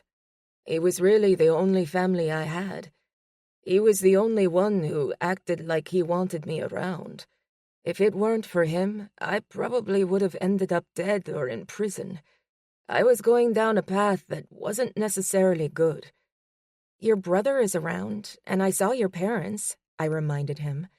He scoffed, his gaze still focused on the ocean. "They are around. Athens, mostly." "You don't talk to them?" "No." "Why not?" I knew I was asking a lot of questions, and I wouldn't have appreciated being quizzed about painful family matters, but I had to know more about the man. He was worming his way into my life, and I needed to know all I could. Part of me was still a little guarded around him because I didn't feel like I truly knew the man. He was holding as much back as I was. We were both carrying around a lot of baggage, and if we didn't talk about it with one another, there was no way we would ever have a relationship like Bella and Adrian. Whoa, that thought had come out of nowhere. Why was I even thinking like that about Rand? We had sex a couple of times and enjoyed some nice meals together. That did not equate to a match made in heaven that would go on for eternity. I was seriously getting ahead of myself. I gave myself a mental shake and snapped back to reality. "My family doesn't like me," he said. I giggled, assuming he was joking. When he turned to look at me, I could see how serious he was. "Oh, I'm sorry. I thought you were kidding." "It is a joke. Families are supposed to be there for each other." They're supposed to have each other's backs and all that other shit. Not mine. When I needed them most, they abandoned me. They cut me out. It was a hard time, and if it hadn't been for my grandfather, I truly don't know if I would have made it. I struggled for a long time, but he was always there. I'm sorry, I said. That must have been very difficult. Is Democritos older than you? He nodded. He is 2 years older, but if you ask him, he's far more mature and 1,000,000 times better than I am. You two don't get along? He chuckled. That's one way to put it. I don't know if I can say we don't get along because we don't talk. I haven't spoken to him in years. I don't really know him. Wow. You don't have any brothers or sisters? He asked. I shook my head. No, it was just me and my dad. That had to be kind of cool. You didn't have to share him with anyone. He grinned. I fought back the urge to grimace and recoil. No, I certainly didn't. What does your father do? Whatever he can find, I mumbled. Do you think he'll ever come to Greece for a visit? He continued. No. You don't like to talk about your family, do you? He asked. I didn't really consider my father my family, but technically speaking, I supposed he was. No, I don't. I have a very strained relationship with him. It's easier not to talk about it. I understand. I won't bring it up again. He put a hand on my thigh. I guess I should probably do the same, I said with a small laugh. He smiled at me again. Families are a part of who we are, but I think in our situation, it's better to leave them out of the equation. They stir up bad memories and even worse feelings. I don't like to give them space in my head. It brings me down. I prefer to lock them up in a quiet place and focus on the good things in my life. That's very smart, I said. Probably unhealthy, but I like it. I try to do the same. No more talk about our families. Except Alec. Can we still talk about him?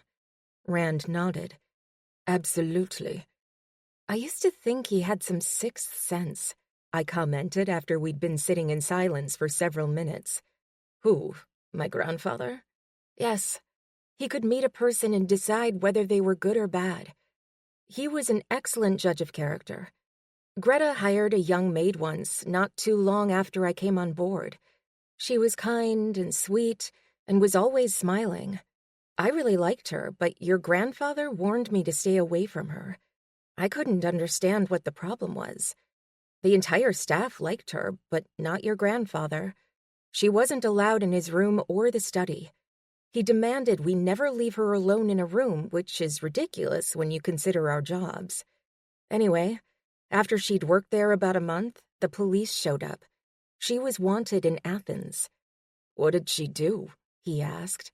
She and her boyfriend were part of a theft ring. She got jobs with wealthy families and pilfered away money and goods while he sold it. I had been completely fooled by her sweet disposition, but not your grandfather. He knew. He warned me to never take anyone at face value. That sounds like him. It's why I took a chance on you, I said quietly. He looked at me. Took a chance? What do you mean?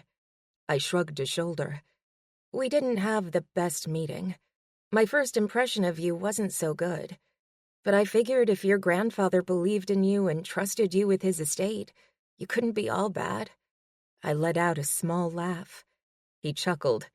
Thanks, but I have to agree. I was using his judgment with you as well. I assumed that because he let you into his world, you must be good people. We both laughed before growing silent as both of us got lost in our own thoughts again. I sighed with contentment as we sat on the bench in the cool night, doing nothing more but being together. It was very satisfying. I leaned over and kissed him on the cheek before taking his hand in mine. What was that for? He asked. For tonight, and the dress, and for being a good person, I said. I don't know about the latter, but you're welcome for the dress. Thank you for going to dinner with me tonight. It was nice not to be the third wheel." He chuckled. "I think they are both amazing, and I can see they really care for you." Rand laughed, shaking his head again. "I can tell you it didn't start out that way. I was not fond of Bella, and the feeling was mutual. We had a bit of a rocky start, but once I saw how happy she made Adrian and how she truly cared about him, we became friends." I burst into laughter. "We're going to have to work on your first impression skills. You tend to come off very unlikable." "That's not an accident." I nodded, remembering what he had said about preferring to keep his distance from people. I wanted to tell him there were better, kinder ways to keep people at arm's length, but who was I to lecture him about letting people in? We were two peas in a pod in that respect. Chapter 21. Rand. I scanned through emails, clicking delete on the ones I had no interest in reading, which was a lot. I wasn't paying a lot of attention to what I was doing. My mind kept going back to the other night with Nicole. She had gotten under my skin. I found myself thinking about her several times an hour. She'd stayed the night and then left on Saturday. For the first time in all my adult life, I would have been perfectly happy to have had her stay the entire weekend. We truly had a lot of fun together, and not just in bed. There was so much more I wanted to know about her, so much more I wanted to show her and experience with her. I suddenly had the feeling life was too short. There didn't seem to be enough time to do all the living I wanted to do while experiencing it with someone I cared about. I cared about her. I'd barely known her for a couple weeks, and I cared about her. It was a novel feeling that I was still working through, trying to figure out the ins and outs of a relationship that was more than just sex. "You look deep in thought," Adrian said from my doorway. I looked up and shrugged a shoulder. "I do have deep thoughts." "Not often," he quipped, walking in and taking a seat in one of the chairs. "What brings you by?" I asked him, a little surprised to see him in my office. It was usually the other way around. "I wanted to tell you Bella and I really enjoyed meeting Nicole. She's nice and not at all the woman I imagined you to be bringing," he joked. "I'm not sure if that was a compliment, but I'll take it." "Seriously, Bella really liked her and wants to hang out again soon," he said. "Maybe we can go out on the boat or something?" I nodded. She'd probably like that. He frowned at me. "You're being very hedgy. Is it already over between the two of you?" "No, but I don't know that it has begun," I said, not sure how to explain what was happening between the two of us because I had no earthly idea what it was. It sure looked like it had begun. "You were different around her." "How so?" I asked, truly interested in what he had to say. "I don't know. You seemed settled, not the usual anxious Rand that's always got to talk or laugh or drink." I scowled at him. "Are you saying I'm obnoxious?" "Not at all," he grinned. "I'll talk to her and let her know Bella is interested in getting together again," I said. "She liked her and had a good time." "Did you figure out the wine thing?" he asked, telling me he had definitely noticed her aversion to me drinking that third glass. Not really." "Did you get sloppy drunk around her in the past?" he questioned. "No, I don't get sloppy drunk," I retorted. "Not anymore," he said with a laugh. "She had some bad experiences. She didn't give me details, and I didn't press." There was a loud knock on my door. Not a knock, a banging sound. Adrian and I both looked to see who was being so rude. Demokritos was standing in the doorway, glowering at me. I inwardly groaned, not looking forward to a confrontation with him at all. "Can you excuse us?" I asked Adrian quietly, not wanting him to witness what I could tell was going to be an ugly conversation. Any conversation between myself and Demokritos ended up being ugly. I didn't need everyone knowing my family business, not even Adrian. As Adrian exited my office, I rose from my chair, walking behind Demokritos to close the door. "What do you want?" I asked, knowing there was no point in making small talk. "Where's the letter?" he snarled. "What letter?" I asked innocently. "Don't play dumb with me. I know you were given a letter from Grandfather. Where is it?" "The letter was given to me because it was addressed to me. It's none of your business where it is." He was glaring at me, anger flashing in his eyes. "I just left a meeting with Grandfather's attorney. He told me the estate was left to you. I want to see that proof. I don't believe he would ever leave anything to you." "I don't care what you believe," I answered. "Where is the letter?" he growled. "I want to see it. I want to know what his reasons were for leaving it to you. It isn't addressed to you, I told him, refusing to let him get me fired up. It's none of your business, you have no right to see it, and you have no rights to the estate. He shook his head. He was coerced. There is no way he would have given the house to you. I shrugged, but he did. Bullshit! He shouted. What did you do?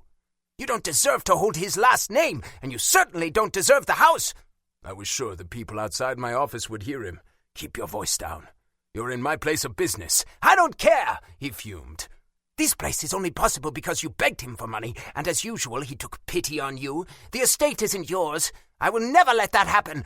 I don't think you have a say in the matter. You can posture all you want, but it's already done. It won't be long before it is all switched into my name. I took a little too much pleasure in telling him the news. He shook his head. You disgust me. You get ahead by doing nothing. You are a worthless person, a waste of air. It should have been you. I flinched. I hated that he could still get to me.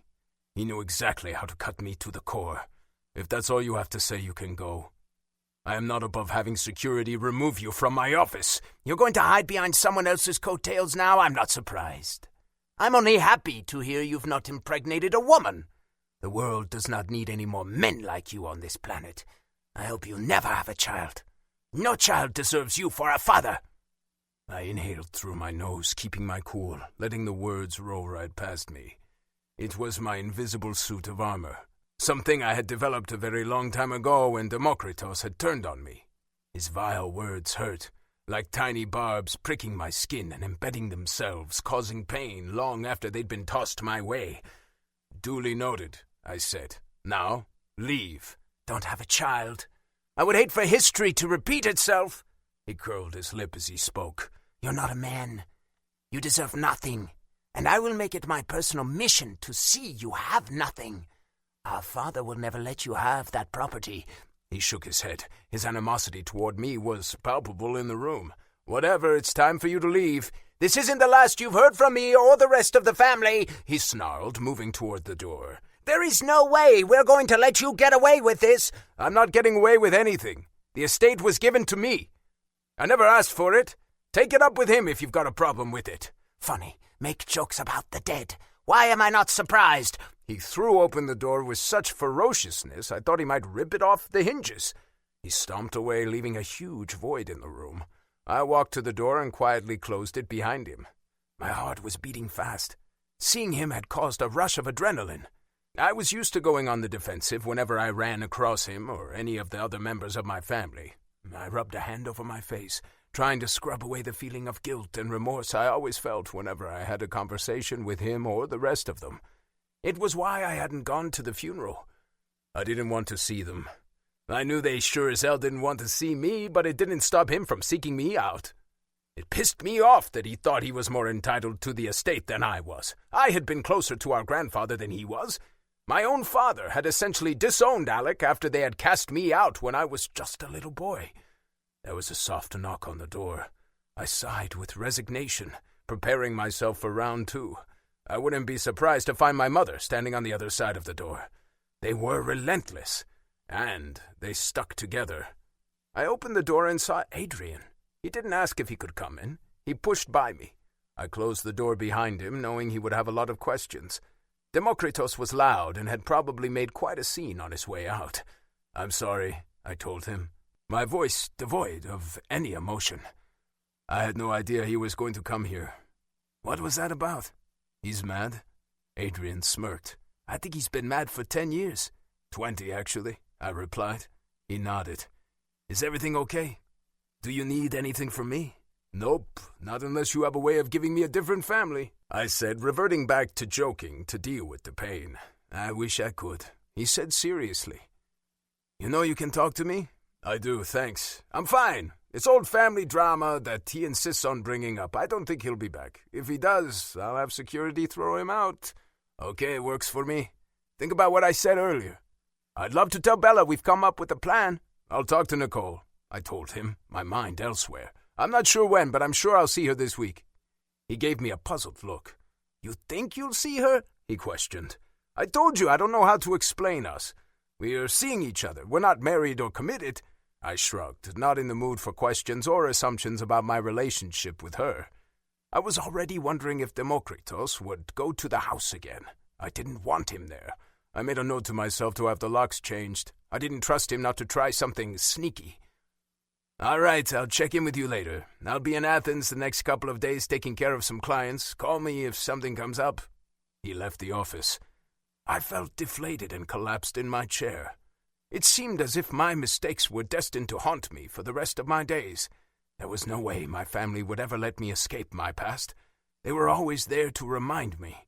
The only way out of the bad memory was to get away. The island wasn't far enough away. I needed a full ocean between us. It was the only way I could ever live, really live. Moving and leaving everything I knew behind did not appeal to me. I didn't want to leave Nicole behind. Maybe I could convince her to run away with me, I mused, a smile spreading across my face as I imagined us on a deserted island with nothing but the fish and seagulls to keep us company. He could be naked all day, and there would be no one to judge us, no one to look at us and tell us all the horrible things wrong with each of us. The idea had real appeal. Chapter 22. Nicole. Greta walked into the kitchen, a huge smile on her face. "Thank you." I looked at her. "For?" I asked, dragging out the word, not sure what I had done and whether or not I deserved credit for the deed. She held up an envelope. "Paychecks. This week, last week, and the bonus to make up for the lapse." I smiled, full of relief. "Good, but don't thank me. Thank Mr. Mattis." "Which one?" she asked with a wink. I shook my head. "All I did was pass along Alec's wishes. He made it very clear about what he wanted for the house. It's the least I could do." "We all thank you. I don't think anyone else could have gotten through to the new owner." "He's a reasonable man," I said.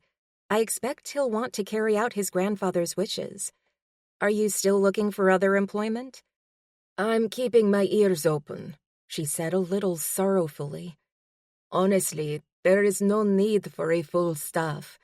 Mr. Matas gave us all glowing recommendation letters before he passed.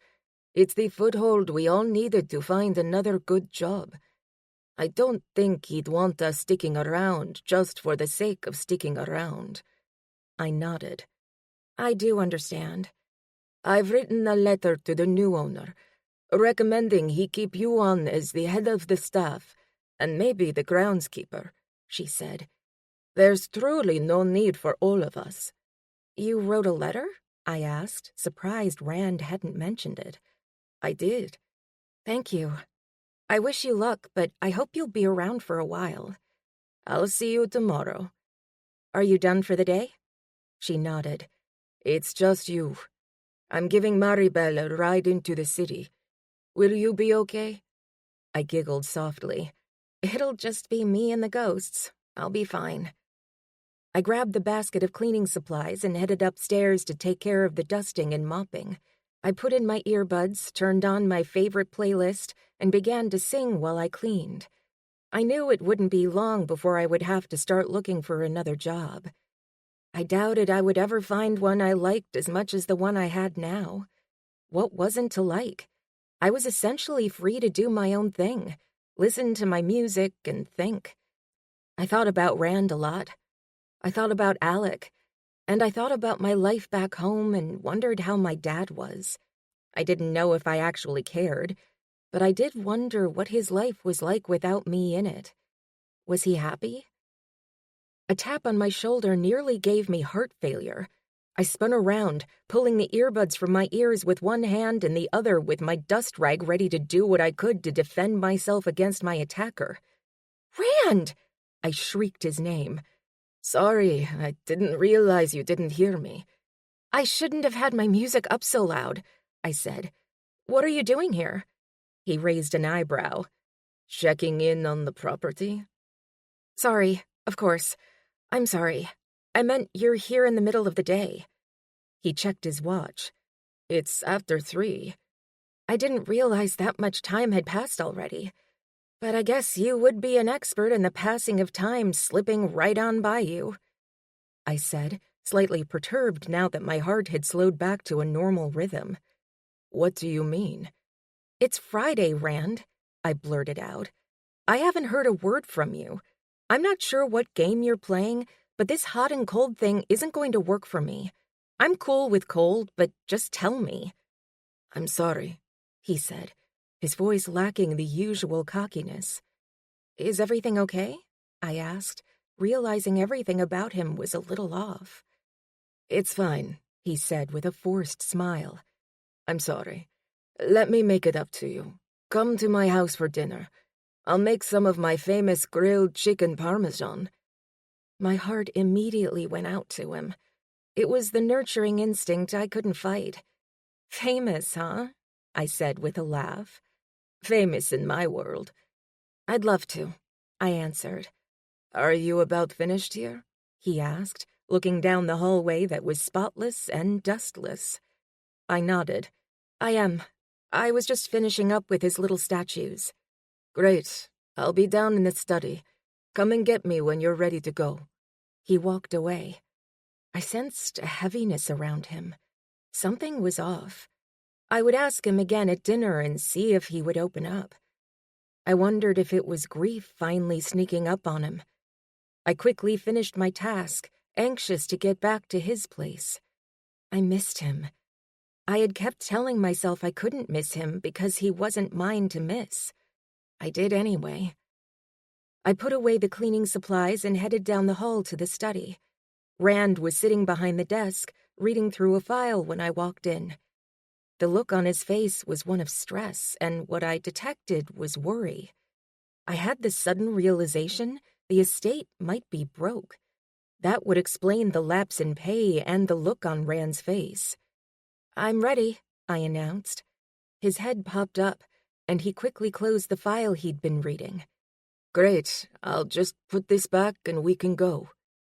On the way to his place, I couldn't resist the urge to ask him about his well-being one more time. "Are you sure you're okay?" I asked. It's just been a rough week, but I'm fine, he said, making it clear he was done talking about it. I left it alone. When we got to his house, he asked if I wanted a beer or glass of wine. I gladly accepted the wine and pulled up a seat at the bar to watch him work. I could have watched him all day. I let myself have a little fantasy of him cooking in nothing but his tight little boxer briefs. "I can't believe you cook," I said, amazed at how comfortable he was in the kitchen. "I do. My grandfather taught me." I shook my head. "Why are you single?" I asked, knowing it was blunt, but it was a question I wanted an answer to and didn't want to beat around the bush to get an answer.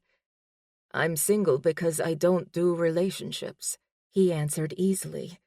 I scowled. "Why? Have you ever been in a relationship?" "Not really, but I've had enough experience with the dating scene to know it's nothing but a lot of headaches and hurt feelings. I can get that without putting my heart on my sleeve. What about you? Any long-term relationships and bad breakups in your past?" I smirked. "I'm 22. I haven't lived long enough for either." "You didn't have a boyfriend in high school?" I shook my head. "No, definitely not." "Why not?" I shrugged, not wanting to explain my home life was not conducive to me having a serious boyfriend. I wasn't interested. He looked at me skeptically, but seemed to accept my answer. "Smart girl." "Your grandfather used to tell me that relationships were hard work, but so worth it." He chuckled. "He would say that. He had my grandmother. When she passed away, he didn't even try to find another woman. He said she was his one and only, and no other woman would ever compare." "He was a lucky man to have found a person he could love completely," I said wistfully. Rand flipped over the chicken. "All I've seen from relationships is bad. The fighting and the bickering and the constant struggle seem like too much work for me." "Adrian and Bella seem to have a good relationship," I commented. "They do," he replied. "They're one of the lucky few." "Just like your grandparents." He said that when the right person comes along, the hard work to make the relationship work just kind of becomes weightless. All your troubles are easier to handle because you have someone to share it with. Rand smiled, shaking his head. He was a hopeless romantic. You don't buy into that logic? I asked. Isn't that what a relationship is all about? Sharing burdens and working together as a team? I suppose for some people it is, he said. I look at myself in the mirror every day, and I'm okay with who I am for me. But I don't know if I'm the person someone else wants or needs in their life. I'm flawed. I've got baggage. I disappear at times. I don't think I'm cut out to be someone's partner in life. I would suck at it, and I have to believe that person deserved better than what I have to offer. The way he said it made it seem very matter-of-fact. He wasn't self-deprecating or trying to gain sympathy. It was clearly what he believed, which made me very sad. Everyone deserved someone. We ate dinner together at the kitchen island. I noticed he stopped drinking after 2 glasses of wine. Want to stay over? He asked. I smiled. I'd like that, but I don't have any pajamas. He gave me a look. I've seen you naked. You don't need pajamas. We retired to the living room and watched a little TV. Rand continuously yawned. The poor guy could barely keep his eyes open. I wasn't sure what had been going on at work, but it had definitely taken a toll on him. Why don't we head to bed? I offered. He checked the time. I'm sorry. It's been a long week, and I haven't been sleeping well. With the food and the wine, I'm just done for. Don't be sorry, I told him. I'm tired too. He gave me one of his shirts to sleep in, which told me he was truly tired. Sex was off the table. It was a real sleepover. In many ways, that was more intimate than sex and then passing out together. I crawled into bed beside him, resting my cheek on his chest and closing my eyes. This is good, he murmured. I looked up, holding myself up to give him a kiss on the lips. It is good. I hope you can get some sleep tonight. You don't have to be up early tomorrow, do you? Nope. I plan on sleeping in with you snuggled beside me, he answered. That sounds like a plan, but I might need to let my boss know I'll be late tomorrow, I said with a laugh. I'm sure your boss will be just fine with that.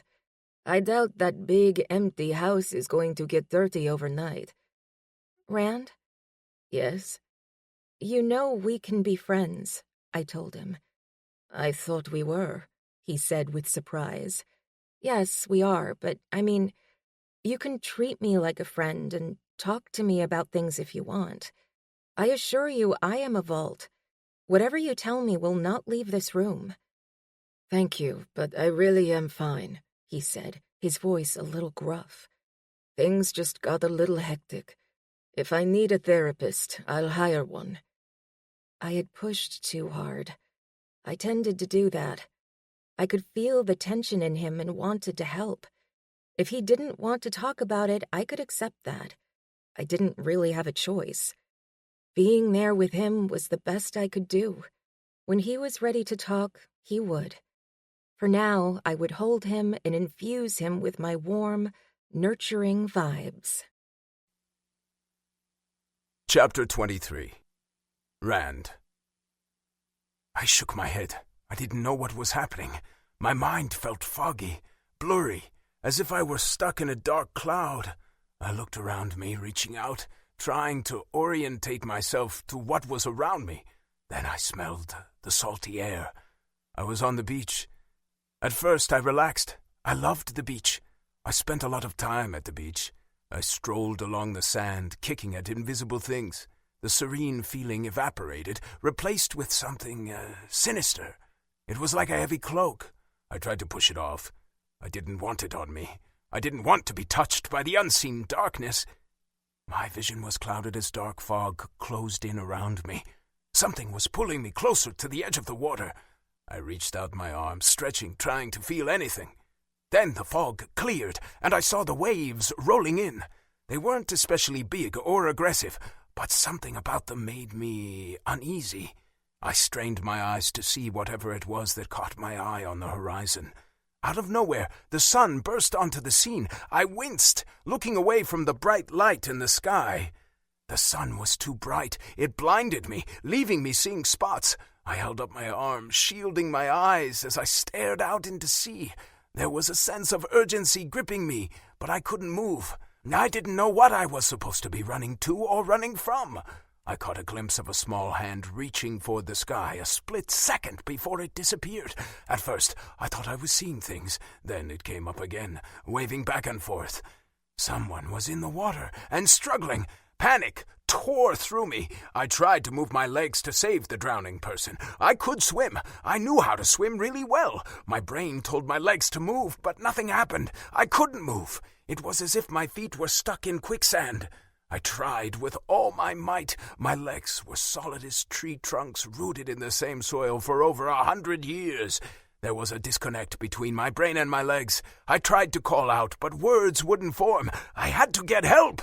I heard myself moaning as I waved my arms, struggling to get the attention of someone, anyone. Then I realized there wasn't anyone else on the beach. It was just me. I was all alone and had to get help. I dug deep within my soul, demanding my legs move. I was the person's only hope. I saw the shape of the hand reach up again, backlit by the sun, making the hand appear to be nothing more than a silhouette. I cried out, my legs finally cooperating. I began to run toward the water's edge. My legs pumped along with my heart pounding against my chest. I kept running, but I couldn't get close. The more I ran, the farther away the water and the person drowning got. I didn't give up. My legs were so tired, but I didn't stop. I couldn't stop. I cried out in frustration, angry at myself and angry at the circumstances. I shouted at the sun, blinding my vision. I screamed at my legs to move faster. Something was wrong. I looked down and saw my adolescent legs, not the legs of the man I had become. I tried to slap at them, wondering what the hell was happening. My legs wouldn't support me. I fell forward, my hands hitting the sand a second before I felt it on my knees. I struggled to get back up, feeling clumsy and disjointed. I heard my name being shouted and looked left and right. No one was there. I heard my name again. It was the person in the water. I managed to get up on the weak legs. I tried to shout that I was coming, but once again my lips felt fused together. No words came out. I tried to jump, wave, do anything, but the scrawny legs underneath me refused to budge. I felt tears on my cheeks as I cried in frustration. I cried, apologizing over and over for my inability to help, begging the person to hold on just a little longer. I couldn't make my body work. I was completely helpless. The person disappeared under the water's surface. I stared in horror, waiting for them to resurface. I screamed something incoherent, trying to make them reappear. They never came back. The sea had swallowed them. I leaned forward, my hands on my childish knees before I started furiously slapping at my thighs. I was so angry. I had failed. I had let the person down. I was the only one there to save them, and I had failed. The guilt slammed into me, bowling me over onto the sand. My arms spread wide beside me as I gasped and sobbed. I could feel the heat of the sun warming me. It made me even angrier. I didn't want to be warm. I wanted to be in the water rescuing the drowning person. Rand! Rand! Rand! I heard my name being screamed. I turned my head, looking into the distance. The voice was familiar, but I couldn't remember who it belonged to. I struggled to get to my feet, my legs weak and shaking. I looked around, feeling something dark closing in on me. You let them drown! I heard the voice scream. I searched the shore for the person screaming at me. I couldn't see anyone. I was completely and utterly alone. There was no one there but the dark presence sucking me back down to the sand. I felt myself falling backward. Shit! I blurted out, jerking and waking myself up from the tragic nightmare. I ran my hand over my face. My brow was covered with sweat, as was my chest. Nicole was lying next to me, her warm body pressed against mine. I was shaken from the nightmare. It had been the same thing every night, all week, ever since I had seen Demokritos. It was always like that after seeing him or someone else. I threw off the blanket and carefully got out of bed. I headed for the kitchen, needing a cold glass of water. I grabbed a glass and filled it from the tap before sucking it down. I braced myself on the counter with both hands, trying to settle my nerves. The nightmare kept flashing in front of me. It had felt so real. Rand, I heard Nicole's voice. Hey, sorry, I didn't mean to wake you. is everything okay? She asked, her voice sleepy as she rubbed her eyes. I nodded. Yes, fine. It was a nightmare. She studied me. Do you have them often? She asked. I shook my head, lying directly to her. No. Do you remember what they are? She asked.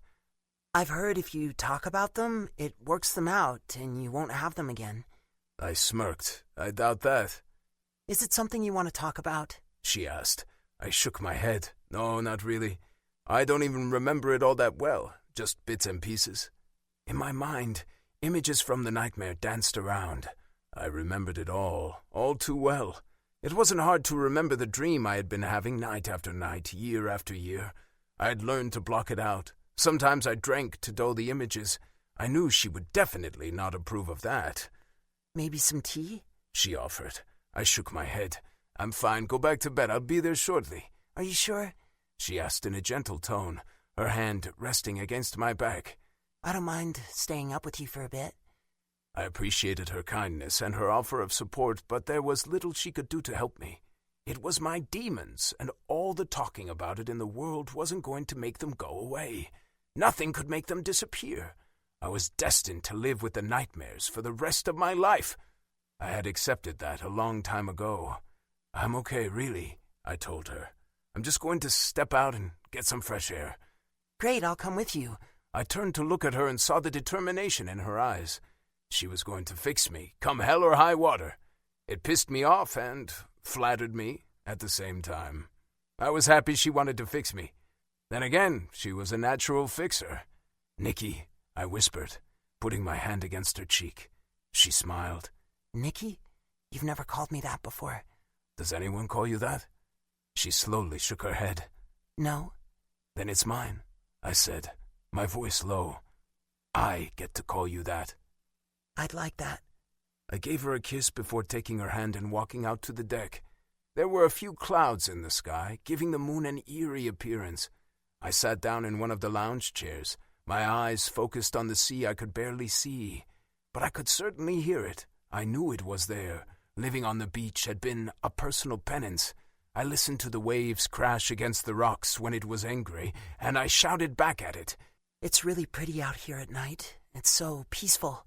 She murmured from her chair beside mine. It's peaceful, but never let the ocean fool you, I said in a somber tone. It's deadly. She reached out and grabbed my hand, giving it a gentle squeeze before pulling it back. We sat in silence for about 30 minutes. I could feel my body begin to relax and hoped I would be able to get a couple more hours of sleep. I had been dealing with the 2 a.m. wake-up call too many days in a row. I needed sleep. You ready to try and sleep? She asked. I am. We got up and headed back to bed. I took a second to admire her ass cheeks peeking out from under the shirt she was wearing. If I weren't so exhausted, I would have tried for a little hanky-panky, but as it was, I doubted I was up for the task. I didn't want to pass out on top of her. I pulled her close against me, hoping her warm body would keep the nightmares at bay. She rested her cheek against my chest, her arm across my waist, gently hugging me. I couldn't help but smile into the darkness. She offered so much comfort with the smallest gesture. I understood why my grandfather had been drawn to her. It gave me a great deal of comfort to know he had her with him in those last months. She would have made his passing more peaceful. I let out a sigh, hoping sleep would take me. I'm right here, she murmured against my chest. I smiled again. She was almost passed out, and yet she was still trying to offer me her warmth. It was a lucky man who got to have her in his life. She was going to make an excellent mother one day. Demokritos's words flashed through my mind. I wouldn't be the father to her kids. Like he said, I would make a terrible father. A kid deserved better than me. Nicole was a good woman, too good for me. It was like I told her earlier, relationships and me didn't mix. I wouldn't drag her into my drama. I had a feeling she had dealt with enough in her life. Chapter 24. Nicole. It was a beautiful Saturday afternoon. I stretched out on one of the chairs on Rand's deck, my bare legs and my fresh pedicure on display as I got in a little sunbathing. Bella appeared over me, handing me a cold beer from the cooler we had dragged onto the deck. "It's nice, huh?" she commented, sitting down in the other chair. "It is," I said. "Did you ever imagine yourself sitting on a deck, drinking a cold beer in one of the most beautiful cities in the world?" She shook her head. "I didn't. I guess I dreamed about it, but I certainly didn't think it would happen. Adrian changed my world. He changed my father's world. He made everything 100% better. He seems like a good guy," I told her. "He is. Rand is a good guy, just in a different way. He likes to hide who he really is, but I'm sure you've figured that out." I laughed. "Yes, I have. How are things going with the two of you?" My eyes moved out to the water where Adrian, Rand, and his friend Cade were all riding jet skis. We'd been spending a lot of time together the past 2 weeks, but I didn't feel like we were moving anywhere. We just were. I worked, he worked. We went back to his house and had dinner before going to bed. "I don't know. I'm not really sure what we're doing. I think we're just enjoying one another's company." I hoped I sounded casual. "In all the time I've known Rand, I have never known him to spend much time with a woman," she informed me. "He's dated, but never daytime dates like this. He never introduced me to any of the women." I nodded. "I believe that. He's very anti-relationship." She chuckled. "He says that, but I think it's safe to say you guys are in a relationship." I grimaced. "I don't know." "I do," she said. "He seems happy with you and more relaxed than usual." "I want to ask you something, but please don't think I'm trying to pump you for information. I swear I'm not, but I'm worried about him." "Worried about Rand?" she asked with surprise. "Yes. He's been having nightmares," I said. "Vivid, loud nightmares every night I've been here. He always tells me he doesn't remember what they are about, but I don't think he's being completely honest. Is there something that you know of that could be haunting him so bad?" She shrugged a shoulder. "Not that I know of. Are you sure it isn't because of the death of his grandfather?" "I thought that might be it, but I've heard him yelling, and sometimes I think he might even be crying," I said in a low voice. "That's sad," she murmured. "I know," I said. "I want to help him, but I have no idea how. He seems lost, like a little boy trying to find his way. I have this need to comfort him and help him find his way, but he doesn't want my help." Bella sighed, taking a sip of the beer. "He's a stubborn guy and very headstrong. As far as I know, he's been on his own for a long time. He probably doesn't know how to lean on people. He might think that makes him weak." I scoffed. "Tum." She burst into giggles. "I know, but you know some people, especially men, can be that way." "That's the truth. Has Adrian mentioned anything?" I pressed on. She shook her head. "No, he and Rand often divide and conquer. Maybe there's something Rand is dealing with that Adrian doesn't know about. I'm sure it's just work. He's probably trying to land a client, or maybe a client is threatening to leave." "I guess," I mumbled, not buying the work excuse. It felt bigger, more personal. I'd seen the dark circles under his eyes and knew it was taking a toll on him. I would give it a few more days. If he was still struggling, I would make him tell me what was going on. "Do you want some of these olives?" Bella asked, picking up a tray from the table of snacks we had put out for the guys. She held the plate out to me. I started to reach for one of the olives, but the smell hit me first. Suddenly, an olive was about the last thing I wanted. I jumped up and raced inside, heading down the hall to the guest bathroom. I managed to get the toilet lid up about a second before I lost the few snacks I had munched on earlier. I got up, my legs shaky as I moved to turn on the faucet. I splashed cold water on my face. I felt like I was in a bit of shock. The bout of nausea had snuck up on me. I had been fine, enjoying a beer and then those olives. Even thinking about the olives had me feeling nauseated again. I stood still, waiting to see if my stomach was settled. Everything seemed fine, but I had thought I was fine before. I took a deep breath, patted my cheeks to get a little color back in them, and opened the door. I moved back to the deck. Bella was sitting at the patio table when I returned.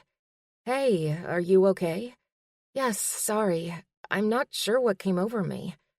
I was a little embarrassed by my body's reaction. I scanned the table, looking for the offending olives. I put them away. "Thank you," I said, trying to think of an excuse. "Maybe it was the vinegar smell. Maybe you're pregnant," she quipped. I nearly fainted on the spot. "What?" I gasped, putting a hand to my stomach. "You took one whiff of those olives and lost your cookies," she said authoritatively. "I don't have any personal experience, but as I understand it, that's a pregnancy symptom. Like a single thought, smell, or visual can trigger a reaction." I shook my head. "No, I can't be. You haven't had sex with Rand?"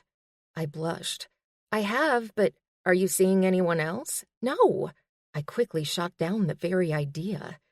"Have you used protection every single time?" she asked. Her questions were extraordinarily personal, but I wasn't going to take offense to it.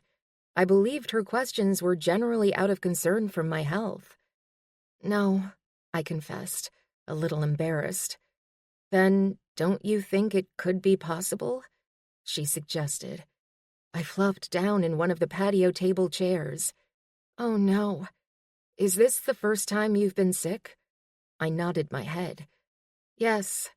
I thought it was supposed to be in the morning. It's almost noon." She giggled. "I believe it can happen at any time." "Great," I groaned. "I also hear it's only supposed to last the first couple of days."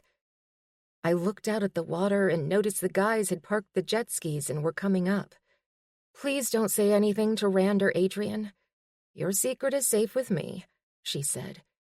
"You can talk to me, you know. I know what it's like to be the lone American in a foreign country. Whatever you want to do, I'll be there for you. But can I give you one piece of advice?" "Sure." "Don't go too long without telling Rand," she said. "I think he deserves to know, even if you don't want to be with him. He is a good man. I know he can be a little tough to love, but at his core, he is kind and loyal and fiercely protective. He would make a good father, eventually. I'm sure there might be a learning curve, but I bet he would come around quick. It might be the thing he needs to feel more sure of his place in this world." "What do you mean?" I asked, her words resonating. She shrugged.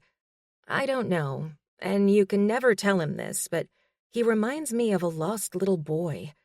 He's an adult and a functioning adult, but there is this emptiness in his eyes, like he's lost with nowhere to go." I nodded, understanding exactly what she meant. "I know what you mean. I've seen it too. Maybe it's why I'm drawn to him.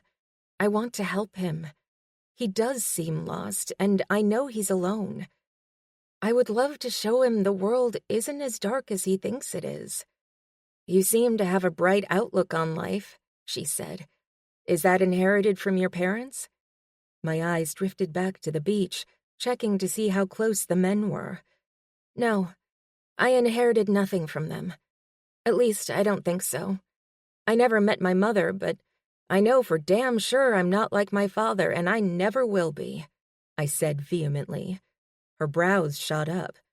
"Oh, I'm sorry, but I'm not close with my father," I said, trying to quickly explain before Rand came onto the deck. "I understand," she said quietly. "Hey, ladies," Adrian greeted, stepping foot onto the deck. Bella rose to greet him with a kiss, trying to keep her body away from his wet shorts. He grabbed her around the waist and hugged her close while she squealed and batted at his shoulders. "Did you guys eat?" Rand asked me, far more reserved, sitting down in one of the chairs, a towel around his neck. "Yes," I quickly answered, praying he wouldn't offer me a bite of anything. I could eat, his friend Cade chimed in, taking one of the available seats at the table and reaching for the platter of fresh fruit. How was it? I asked Rand, trying to sound upbeat. Refreshing. Do you want me to take you out for a spin? I think you'd love it. I shook my head. The idea of being tossed into the spin cycle did not sound at all appealing. Not this time, I said with a smile. He gave me an odd look before reaching for some of the cheese. Bella and Adrian were on the opposite corner of the deck, wrapped in each other's arms and softly talking to one another. I hoped she wasn't telling him about my little issue. I didn't know her all that well, but I thought I could trust her. I hoped I wasn't wrong. I didn't need to add to Rand's worries. I didn't even know if it were the case yet. I'd get a test tomorrow and find out before I let myself get too worked up over the situation. I inwardly scoffed. That was easier said than done. Want another beer? Rand asked me. No thanks, I answered a little too quickly, earning another strange look from him. Wine? No, I'm just going to grab a bottle of water, I mumbled, and left the deck. I walked into the kitchen, taking a few deep breaths to calm myself. I heard footsteps behind me and spun around to find Bella standing there. Are you okay? Yes, I'm just trying to process all of this, I said. I can't tell him. He has something going on. I can't add to his worry. She offered a friendly smile. Rand is a tough guy. He can handle this. I don't think it's a bad thing at all. I'm sorry, I said, realizing I was making a problem out of something she was desperately trying to have. For? This. I waved over my stomach. I know you're trying to get pregnant. I should be happy and feel blessed. You can feel any way you want to about it. Your life is not mine. I'm not worried. I'll get pregnant when the time is right. I was serious earlier. You can talk to me if you need a friend. Thank you. I'll keep it in mind, I answered, grabbing a bottle of water and rejoining the men on the deck. Chapter 25. Rand. I sat down at one of the small tables in Cade's gelato shop with a bowl full of chocolate. I needed my gelato fix for the day. A nice little sweet treat was always good for the soul, or at least that was what Cade always told me. I tended to believe him. Cade took care of a few customers before grabbing a drink and joining me at the table. "You're not having any?" I asked, noticing he didn't bring his own gelato like he normally did. He grinned, patting his belly. "Nope, no gelato for me, unless it's a special occasion." "Wow, you're really committed to this." "I am," he said with a grin. "Speaking of commitment, what's the deal with you and Nicole? You two looked awful cozy this weekend." I shrugged a shoulder. "I don't know. I guess that's a very good word for how things are going. We're cozy and comfortable. It's easy to be with her.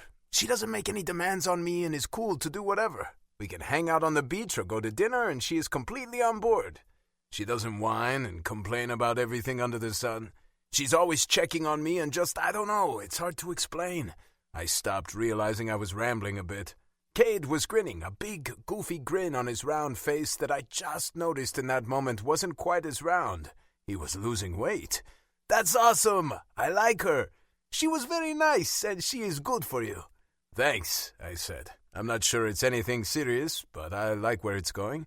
By now, any other woman would have asked me 100 times what I felt, and were we serious, and dropping hints about rings. Nicole seems happy to just kind of go with things and isn't in any rush to make things official. "You finally met your other half, ha!" Cade said with a laugh. "I don't know about that, but I am enjoying myself," I said. "I never thought I would find a woman I liked being around. I've liked being with plenty of women, but I like being around her, like a friend." Cade nodded his head. "I guess I can count you out of the bachelor's club. Let's not get hasty. What about you? You keep losing weight and you're going to have a hard time fighting the ladies off." He made a big show of flexing his arms. "I've been working out. I worked with a trainer last week and he showed me some exercises. I just have to keep doing it. I have to say I'm really missing my meatball subs. I dream about them. Is that weird? I laughed. I don't know, but I think dreaming about a meatball sub is better than a nightmare about the same sub attacking you. I don't know if I'm cut out to be a hunk. I like food, he said dryly, earning another laugh from me. A hunk? I asked. All right, but don't expect me to call you a hunk. He flexed again. Pretty soon, I'm going to have to walk sideways through doors. I looked at him. What? Why?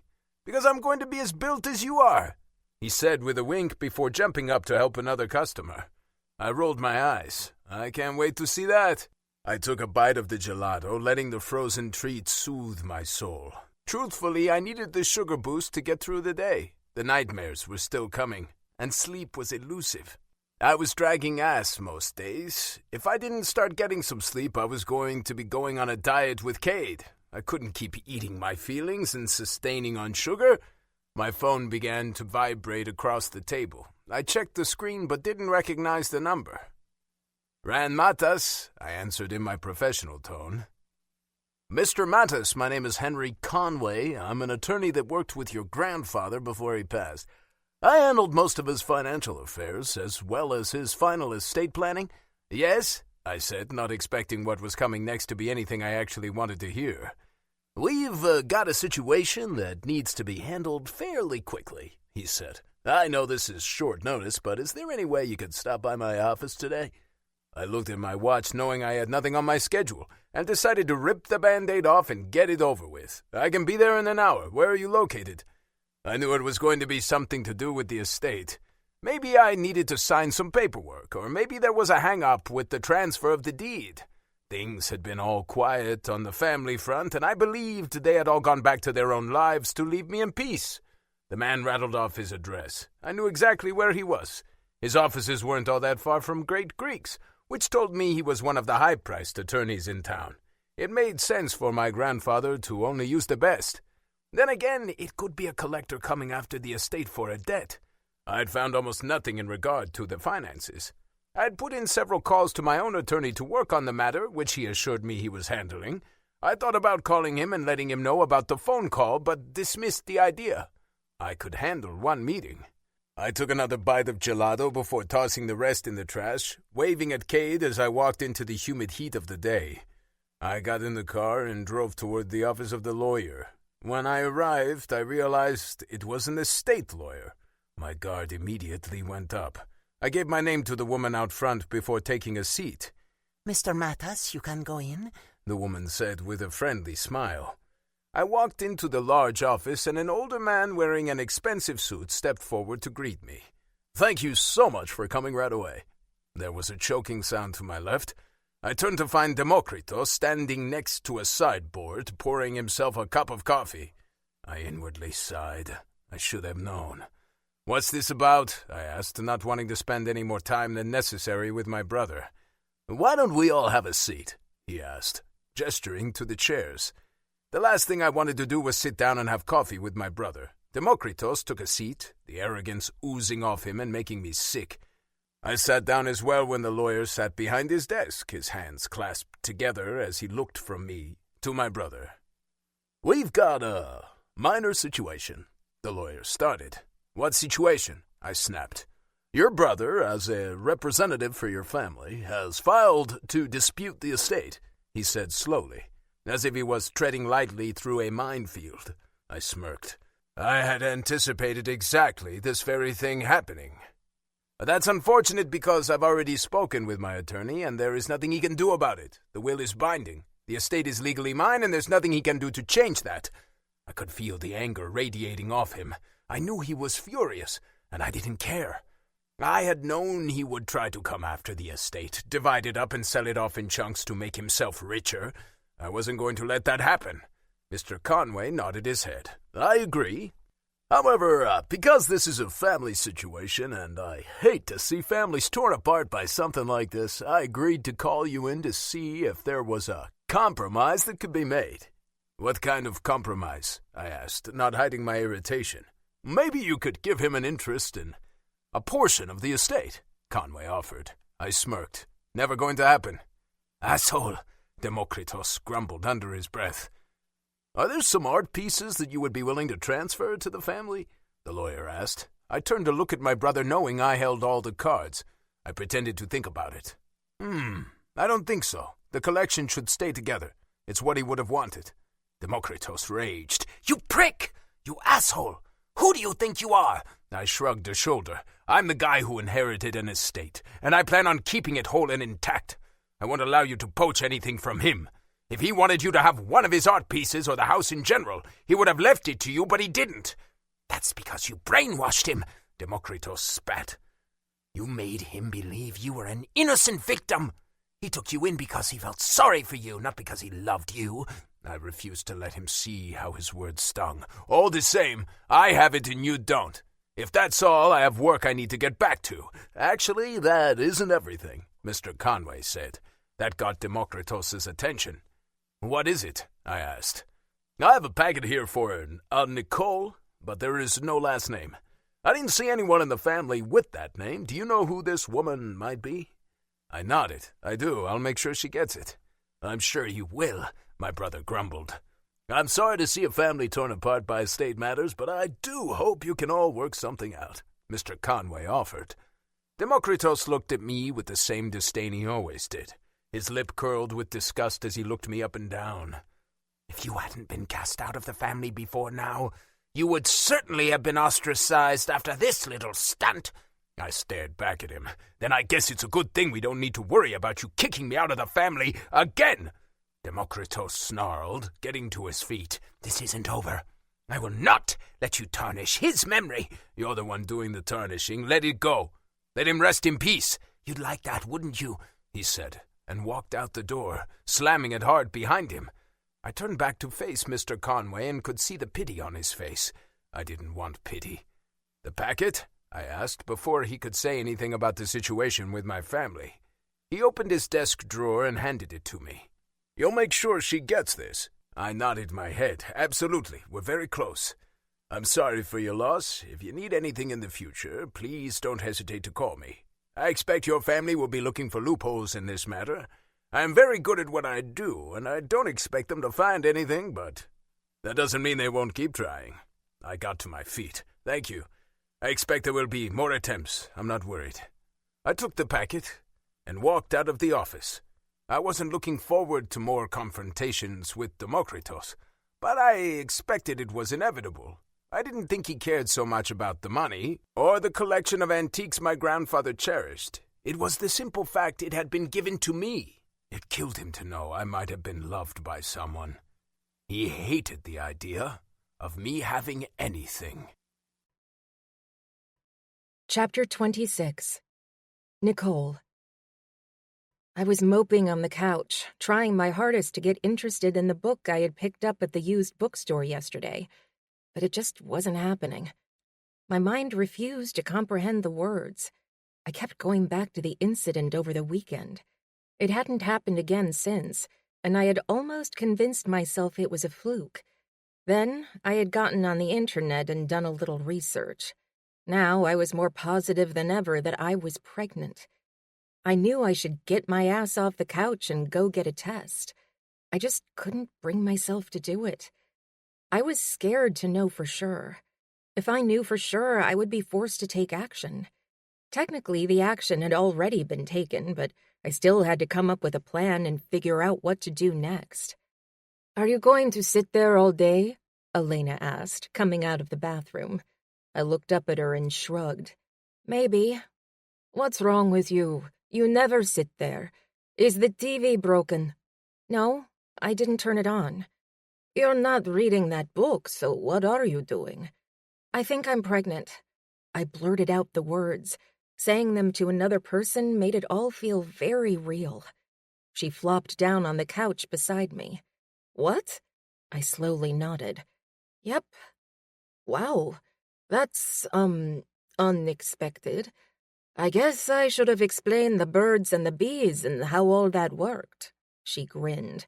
"Not funny," I pouted. "I screwed up.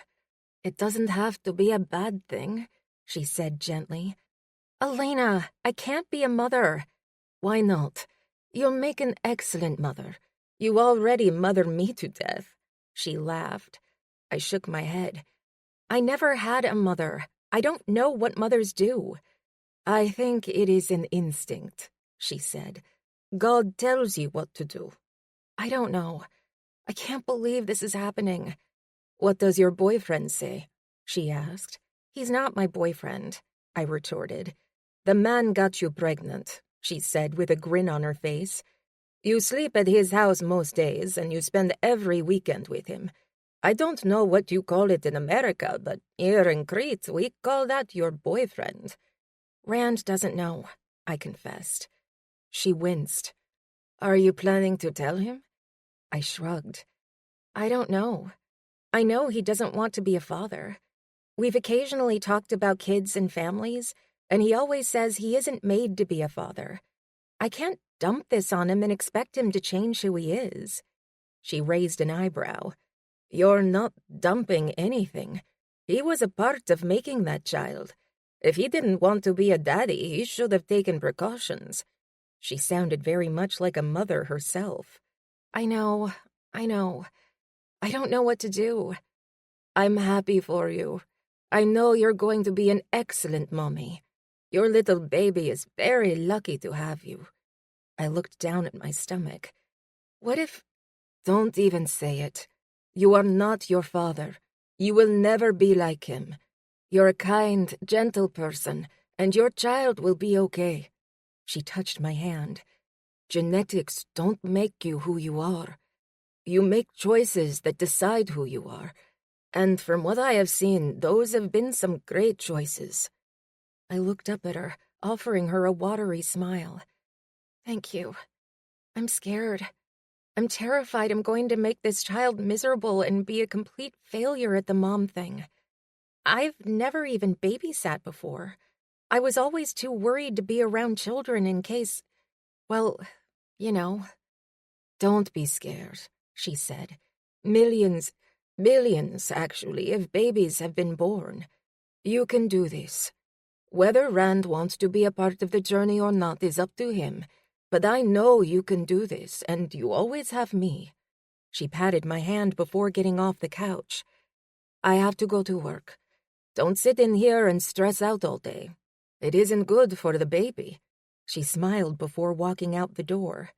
I groaned. Great, I'm already damaging the poor thing.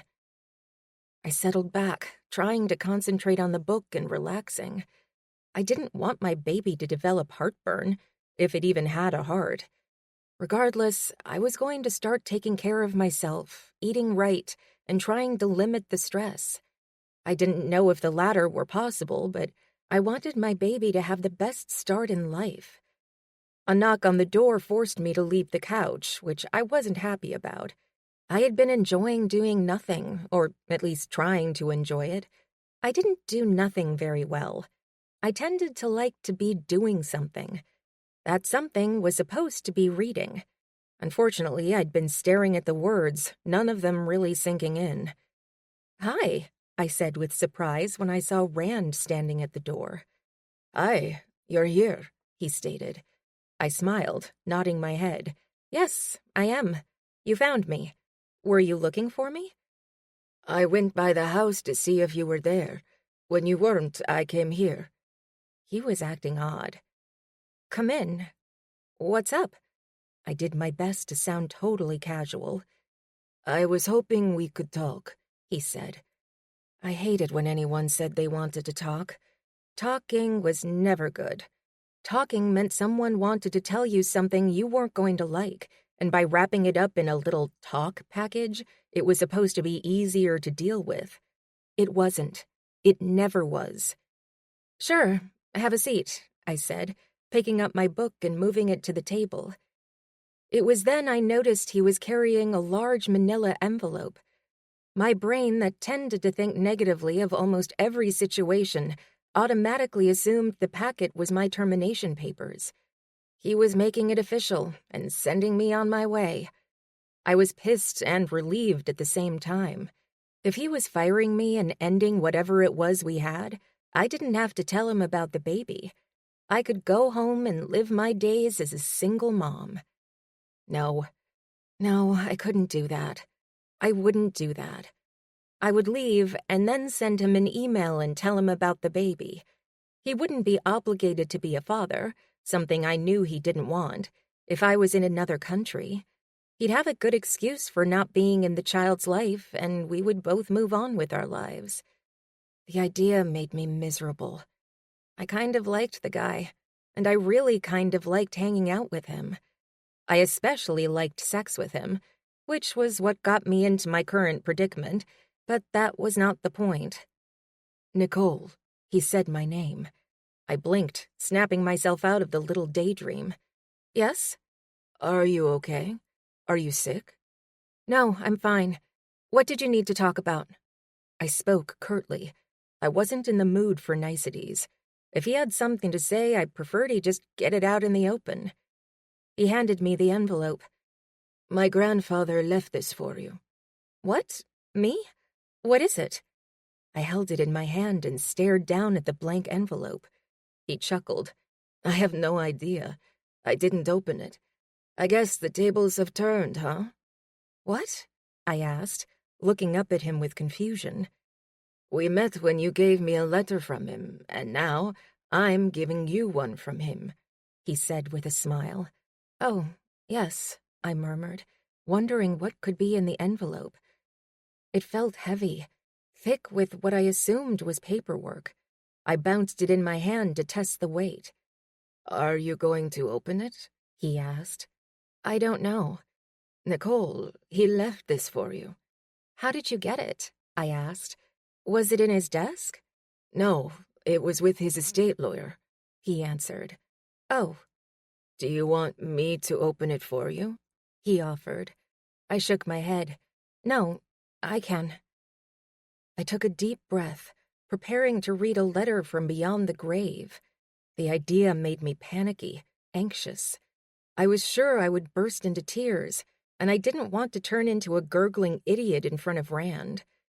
With shaking hands, I slowly ran my finger under the sticky part of the envelope and pushed it open. I reached in, clasping the papers with my fingers, and pulled them out. There was a short letter on top from Alec. What does it say? Rand asked softly. I read the words aloud. Dear Nicole, I hope I am the one giving this to you. If I'm not, it means I've already joined my lovely wife, and my lawyer is giving this to you. I had hoped to see this through to the end, but time is not an old man's friend. If you are reading this, it means the man I hired was successful. I've had many false leads over the past year, and I didn't want to tell you what I was doing until I knew for certain I could give you an answer.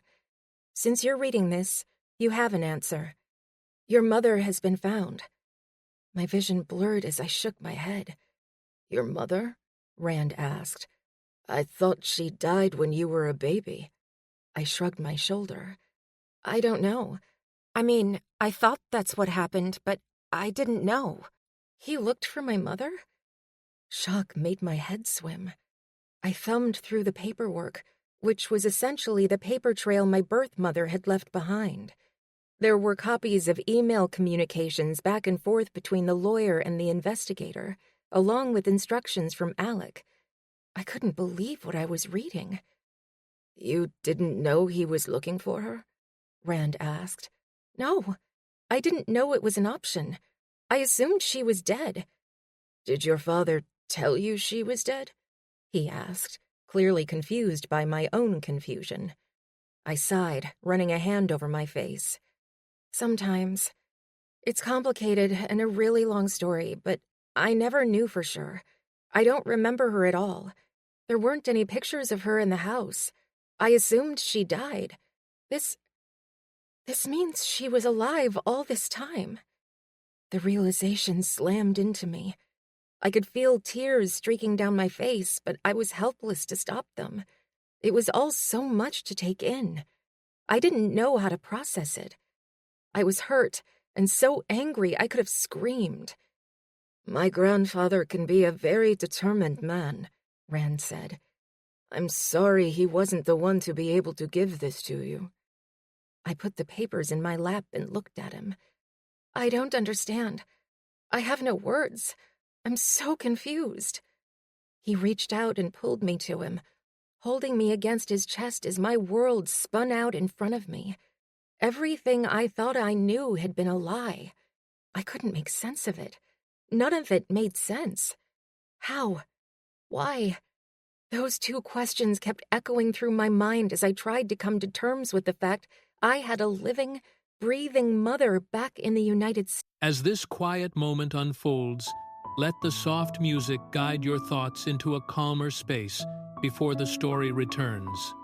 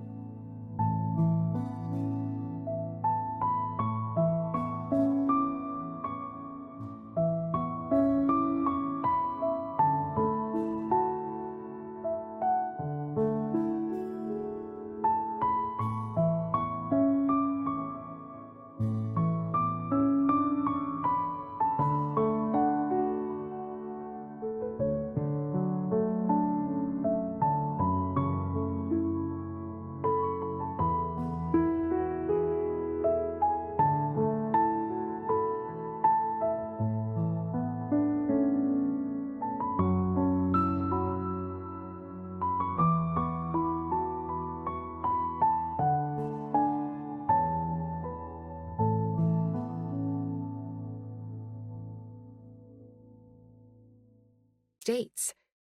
A mother who never once tried to contact me. Chapter 27. Rand. I had so many questions. I couldn't understand how someone would think their mother was dead when she was very much alive. Had Nicole been kidnapped and she didn't know it?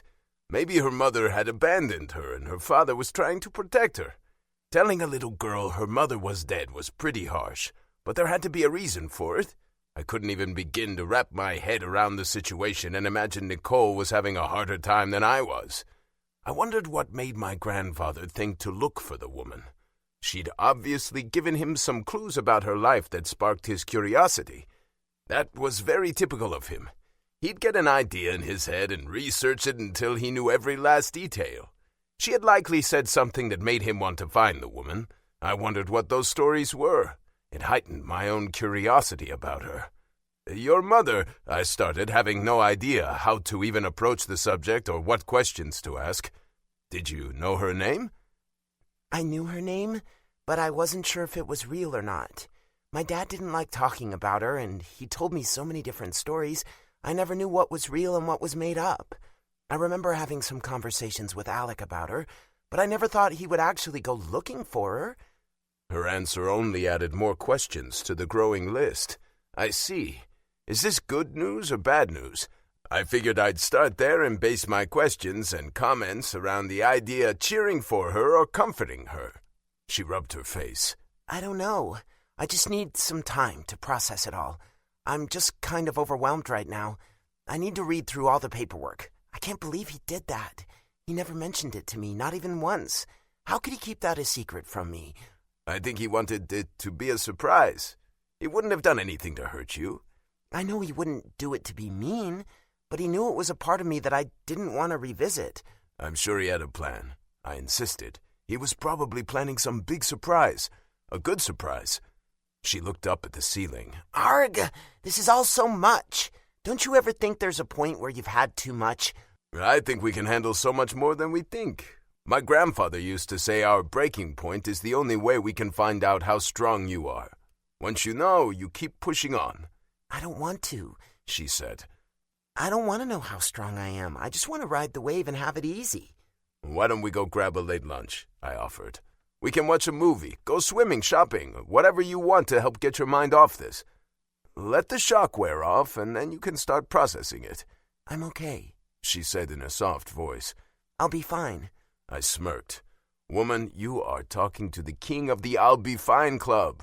It helps to get some exercise and be outdoors, trust me. She smiled, which I took as a very good sign. You're probably right about that. We'll get some lunch and we can talk about this if you want. You're the one who always tells me to talk this stuff out. I'm here. I'm yours for the rest of the day and all night if you'd like. We can talk or not talk. I'm up for anything. I suppose I could eat. Do you think we could maybe go somewhere casual? I'm not up for getting dressed up. Absolutely, I said. I know a place near the beach. We can get gyros and watch the water. Perfect. Let me get dressed and put myself together. She got up and walked away. I leaned back on the couch, watching her walk away. I could almost see the visible weight on her shoulders. I wanted to help ease her burden. I suddenly had a very good idea about how she must feel. I'd been pretty closed down lately, and I was going to try harder. I decided in that moment. She returned to the small living room a few minutes later, freshened up and looking a little better than she had when she left the room. Ready? I am, she said. And you've got me craving a pork gyro. I laughed, happy to see her sounding like her old self. I drove to the small restaurant that was really nothing more than a shack on the beach. It offered plenty of outdoor seating, which was the real appeal. That and some of the best gyros in the city. Nicole went in search of somewhere to sit while I ordered our meals. I ordered one of the bottles of wine the restaurant sold, knowing it wasn't exactly the best quality, but that was part of the dining experience. Have you eaten here before? I asked her, taking my seat at the small bistro table with the umbrella overhead. No, I don't even think I knew it was here, she said. It's cute, quaint. It reminds me of the food trucks back home. Food trucks? I asked skeptically. Yes, little restaurants in the back of trucks, she explained. I tried not to grimace, but I couldn't help it. That sounds, different? It is amazing. I think that is one of the things I miss the most about home, the taco trucks. Everything is made right there in the back of the truck, and it is so good and so fresh. She licked her lips and made me think of something else entirely. Helena has failed you, I stated. What? How so? This place is a staple among the locals. I would have thought she would have brought you down here. She grinned. Maybe she was keeping it a secret from me. Possibly, I said with a laugh, taking the first bite of my gyro. I opened the bottle of wine, filling both of the plastic cups that were provided. It was a very, very rustic dining experience, which was part of the appeal. A good portion of the city had been transformed into an upscale tourist attraction, forgetting about the many locals who couldn't afford the inflated prices. Thanks, she murmured, not taking a drink from the glass. I drank the wine, found it to be palatable, and drank a bit more. Nicole looked lost in thought. Any plans for the weekend? I asked, trying to distract her from the mom issue. Nope, I rarely have plans, she commented with a lack of emotion. Want to go sailing? I asked. You sail? I shrugged. I've been, but I was thinking more along the lines of hiring a boat. Maybe, she answered. We could see if Bella and Adrian wanted to go along. We could make a day of it, or hell, we could even stay overnight on the boat if you wanted. Maybe, she said, clearly not committing to the idea. We chatted about nothing in particular. My work, her lack of work, and everything except what had been revealed in the envelope. It was the giant elephant in the room, or on the beach, I supposed. I didn't tell you how I came to have the packet, I said, figuring my woes might take her mind off her own family drama. No, you didn't, she answered. I assumed you had a meeting with the lawyer to go over the estate. I nodded. Yep, but that wasn't why he called me to his office. When I got there, Demokritos was there. She grimaced. Ooh, that does not sound good. I smirked, shaking my head. When my brother is involved, it is never good. It's always going to be bad. What did he want? She asked, seeming to perk up a bit. I had a problem, and she wanted to help. My problem would give her something to focus on. He wanted to dispute the estate. I already knew it was buttoned up tight, but he thought he could go in there and bully his way into the thing. The lawyer basically told him he didn't have a chance in hell of getting his hands on any of it. He tried to facilitate a compromise, but there is nothing I was willing to compromise on. I'm sorry. That has to be rough to deal with your brother after losing your grandfather. I shrugged my shoulders. My brother and I don't speak for a reason. He made sure to tell me I wouldn't be welcome back into the family. Her mouth dropped open. What? They're going to disown you if you don't share the estate? What do they want to do with it? Sell it off piece by piece? Alec would be horrified. He spent his life collecting those things. He treasured every piece. I can't believe they're willing to do that. He didn't tell me what he wanted specifically, but I imagine that is what the goal was, I said. As for disowning me, they did that a long time ago. I could feel her studying me, trying to read between the lines. I might have said too much. I hoped like hell she didn't ask me about that story. I was willing to do a lot to get her mind off her own problems, but didn't want to drag up all that dirt. I'm sorry. Families. She shook her head. I laughed. Ha! Who needs them? I joked. We finished eating our food, and I finished my glass of wine, but noticed she hadn't touched hers. I assumed she wasn't up for it. That was where we were very different. When my family was heavy on my mind, a few glasses of scotch were exactly what I needed. I gave the nearly full bottle to a young couple as we walked toward the car. They were happy to take it off my hands. My place? I asked, not wanting to make any assumptions. Sure. I reached over and grabbed her hand while I waited for the light to turn green.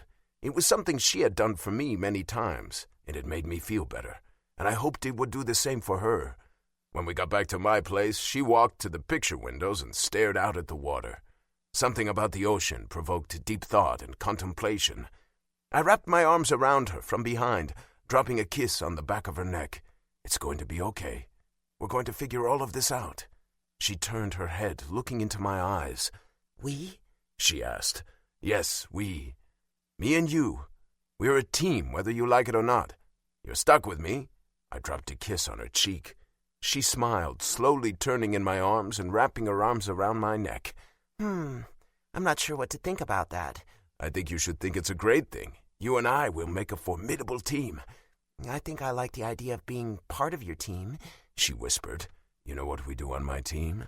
I asked in a husky voice, my forehead resting against hers. We began to gently sway, slowly turning as we danced to music only the two of us could hear. What do we do on your team? She asked quietly. I kissed her, letting my lips linger over hers before I gently deepened the kiss, my arms tightening around her. She felt so good in my arms, so right. We continued kissing and swaying, neither of us in any hurry to break the embrace. I was perfectly content to stay right where we were all night long. Chapter 28. Nicole. His kiss was hot and wet and made me forget all about my mother, or the woman who might be my mother. His hard body against mine was exactly what I needed. His strength and confidence made me feel protected. I wasn't used to that feeling. His mouth began to move over my jaw, down my neck, leaving a trail of hot kisses. I moaned, tilting my head to the side to give him plenty of access. He obliged my unspoken question, taking his sweet time with his tongue and his teeth scraping over my flesh. He lovingly moved over to my throat, giving the other side of my neck the same attention. When he was done, he reached down to pull my shirt up over my head. Without a word, I lifted my arms, letting the material fall to the floor. His mouth dropped to my chest, kissing above each breast before tugging the lace of my bra back to expose my nipple. He sucked it between his teeth. It felt like fire zipping through my body. I hadn't realized how sensitive my nipples were until that instant. I cried out. It was pain and pleasure all rolled into one. My cries of pleasure spurred him on. He yanked down the other side of my bra, sucking the nipple into his mouth. My hands moved to his hair, pulling his head closer to me. "Oh, God," I whimpered. His hand flicked the back of my bra, unhooking it before he pulled it down my arms, his mouth never leaving my breast. My pelvis arched against him, needing the contact of his hard length. The man seemed determined to take his sweet time. I was anxious, horny, and in desperate need to be filled by him. "Rand," I said his name on a plea. "I've got you, and we've got all night," he whispered, moving his mouth close to my ear once again. I didn't think I had 3 minutes before I erupted into a violent orgasm that would surely knock me to my knees. I reached for the button of his pants, expertly getting it undone before sliding the zipper down. I had his pants down around his ankles in no time at all. "Let's go to the bedroom," he murmured. "Here," I demanded. "People," he rasped out the word. My eyes opened wide as I turned to look out the huge window, noticing the people mingling about on the beach below. I wasn't interested in giving anyone a peep show. "Okay," I said, pushing him away from me and practically running for his bedroom. I was aching with need. I stripped out of my jeans as I moved. By the time I crawled onto his bed, I was naked and ready for him. He grinned, strolling across the room completely naked as well. I was glad we had the same idea about how fast this was going to go. My eyes dropped to the appendage between his legs, and I suddenly had a much better idea. "Lay down," I ordered, patting the bed beside me. "Bossy," he said, that sexy smile in his dark brown eyes dancing. "I am bossy," I purred. He lay down flat on his back, watching me. It was my turn to kiss him. I started with his mouth before sliding over his neck. I nuzzled and licked and pulled tight flesh into my mouth. He was the one writhing on the bed as I moved my mouth down his flat stomach. I reached one hand to wrap around his length, sliding it up and down before closing my mouth over the top of the swollen head. "Fuck," he shouted, his hips bucking as I ran my tongue around the tip, slowly sliding my mouth down before moving back up. He was panting and groaning as I loved him with my mouth, taking my time to bring him to the brink before backing off.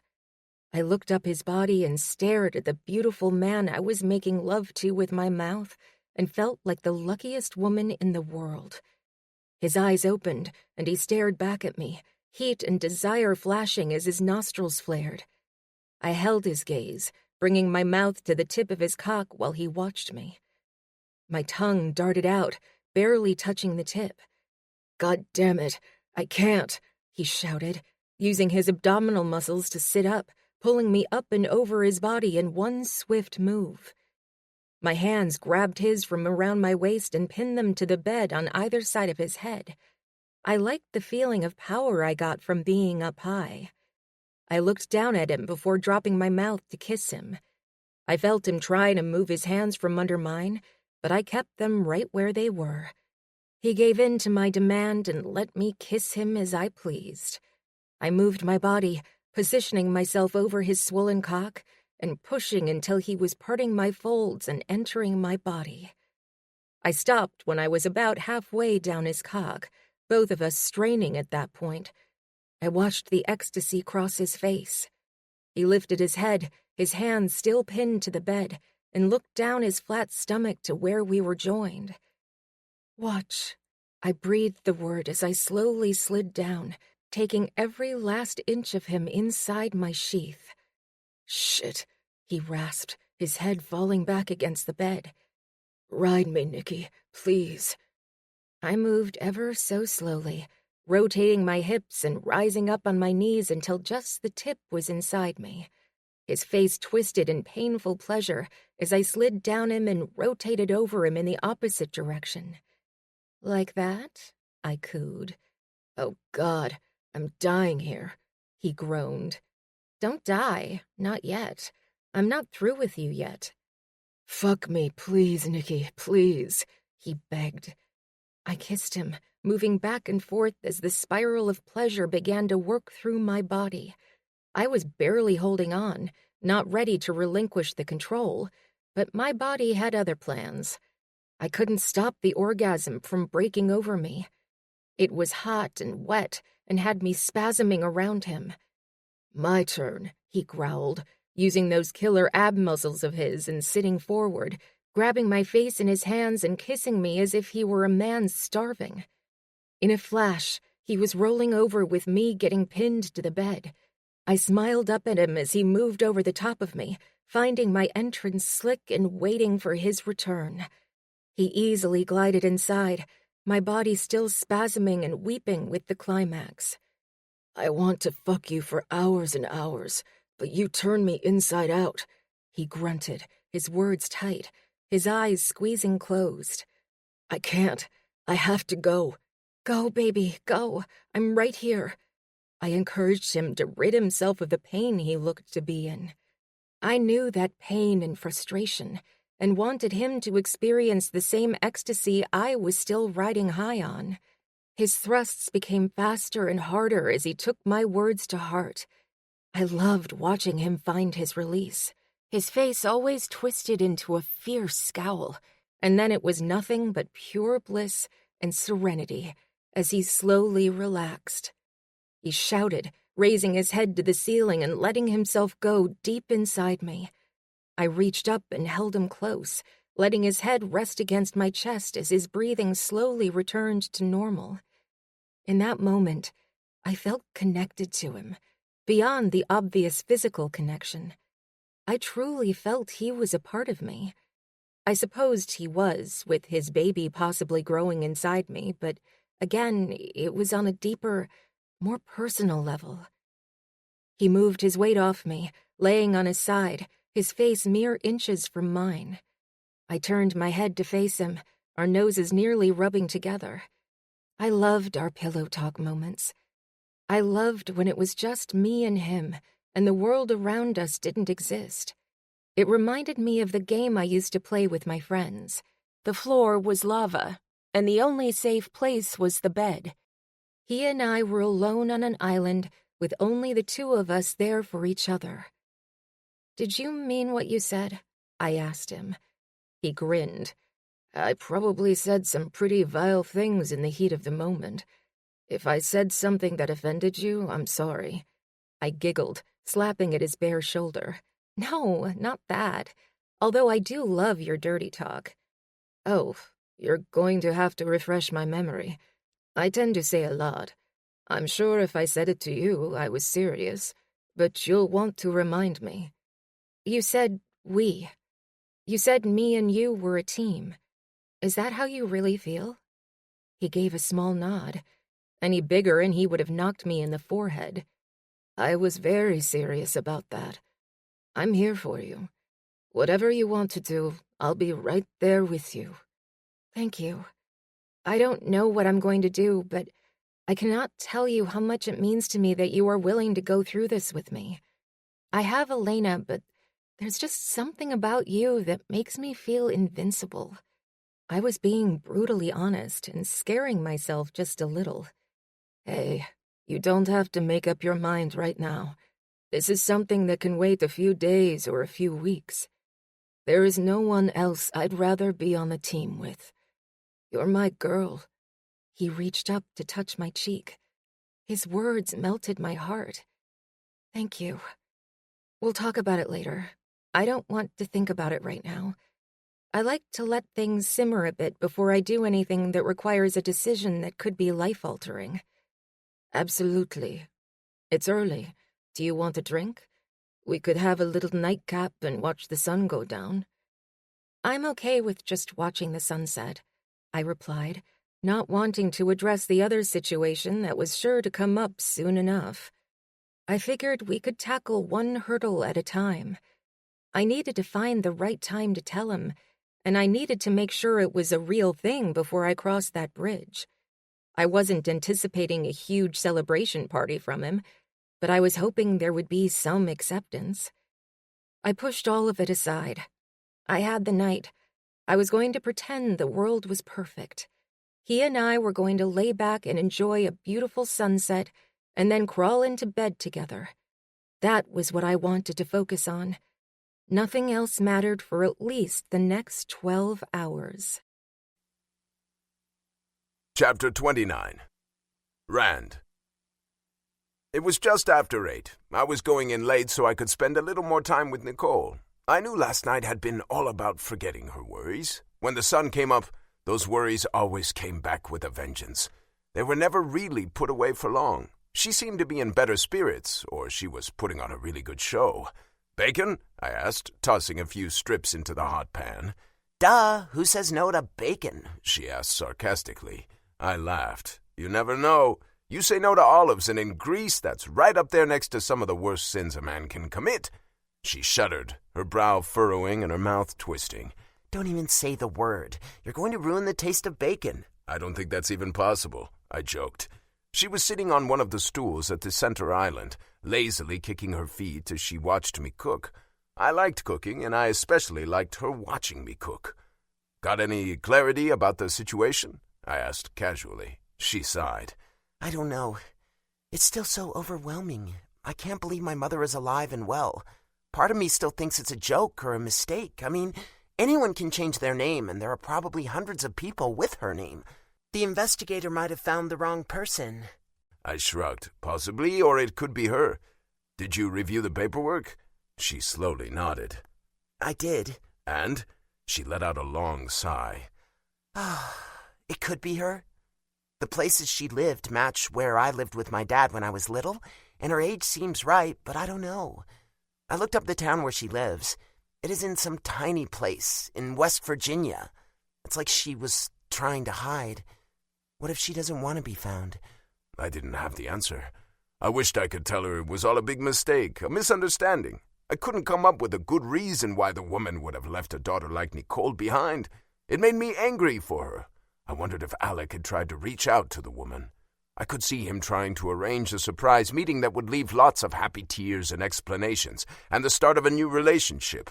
My grandfather was a bit of a romantic when it came to things like that. He refused to believe the world could be a cold, cruel place. He insulated himself in the big mansion, surrounding himself with things he loved and the memories of his wife. I didn't know if that was right or wrong, but it certainly wasn't realistic, and not everyone had the luxury of pretending it was all sunshine and rainbows every damn day. Do you want to meet her? I asked the simple question. She grimaced. I cannot tell you how many times I dreamed of meeting my mother. I used to pretend she'd been at the store or traveling for business. She'd come through the door and bring me gifts and tell me how much she missed me. When I was about 14, I think I realized she was never coming home. I had to believe my dad was telling me the truth, that she really was dead. I begged him to take me to the cemetery. You never visited her grave? I asked with surprise. No, never. My father hated her. I knew that from a very young age. I knew not to bring up the subject of my mother. Sometimes She stopped. There were times he would talk about her, and I hung on to every word he said. It was like putting together a puzzle, but I never had all the pieces. I shook my head, disliking her father immensely for putting a little girl through that kind of trauma. I'm sorry. That must have been very hard on you, not knowing for absolute certain. She offered a small smile. I remember sneaking out at night and going to the graveyard with a flashlight and reading every single headstone. I did that for years, always hoping I would find her name, find anything.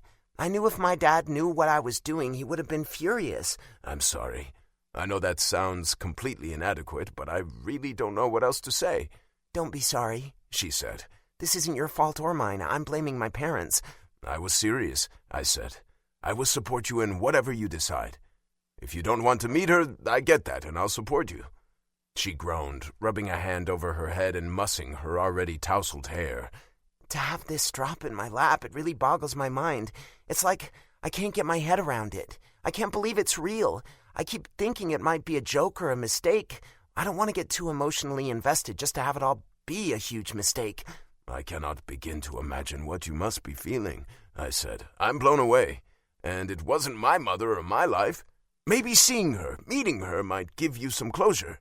What if it is the exact opposite? She offered. How so? What if I find her, tell her who I am, and she's a total bitch? What if she tells me she hates me and never wanted anything to do with me?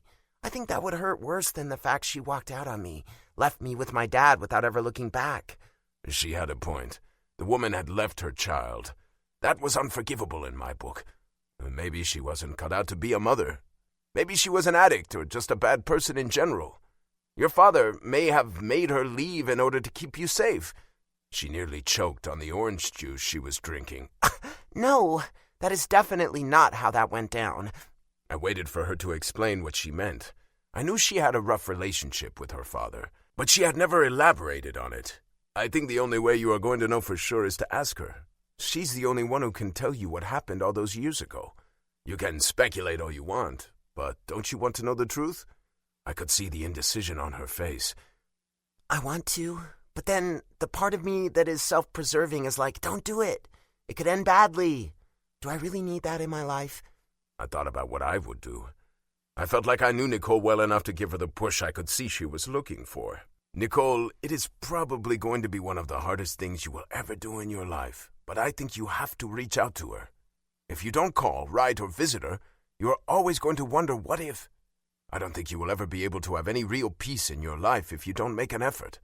I know it might hurt and it might open up an old wound, but once you know for certain, you can properly heal. She was looking at me with admiration, making me entirely uncomfortable. You're very wise. I chuckled.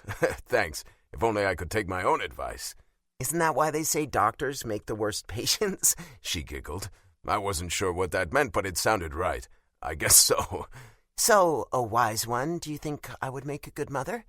I buttered a slice of toast before looking at her. I think you would be, yes. I've never had a mother, and I have no real idea what a mother is supposed to do, she said, completely serious. Does that change your opinion on the matter? I scowled, not liking where the conversation was going. I don't know. Why does it matter? We're not talking about kids. Why can't we? She asked with a look in her eye that made me look very worried. Just hypothetical. Could you see me with a baby on my hip or taking a toddler to the park to play? Nicole, why are you even talking about having a baby? I can tell you with certainty I'm not cut out to be a dad. I don't want to be a dad. If that's where this conversation is going, I'm not father material, I said somewhat firmly, dropping the buttered toast on a plate and pushing it to her. She looked down at the food offering and then back at me. I could see she was pissed. You're not father material, she repeated, taking a bite of toast. No, I'm not. You might make an excellent mother. I don't know, but I know I'm not in any position to think about that kind of thing. I don't know that I ever will be. She nodded, slowly chewing her food. I could see the tension in her shoulders. If it had been possible for her to breathe fire, I was convinced it would have shot out of her nostrils. I had no idea where her baby talk came from, but I needed to shut that down in a hurry. I was more than happy to talk about our future and making a commitment to our relationship, but kids felt like we were leapfrogging over a whole bunch of other stuff. We ate in silence, the tension in the room growing thicker with each passing second. I wasn't sure what to say to make it better, to fix what I had clearly broken. I decided the best approach was to give her a little time. I watched as she slid off the stool and scraped the remaining breakfast into the trash before depositing the plate in the sink. She walked out of the kitchen without saying a word. Good job, I hissed to myself. I finished my breakfast. The food lost all appeal, and I found myself scraping quite a bit into the trash as well. I began wiping down the area, trying to stay busy. Truthfully, I was trying to stay out of her way, and pretending I was busy was one way to do that. I heard her footsteps and turned to see her coming down the hallway, her purse slung over her shoulder. She was fully dressed. I glanced down at myself, standing in just my briefs, and had the fleeting thought she expected me to take her home in my underwear. "Nicole?" I asked. "See you later," she said, not looking at me as she walked to the front door. "Where are you going?" I asked, dropping the sponge and following her. "I have a ride," she said, and walked out the door, shutting it behind her with no real force. She just closed it with such finality it felt like I had been slapped. I stared at the closed door for several seconds, shock freezing me to the spot. "What the hell?" I murmured before springing into action and crossing the room to open the door. A car was pulling away from the house with Nicole in the back seat. She'd actually walked out on me. Why? What the hell had I said that had been so wrong? She was talking about kids. Who in the hell talks about having kids a month into a relationship? I nodded at one of my neighbors driving past and then remembered I was standing on the front stoop of my house in my underwear. I went back inside and slammed the door behind me. Now I was mad. I didn't like drama. The whole thing was exactly why I hated relationships. I hated the fights and hurt feelings and all the bullshit that went along with trying to be with someone. Was it worth it? Chapter 30. Nicole. I climbed the stairs up to my apartment, my mind reeling. I felt like I was on overload. Every little problem felt amplified. I wanted to run and bury my head in the sand and pretend everything was okay. Just then, Rand's private beach would have been the perfect place to hide. I could pretend Alec didn't die. If he hadn't died, I would have never met Rand, and I would never know I had a mother out there who didn't want me. The last one I might have eventually found out, but on my own terms. It wouldn't have been dropping in my lap like a meteorite falling from the sky and imploding my entire world. Sometimes life was just so damn cruel. It was as if those Greek gods Alec loved so much were truly up there in Elysium, fucking around with the mortals' lives with no rhyme or reason. "Whoa, what are you doing home?" Elena asked when I burst through the door. "I'm not working today," I grumbled, tossing my purse on the table. She nodded. "I can see that. Is everything okay? You look a little flushed." I shook my head. "No, nothing is okay. I don't know if it will ever be okay again. My entire world has been turned inside out. How can life go from being boring and normal to a fiery pit of hell overnight?" She held up a hand. "Slow down." "I can't slow down." "You're being just a little dramatic," she said dryly. "I see no flames." "There's so much I have to tell you," I wailed. She nodded her head, holding her hand out to me like I were a wild animal she was attempting to tame. "Okay, why don't we go get some coffee, decaf for you, and we can talk about everything. We'll take this all down a notch before you give yourself an anxiety attack." I bobbed my head up and down. "Okay, good. Yes, coffee. Wait, decaf?" I wrinkled my nose. "The baby," she reminded me. "Oh, God, the baby. I can't drink alcohol or caffeine. Seriously, pit of hell. I have fallen into a pit of hell and I can't have any vices. What a cruel world." Elena burst into laughter. "Damn, woman, you really know how to lose your shit. Relax, take a deep breath, and let me get my damn shoes on. You need a walk." I was on the verge of a nervous breakdown. I didn't know if I wanted to cry or scream in anger. I was a hot mess and needed to focus. I was freaking out. Walking sounded like a good first step to putting things back in order in my brain. When I focused, I could sort through the many issues in front of me and come up with a plan. I needed a plan. Everything would be okay with a plan. She grabbed her purse and we left the apartment. She forced me to slow my stroll, insisting I needed to breathe in the fresh air and let it relax me. The smell of the rich coffee behind the counter of one of our favorite little shops was delicious. I could practically taste the bold flavors of the espresso. The espresso I wouldn't be drinking. I wasn't exactly thrilled to be relegated to decaf, but I figured with enough sugar and cream, I could make it palatable. We sat at an outside table, an umbrella keeping the sun off us while we did a little people watching. The calm, boring activity was exactly what I needed to get my emotions in check. The fiery pit of hell I had felt like I'd been dumped in subsided. Now, I just felt like I was in a slow burning hell. "Do you want to tell me what's going on?" she asked. Alec left me a packet. I guess his lawyer has had it this whole time. Seriously, why am I just now getting this? Take a step back. A packet? Did he leave you money? If he left you a big chunk of money, I don't want to hear another word about your life being a fiery pit of hell. I rolled my eyes. He didn't leave me any money. Rand gave me the packet yesterday. I took a deep breath, steeling myself to tell her about the letter. Apparently, Alec hired an investigator to hunt down my mother. I thought she was dead. I shrugged a shoulder. So did I. I mean, I assumed she was, but I never really knew for absolute certain. In many ways, I think it was easier to believe she was dead. So, he found her? I nodded my head. Yep, there is an address in the paperwork. I can't believe she's really alive. Her mouth dropped open before she snapped it shut. That is shocking. I'm a little dumbfounded myself. I have reread the papers over and over, and it just seems unreal. I don't know what to do, I confessed, needing her good advice. She sipped her coffee before pulling off her sunglasses and looking directly at me. I took off my sunglasses as well. You have to go to her. You need to be direct and ask her what the hell happened. I grimaced, having a feeling she would say that, but terrified of what that meeting would look like. I don't know if I can. You have to, she insisted. You know you have to, and I know that's what you want to do. This isn't something you have to think about. This is something you have to do, or you will never have any peace. What if she doesn't want to see me? Then you tell her to fuck off and be on your way.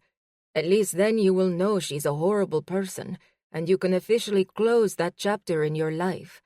You won't have to give her another thought. I know it's haunting you. I've heard the way you talk about her, or the look you get when you mention your mother.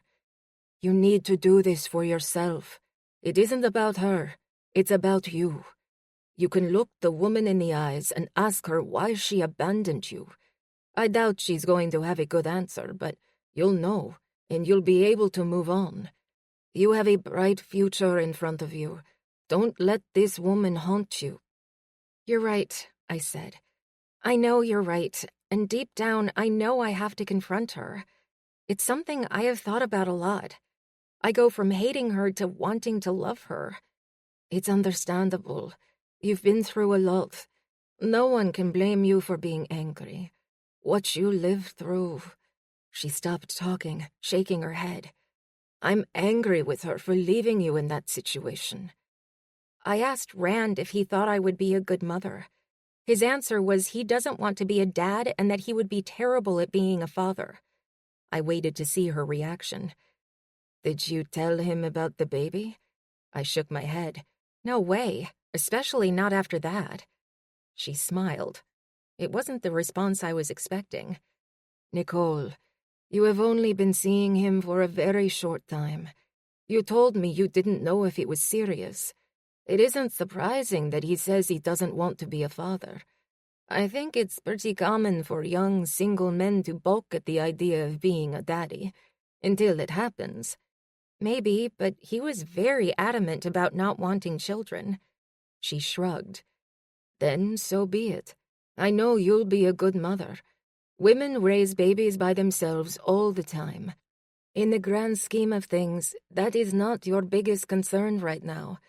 First, you handle the mother situation. When you come back, you talk to Rand and tell him you are pregnant. One hurdle at a time. You don't have to solve all of your problems right this minute." She emphasized her words by slapping the tabletop. I giggled, realizing she was correct. I knew you would be able to talk me down.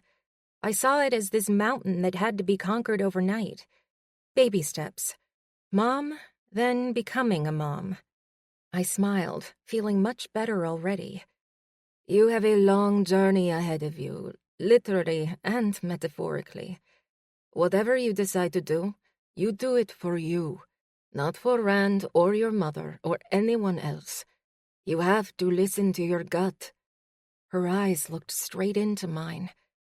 Her words gave me so much peace and purpose at the same time. I knew what to do. I had always known, but I let myself get caught up in the emotion of it all. Not again. "I need to get home," I said, taking a drink from the cup before getting up and tossing it in the trash. "Why the rush?" she asked, jumping up and falling into step beside me. "I need to buy a plane ticket," I told her. She grinned. "All right then, let's do this." Elena got busy surfing the internet, trying to find me the cheapest ticket back to the U.S., while I got busy packing. I randomly shoved clothes in a suitcase before stuffing the envelope of paperwork about my mother into my carry-on. I was going to reread it on the flight. I felt like I was missing something important and wanted to read every single line. I carried my bags to the living room. The look on Elena's face told me she was having a hard time finding me a ticket. "Well?" I asked. "If you want to go in a month, I can get you a great deal," she said with a grimace. I groaned. "I have to go now. Whatever it costs, I'll get a second job if I have to." She nodded and slid the laptop over to me. I winced when I saw the figure. Closure was expensive. I pulled out the credit card I had saved for emergencies and quickly put in the numbers. I waited for the confirmation and then closed the laptop. "You're doing this," she said, her voice full of reverence. I smiled, nodding. "I'm doing this. I'll miss you. I'll miss you too. I won't be gone long." We both got to our feet, giving one another a hug. "I'll take you to the airport. I can call a car. You have to work." She shook her head. "I'll be late. I'll take you. Do you have everything you need?" "I do." "Then I guess this is it." An hour later, I was sitting in the airport, waiting for the flight to board. I couldn't believe I was leaving Greece. I had come to think of it as home. I wasn't just leaving Greece. I was leaving Rand, the father of my child. I pushed the sad thoughts from my mind, promising myself I would have plenty of time to be sad later. For now, I had to stay strong. I had no idea what the meeting with my mother would be like, but I needed all my strength to get through that encounter. Even thinking about it gave me butterflies in my stomach. There had been a small black and white photo included in the paperwork. It looked to be a driver's license photo. I had stared at it for so long, the black and white blurred together, forming a gray blob in front of my eyes. Seeing her in person was something I had been thinking about for my entire life. Would she look like me? Would she recognize me? I had the next 12 hours to think about it. I hoped like hell I could sleep. I would drive myself crazy if I couldn't find something to distract myself. Chapter 31. Rand. Adrian took pity on me and invited me to lunch with him and Bella. Apparently, I'd been a bit mopey at work earlier. I tried to tell him everything was fine, but he wasn't buying it. After mulling over his invitation to lunch, I decided it was a great way to get a second opinion about the situation. Nicole had stormed out, and now she wasn't returning my calls. I was sure I had done nothing wrong, but I wanted to get their opinion. Maybe I needed their reassurance. I had replayed the conversation in my head over and over, and I still couldn't figure out where I had stepped on one of the many mines planted around Nicole's defenses. I gave my name to the lovely hostess who led me to the table where Adrian and Bella were already seated. I took my seat and ordered a scotch. Yes, it was the middle of the day, but it had already been a hell of a day, and I wanted a damn drink. "That's different," Bella quipped as I sipped the scotch. "Have you talked to Nicole?" I asked, ignoring the comment about the drink. She shook her head. "No, why?" The way she said it made me think she had, or she was hiding something. She took off yesterday and isn't returning my calls. "What'd you do?" Adrian asked with resignation. I scowled at him. "I didn't do a damn thing. She found out her mother is alive." Bella looked confused. "She thought she was dead?" "Yes," I said. "Well, technically she wasn't sure. I guess her dad told her all kinds of different things. She didn't know what was real and what wasn't." "But she isn't," Adrian clarified. "Dead, I mean. No, hence her being alive," I said dryly. "Ass," he hissed. "Stop it," Bella scolded. "Her mother is alive. That sounds like very good news. Why is she mad at you? I think you are leaving something out. A woman doesn't get pissed off over the fact her mother is alive." I sighed and quickly filled them in on the story of Alec finding her mother and my involvement. She asked me if she would be a good mom. I don't know shit about being a parent. I think she would be because she has a very nurturing tendency. But how can I say for sure? I'm not a parenting guru. "I think she would be," Adrian chimed in. I nodded. "I'm sure she would, but she's 22. Why is she even worried about that?" "Because her mother is alive, and she didn't know her mother," Adrian said, as if it was obvious.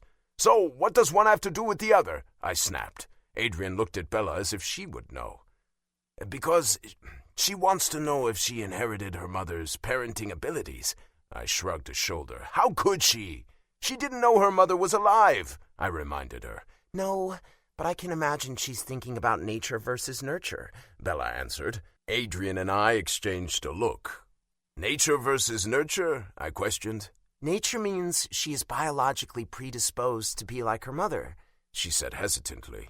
"Nurture would mean that the way she was brought up would factor into her parenting ability." I nodded. I get it. I don't think she cares much for her dad, and after hearing very little about him, I don't think they get along. She doesn't really talk about him. Every time the subject is brought up, she changes the subject. "Can you blame her?" Adrian asked. "Her dad told her that her mother was dead. That's not exactly going to win any parenting awards." "No shit," I grumbled. "I guess I should have told her she would make a great mother. I'll know better for next time. I wonder why she cares right now anyway." "Oh, no," Bella said, looking down at the menu she'd been holding. "What does that mean?" I asked. She shook her head. Nothing. I just saw they're out of salmon," she mumbled. I nodded, continuing on with my tale of woe. I told her I didn't want kids. I'm pretty sure I would make a horrible parent. She seemed to take offense to that, or I'm assuming that's what it was because there wasn't much said after that. She finished her breakfast, grabbed her purse, and left without a word. I shook my head with disbelief. Bella refused to look at me. "Oh, Rand. What? What did I do?" I looked at Adrian, hoping he would provide some kind of enlightenment. "Is it such a bad thing? Why does everyone have to have kids? Some guys are just not father material. I'm one of them. Tell me, what am I missing?" I begged my friend to help shed some light on my problem. He shrugged his shoulders and held up his hands. "I have no idea. This is way out of my area of expertise. I want to be a father," he said, reassuring his wife. She smiled up at him. "I know, and you'll make an excellent daddy to our kids." I groaned. They were going to make me vomit. Their love was cute and sappy and perfect for them, but I couldn't see myself in that kind of a relationship. Nicole and I were different. We were more casual. I didn't think that was a terrible thing because it fit us. It fit our personalities. Then again, I never imagined Adrian to be one of those sappy, love-struck fools either, and I was staring at the evidence that people could still surprise me. That was a situation to worry about another day. "Bella!" I nearly shouted in frustration. "What the hell? We've been seeing each other a month. If that. Isn't that kind of rushing the kid conversation? Why do we have to talk about kids?" "I don't know," she snapped. "Is it a rush? Do you mean to tell me you guys don't have sex?" She definitely knew something. What did she tell you? You know something. Did she talk to you about our sex life? I gasped in horror. She sighed and finally met my eyes. I can't tell you what we talked about, but we didn't get into any specifics about sex between the two of you. That's gross. But I'm not going to share secrets that aren't mine to share. What? Why not, Bella? You know I have zero patience for games. Please tell me what is going on. Bella looked at Adrian and then back at me. I don't know anything for certain, she said uneasily. This is really something you should talk to her about. I bobbed my head up and down. But, I asked, waving my hand to get her to finish the sentence. I could see she wanted to tell me. I would drag it out of her if I had to. She thought she might be pregnant, she muttered so low I almost didn't hear her. What? I asked, leaning toward her, my head turned so she could talk directly into my ear. What did you say? The day we were there with Cade and you guys were on the jet skis, she got sick. The olives triggered a pretty violent response. We talked about it and she thought she might be pregnant. She didn't want to tell you right away. Bella's voice was soft. She was worried you might have a lot on your plate just then with your grandfather passing away. I gathered there was more to it, but I didn't ask. There was a buzzing in my ears. Pregnant? With a baby? No, a puppy, Adrian snapped. I shot him a glare and Bella slapped at his hand. Stop it, she warned. My baby? A baby? I repeated the word over and over until I had heard right. Yes, Rand, Bella answered. Your baby. She wasn't positive, but it certainly seemed like it very well could be a possibility. Adrian was shaking his head. Man, you know better. How many times did we talk about keeping things wrapped up to a... Adrian Gabris, she growled. I do not want to hear about your escapades before you met me. He knows better, Adrian protested. Bella slapped his chest. Stop it. We weren't exactly careful either. You're just lucky I was on the pill. Adrian looked properly admonished, something only Bella could do. He was a wealthy man, but when it came to his mother or his wife, he was putty, an embarrassment to men all around the world. The fact they were discussing my sex life and whether or not I used a condom was very strange. It wasn't the typical lunch conversation. I looked from one to the other, my head still swimming with all things baby, a little human that would rely on me for support and love and to keep it safe. Holy shit, I breathed out the words, reaching for the scotch and finishing it in one drink. That's a very mature way to handle the situation, Adrian quipped. Back off, I'm trying to get my head around this. I can't believe she didn't tell me. Why wouldn't she have told me? I didn't actually expect an answer. Gee, I don't know, Bella said. You seem to have handled it so well when she hinted at the idea of becoming parents. I didn't know. I didn't even think about it. I thought we were talking about her mother. I didn't know we were talking about her becoming a mom. I'm really not cut out to be a dad. My thoughts bounced all over the place. Maybe she isn't pregnant, Adrian offered. Considering she ran away when Rand was an idiot about the mom thing, I'm guessing she is pregnant. She was probably going to tell him and he screwed it up, Bella explained as if I wasn't sitting right there. I didn't know, I said, my voice rising as the hysteria rose inside me. What about me would make anyone think I was daddy material? Seriously, look at me. Look where I live. Look at how I live. Take a breath. Becoming a parent isn't the worst thing in the world. I think you and Nicole would make very good parents. She'll make up for all your shortcomings. Bella winked. I shook my head. She would have to be fucking Mary Poppins and the best mom in the world to make up for all my shortcomings. I'm going to hire a nanny. No, a whole team of nannies. I want eyes on that child day and night. Rand, you are freaking out, Adrian said. Take a step back. I looked at him, seeing the calmness that was always there in those blue eyes of his. I am absolutely freaking the fuck out. I have to go talk to her. I have to tell her I'm an idiot. I'm sure she already knows that, Bella added helpfully. I frowned at her. Not the point. I would take her flowers, Adrian offered. No, Bella frowned. She's having your child. I think she deserves something a little bigger than flowers that are going to wilt and die in a matter of days. I've got to go, I muttered, my mind already somewhere else. Thanks for lunch. We didn't eat lunch, Adrian reminded me. I ignored him, already trying to think about what I would say to Nicole. A baby? I couldn't believe she was pregnant. I guessed I shouldn't be too terribly surprised. We'd had a lot of sex, and I couldn't remember ever wearing a condom. I had assumed she was on the pill or something. I knew better than to assume. Lust had ruled, and good sense had been pushed aside. Chapter 32. Nicole. I was jet-lagged and emotionally spent. I tried to sleep on the flight, knowing my body needed the rest, but my mind had been racing 100 miles an hour in anticipation of the meeting. I had probably played through every possible scenario and had at least 1,000 hypothetical conversations. If only there were a guide to what to say to the woman who gave you life and then ran away. "Turn left," the GPS unit in the rental car announced. I did as ordered, pulling down a street with small houses lining the street on either side. The houses looked old, maybe from the 40s, I guessed. "Your destination is on the right," the voice echoed through the car. My stomach dropped as I looked up at the white house with pretty flowers potted out front. It was a quaint house, nothing fancy, but the yard was well kept. I parked the rental car along the curb in front of the house next door to where my mother lived. That sentence still boggled my mind. My mother lived. She lived. She wasn't dead. 22 years I had thought she was dead, and then in an instant, she was resurrected.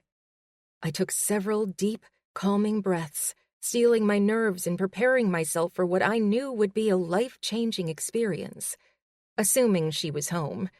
I supposed there was a chance she was at work or out for the day. I hoped not. I wasn't sure I had the nerve to go through the process again. With sheer determination, I opened the car door and headed through the tiny white picket gate. It seemed a little ironic her house had a white picket fence. I had lived in a horrible single-wide trailer in an even worse trailer park, and she had a house with a white picket fence. It was hard not to be a little bitter. My emotions had swung from angry to happy to sad for all the missed time. My meter was back on angry as I strode up the cement steps and knocked on the door. I waited, forcing myself to stay standing on the small porch and not run off. The door opened, and I found myself staring at an older, thinner, and shorter version of myself. I couldn't speak. It was as if seeing the woman had made me a mute. "Nikki?" she gasped. I blinked, still staring. Words refused to come out of my mouth. "Nicole! Oh, God, Nicole!" The woman openly sobbed before reaching for me and pulling me in for a very tight hug. My arms hung at my side. I didn't know what to do or say. She knew who I was. I didn't know how. I didn't understand any of it. She pulled me inside her tiny house before stepping back and looking at me, tears in her eyes as she shook her head. "I can't believe you're here," she whispered. In my mind, I was yelling at her and asking her questions. That wasn't reality, though. I could only stare at her. She was everything and nothing like I thought she would be. I looked like her. That part really got me. I actually looked like her. "Let's sit. I'll make coffee." She walked to a small dining table with just 2 chairs. "No coffee," I managed to get out. "Tea? Water?" "Water is fine," I said, my words stiff. She nodded. "Okay. Sit, please. I think we have a lot to talk about." I sat down in one of the hard wooden chairs and stared out the small window that faced the backyard. There were more flowers and a small lawn. The faded lace curtain over the window looked like it had seen better days. My eyes roamed around the house, and while it was comfortable and cozy, it wasn't an indicator of great wealth and success. Part of me was happy to know she wasn't living high on the hog while I suffered most of my life. She sat down across from me, still staring at me. "You're here. You're really here." "I am.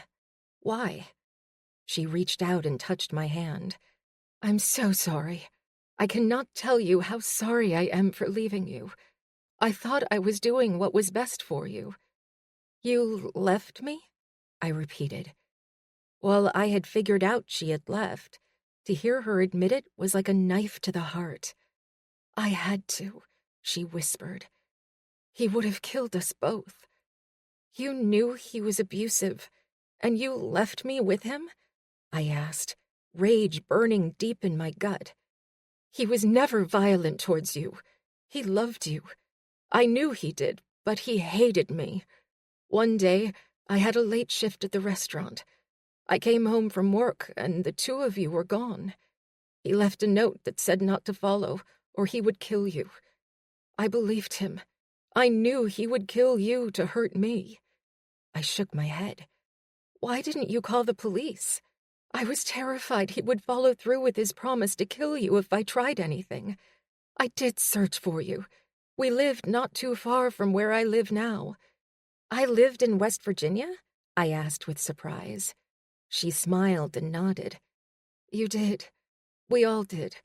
Your dad worked in the mines when we met. Things were good between us in the beginning. We always talked about escaping the mining and getting away to somewhere warm like Florida or Arizona. Things got bad shortly after I became pregnant with you. It was as if a switch had been flipped. He was so full of rage. He would beat me for no reason. I tried to get away. I tried to hide, but he always found me. I gulped down the lump in my throat. I knew how violent my father could be. I had lived it firsthand. What about me? Why wouldn't you take me with you? She shook her head. I wanted to. There were nights he would come home drunk and he'd slap me around. He'd look at you sleeping in your crib, and he would get this evil look in his eye. He threatened to hurt you if I wouldn't do what he demanded.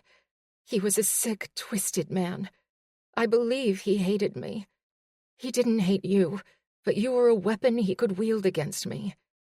How old was I when you left? I asked, the bitterness still on my tongue. She let out a long sigh. You were almost 2. You were such a sweet, beautiful girl. I loved you with all my heart. But you left me, I said, not ready to give her any way out of her decision. Baby, I didn't leave you, she said, her voice thick with emotion. He took you away from me. If I would have chased you, he would have known, and I know without a doubt he would have hurt you.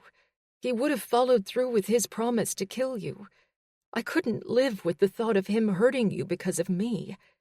I did what I thought was the right thing to do, and I stayed away. It killed me to know you were out there somewhere and I couldn't hold you. I prayed every night that God would keep you safe. My life has been empty. I've never been able to move beyond the loss of my child.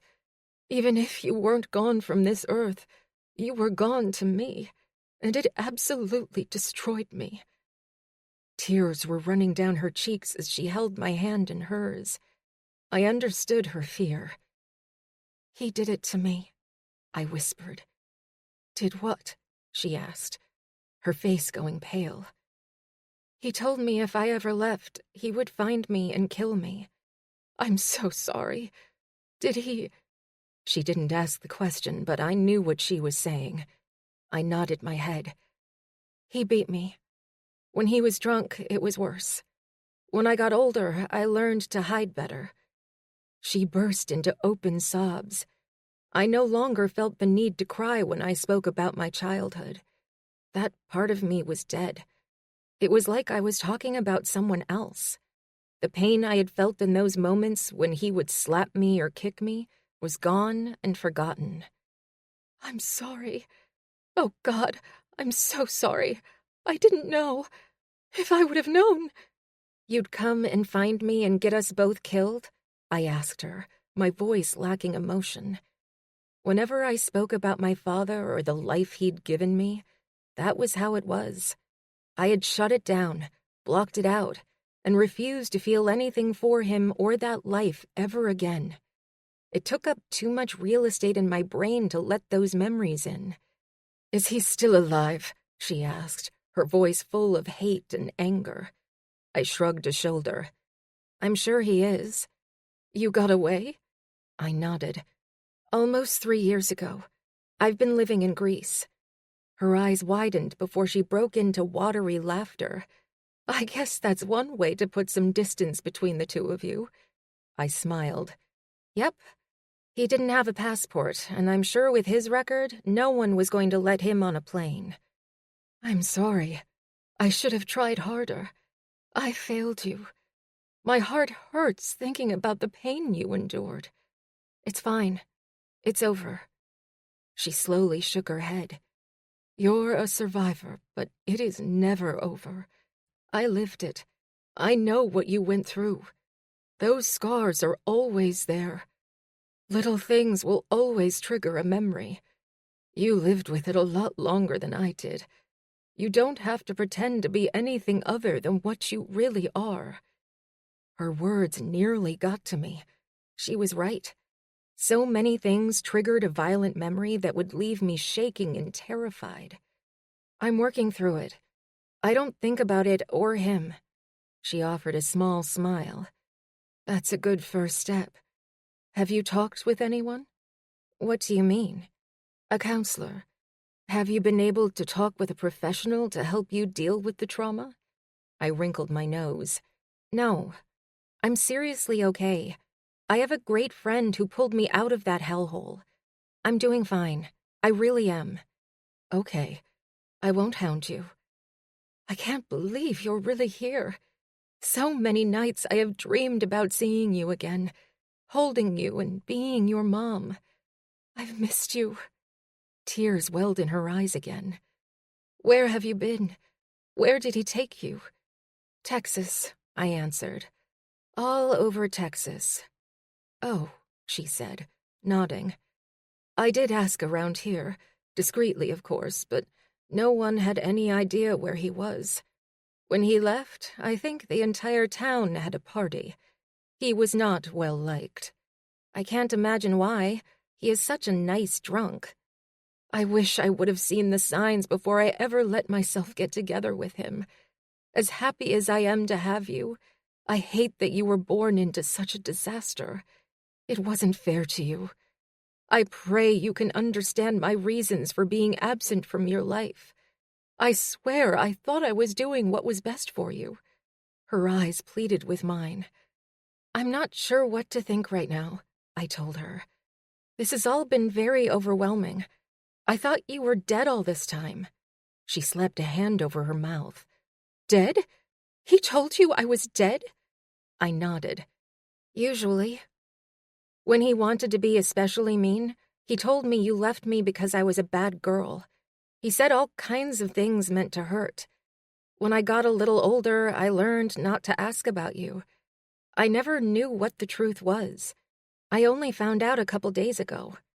Wow, you must be reeling, she said. I nodded. You have no idea. Please stay, she said. There is so much to talk about. I have some banana bread. In that moment, it hit me. I was talking to my mother. Chapter 33. Rand. I checked my grandfather's estate and was told she hadn't been at work all week. That immediately set off alarm bells. I had immediately gone to her apartment, only to find no one home. I had called her at least 100 times. I was truly worried something was wrong. If I didn't find her at her apartment today, I was going to start checking the hospitals. I was that worried. I knocked on her apartment door and waited, praying she opened the damn thing and gave me an earful. I would take it. I would listen to everything she said, and then I would apologize for being an idiot. I just hoped she would understand. I heard the door handle turn. Relief flooded me. It was a short-lived relief. Hi, I greeted her roommate. Is Nicole here? The woman shook her head. Nope. I frowned. Will she be home later? Another shake. Nope. Obviously, Nicole had told her I was an asshole, and this was my punishment for being a jerk. I could take it. I deserved it. Where is she? She heaved a heavy sigh and opened the door, gesturing for me to walk inside. You better sit down. I didn't like the sound of that. I took a seat on the lumpy couch and waited for her to take a seat. What's going on? I asked. Nicole is upset with you, she replied. I rolled my eyes. I know. Do you know why? She pressed. I figured if anyone knew about her situation, it would be her roommate. Is she pregnant? I asked, getting right to the point. Why do you ask? She answered my question with a question, which I found to be very suspect. Because I would like to know. She didn't tell me, but let's just say I've been led to believe she might be. Is she? Do you know? I was prepared to beg if that was what it took. I don't think I should be getting involved in this. You guys need to talk about this. She pretty much echoed exactly what Bella had said. I closed my eyes, my shoulders sagging. Please, I didn't know. When she talked to me about being a mom, I had no idea she was pregnant. It never once crossed my mind.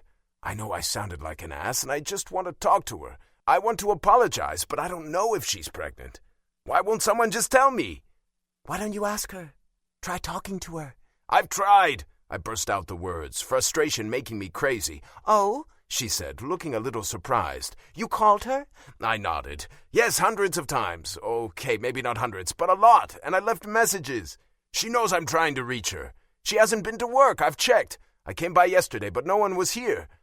Elena looked absolutely pained. I'm sorry. This is not a situation I want to be in the middle of. I don't think you're a bad guy, but she's having a tough time right now. I know. And no, I'm not a bad guy. I'm going to be here for her and the baby, if there is a baby. Is there a baby? I asked again, infusing my voice with a touch of begging. Yes. I stared at her. Yes, she's pregnant? I repeated, my mouth dry. She nodded. She took one of those tests and confirmed it. Holy shit! I breathed out the words. It was one thing to think she was pregnant and for Bella to suggest it, but now, knowing for sure, my mind was reeling. It was crazy to think of either one of us being parents. Hell, I could barely take care of myself most days. Nicole would do fine. I knew she'd be the one to carry the weight of the parenting. Holy shit, I didn't know if there were stages of acceptance, that you were going to become a daddy, but I felt like I had graduated to step 2, only to get kicked back to step 1 with the actual confirmation. Truth be told, I'd been through a few pregnancy scares in the past. They'd always turned out to be false alarms. Not this time. This was not a drill. This was the real thing. Holy shit. Are you okay? You look a little pale. Elena's face was full of concern. I'm fine. Let me get you some water. I don't know CPR, and you are kind of older. I don't want you to have a heart attack or something. She rose up and moved into the kitchen. I'm not old, I defended. Maybe not, but I think you just aged like 30 years in the blink of an eye. Did you really not think this could happen? Her tone was a little condescending. Yes, I knew it could happen, I grumbled, not appreciating her version of Adrian's same speech. Here, she said, handing me the glass of water. I took a drink, easing my parched throat. Where is she, damn it? I'm tired of playing games. Just tell me where to find her, please, I added. She isn't here, Elena said, hedging a little too much for my comfort. Yeah, I can see that. Where is she? Did she get a hotel? She slowly shook her head. I took her to the airport Tuesday. She went home. I stared at her, blinking rapidly as my brain processed the words. Home? Like Texas home? No, to see her mother. Holy shit, why didn't she tell me? I jumped to my feet and ran my hand through my hair. I think she always knew she was going to go meet the woman, she answered with a shrug. Maybe she thought you knew. I knew she was going to go. But why didn't she tell me? I told her I would be there. I told her I would support her. We said we were a team. I don't know. I have no answers for you. All I can tell you is she flew out on Tuesday. She texted me and let me know she made it safely and had rented a car to go find her mother. That's all I know. Did she say when she was coming back? I asked, my mind already calculating my next move. No. I studied her face, fear boiling deep in my gut as the lone word echoed through my head. Is she coming back? My heart was pounding, and my palms were sweaty as I waited for Elena to answer me. I wasn't sure how I would cope with her being gone forever.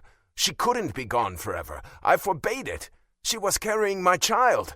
I honestly don't know, Elena said softly. I felt the breath leave my lungs in one long swoosh. I don't understand, I whispered. Why wouldn't she tell me? I'm sorry. She needs some time. I'm sure she'll call you soon. Let her work through this. I'm not going to let her work through anything by herself, I said adamantly. I'm here. She isn't alone. Does she know that? Elena asked. Yes, I mean, she knows I would be there for her when it comes to handling her mother, but I didn't know about the baby. That is something I am going to talk to her about, and I think I'd like to do that face to face. She should have told me. I'm not sure how long she's going to be gone. I think if it goes well with her mother, it could be a while. If it doesn't go well, then she'll likely come back. I don't think she'd go home to Texas. Elena's face was grim. That would not end well. I ignored the last bit. I was too focused on what I had to do. Thanks. I've got to go.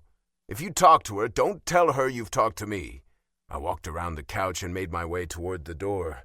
What? I can't lie to her. You don't have to lie. Just don't tell her I was here or that you told me anything, I said, as I closed the door behind me.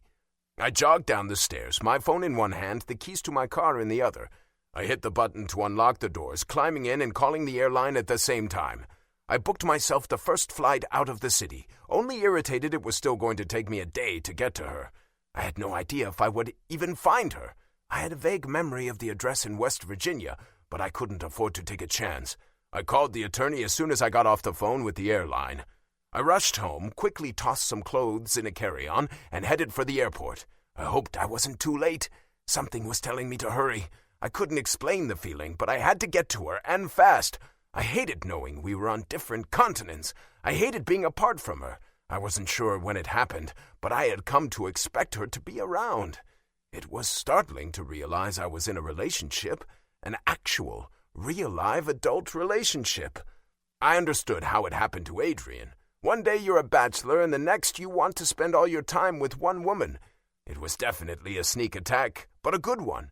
At least it would be good if I could figure out how to keep her in my life. I didn't want to imagine my future without her in it. I knew we had a lot to talk about, and I needed to be honest with her. She deserved to know who the man who fathered her child really was.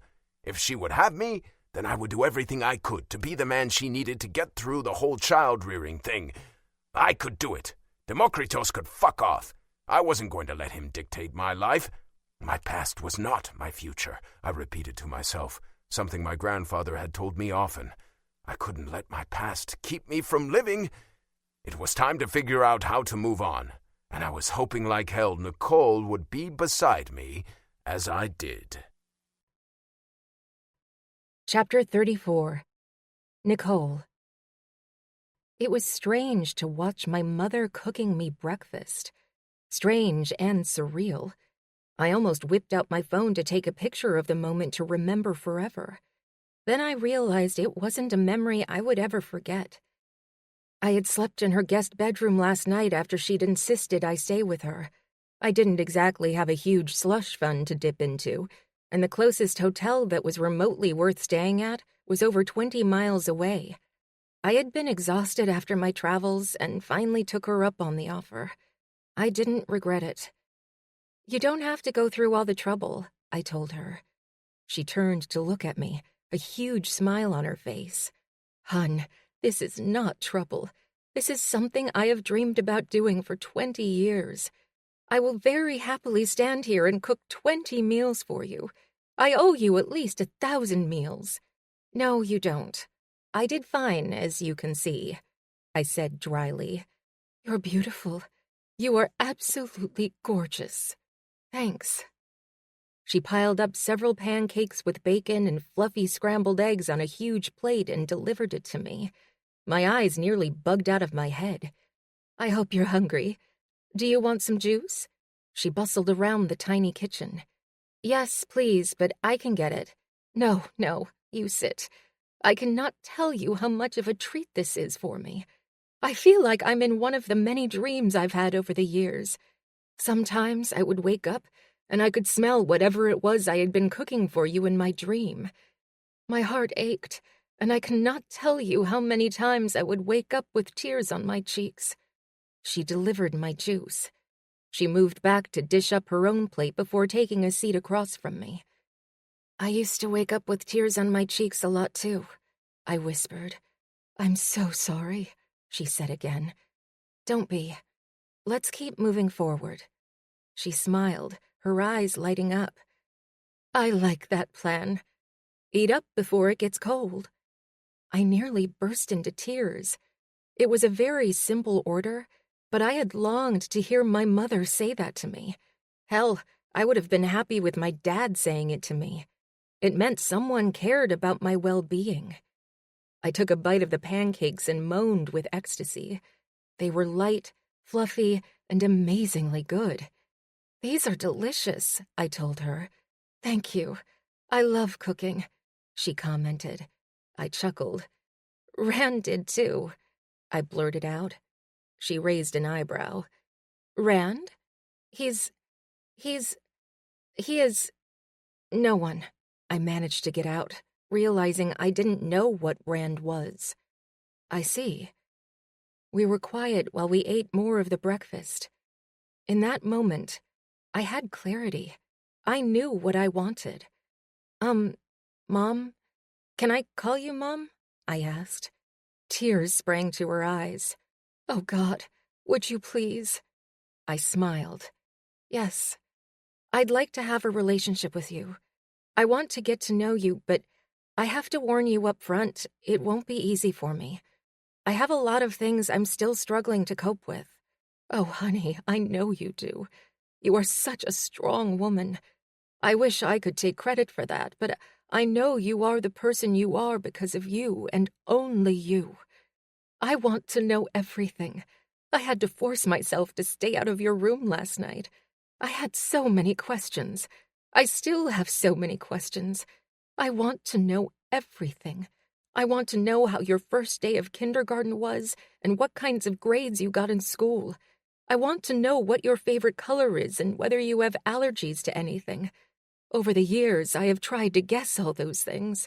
I used to sit right here at this table and pretend you were at summer camp and would be coming home soon. How did you get through the days? I asked. I have to be honest. I have no memories of you at all. In a way, I think I had the easier time of it because all I ever knew was the life I had. I didn't miss you because I didn't know you. She had a hurt look on her face. I suppose that gives me some comfort. I didn't want you to miss me. I didn't want you to suffer if that was even possible. I suffered plenty, but not in that way, I mumbled. Sorry, I said, realizing I had said it out loud. Don't be sorry. I have been doing penance for a long time for my mistakes. I am truly sorry for what you went through and the scars you will carry with you for the rest of your life. I'm trying not to dwell on that. I know you did what you thought was best, and who knows? It might have been for the best. He might have killed both of us or you. It's in the past, and I really want to try to move forward. I had made up my mind as I sat there eating pancakes. I am thrilled to hear that. What is it you do in Greece? Are you able to take an extended vacation? I smirked. Yes, I don't really do anything. I was a maid, housekeeper, I corrected. The man I was working for, the man who hired an investigator to find you, he passed away a short time ago. The estate offered to keep us on, but I think I'd like to come home. You do? She whispered, tears welling in her eyes again. I do. You can stay here, she said excitedly. I have the spare room you can use until you get on your feet, or you can stay here forever. I look forward to getting to know all there is to know about you. Thank you, I said with a smile. I'll probably get my own place, but I would like to take you up on your offer for a little while. That is perfect. Do you work? I asked, hoping it wasn't too blunt.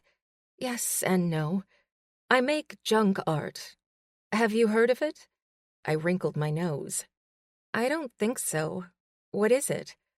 I make art pieces, she said. Sometimes yard structures or wind chimes or just whatever pops into my head from what most people would call junk. I sell a couple pieces a month, and that's how I support myself. Wow, I don't think I inherited your creativity, I told her. Maybe you just haven't found your creative muse yet, she offered. I let out a sigh. Maybe. There is something else I need to tell you. What is it? I'm not coming back alone, I said. Oh? She asked. Is this Rand person going to be joining you? Is he here in the States? I shook my head. No, but a part of him is. She raised her eyebrows. Is Rand alive? What? Yes, why would you ask that? I was completely confused. I thought maybe he passed away and you had his ashes or something. She said with a shrug. You referred to him in the past tense. I did? She gave a brief nod of her head. Yes, I assumed him to be someone from your past. No, I mean, I suppose he is now. Anyway, I'm pregnant. I just said it and got it out in the open. What? Oh my God, that's wonderful. Congratulations. I grimaced. I'm not sure I'm celebrating.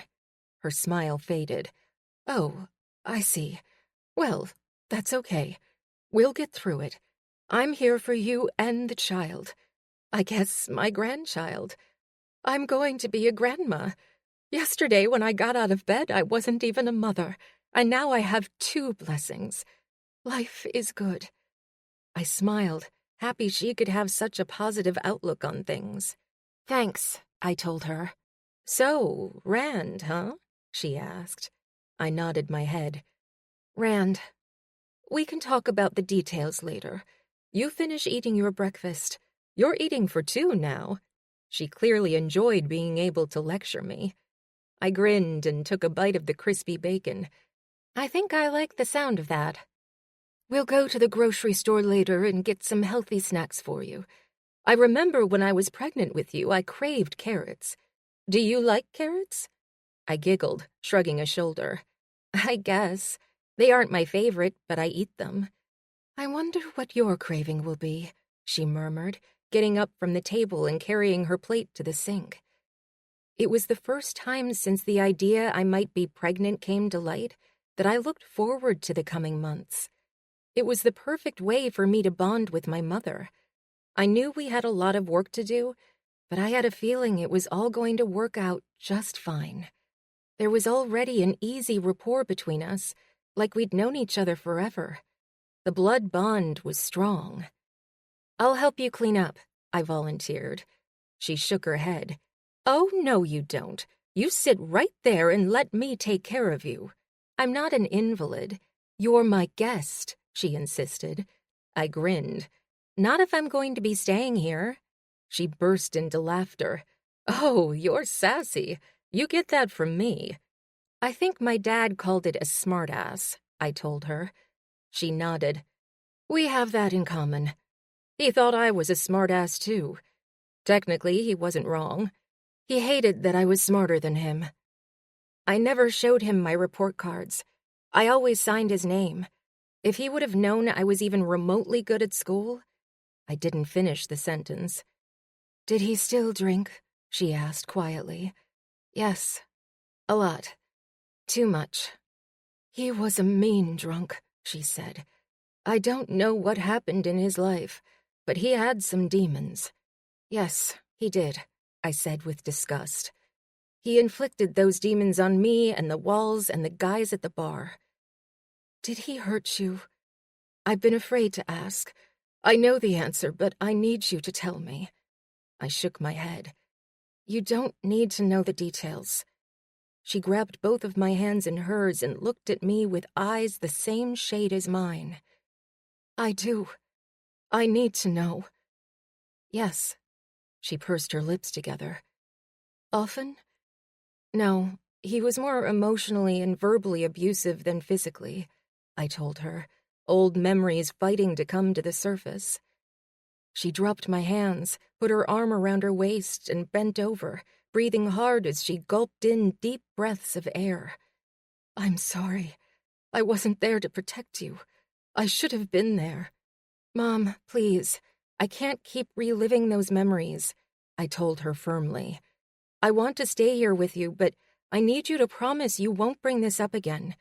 Maybe one day I'll talk about it, but not today. Not tomorrow, and probably not next week. Those are days best left forgotten. She stood up, wiping her cheeks and nodding. I won't bring it up again, but Nicole, if you ever need to talk about those days, you can tell me. I am an excellent listener. I've lived through it. I can relate like few people can. I appreciate that, and if it ever feels like I need to talk, I will definitely let you know. She filled the sink with water, adding a healthy amount of dish soap, and stirred it up. There was a knock on the door. We both turned to look at one another. My first thought was my dad knew I was back in the States. I had a feeling he probably knew where my mother was. She put a hand on my shoulder. "It's okay. He won't get to you. Not anymore. I'm here." "I'll get it, Mom," I told her, feeling strong and defiant. "If it's him, I want to see his face when he realizes I found you." She looked at me as if she was going to argue, but nodded instead. "Okay." I tossed the dish towel on the counter and walked to the door, ready to do battle. When I opened the door, it wasn't my father I found on the other side of the door. It was Rand. Chapter 35. Rand. I nearly fainted with relief at seeing her. I had been worried she would have shown up, realized it wasn't her mom, or figured out her mother didn't want her, and already hopped on a plane home. We'd be the proverbial ships passing in the night, except it would be crossing in planes. She looked as beautiful as I remembered, a little pale and a little tired, but she looked good. Her hair was pulled back in a ponytail with no makeup on her face.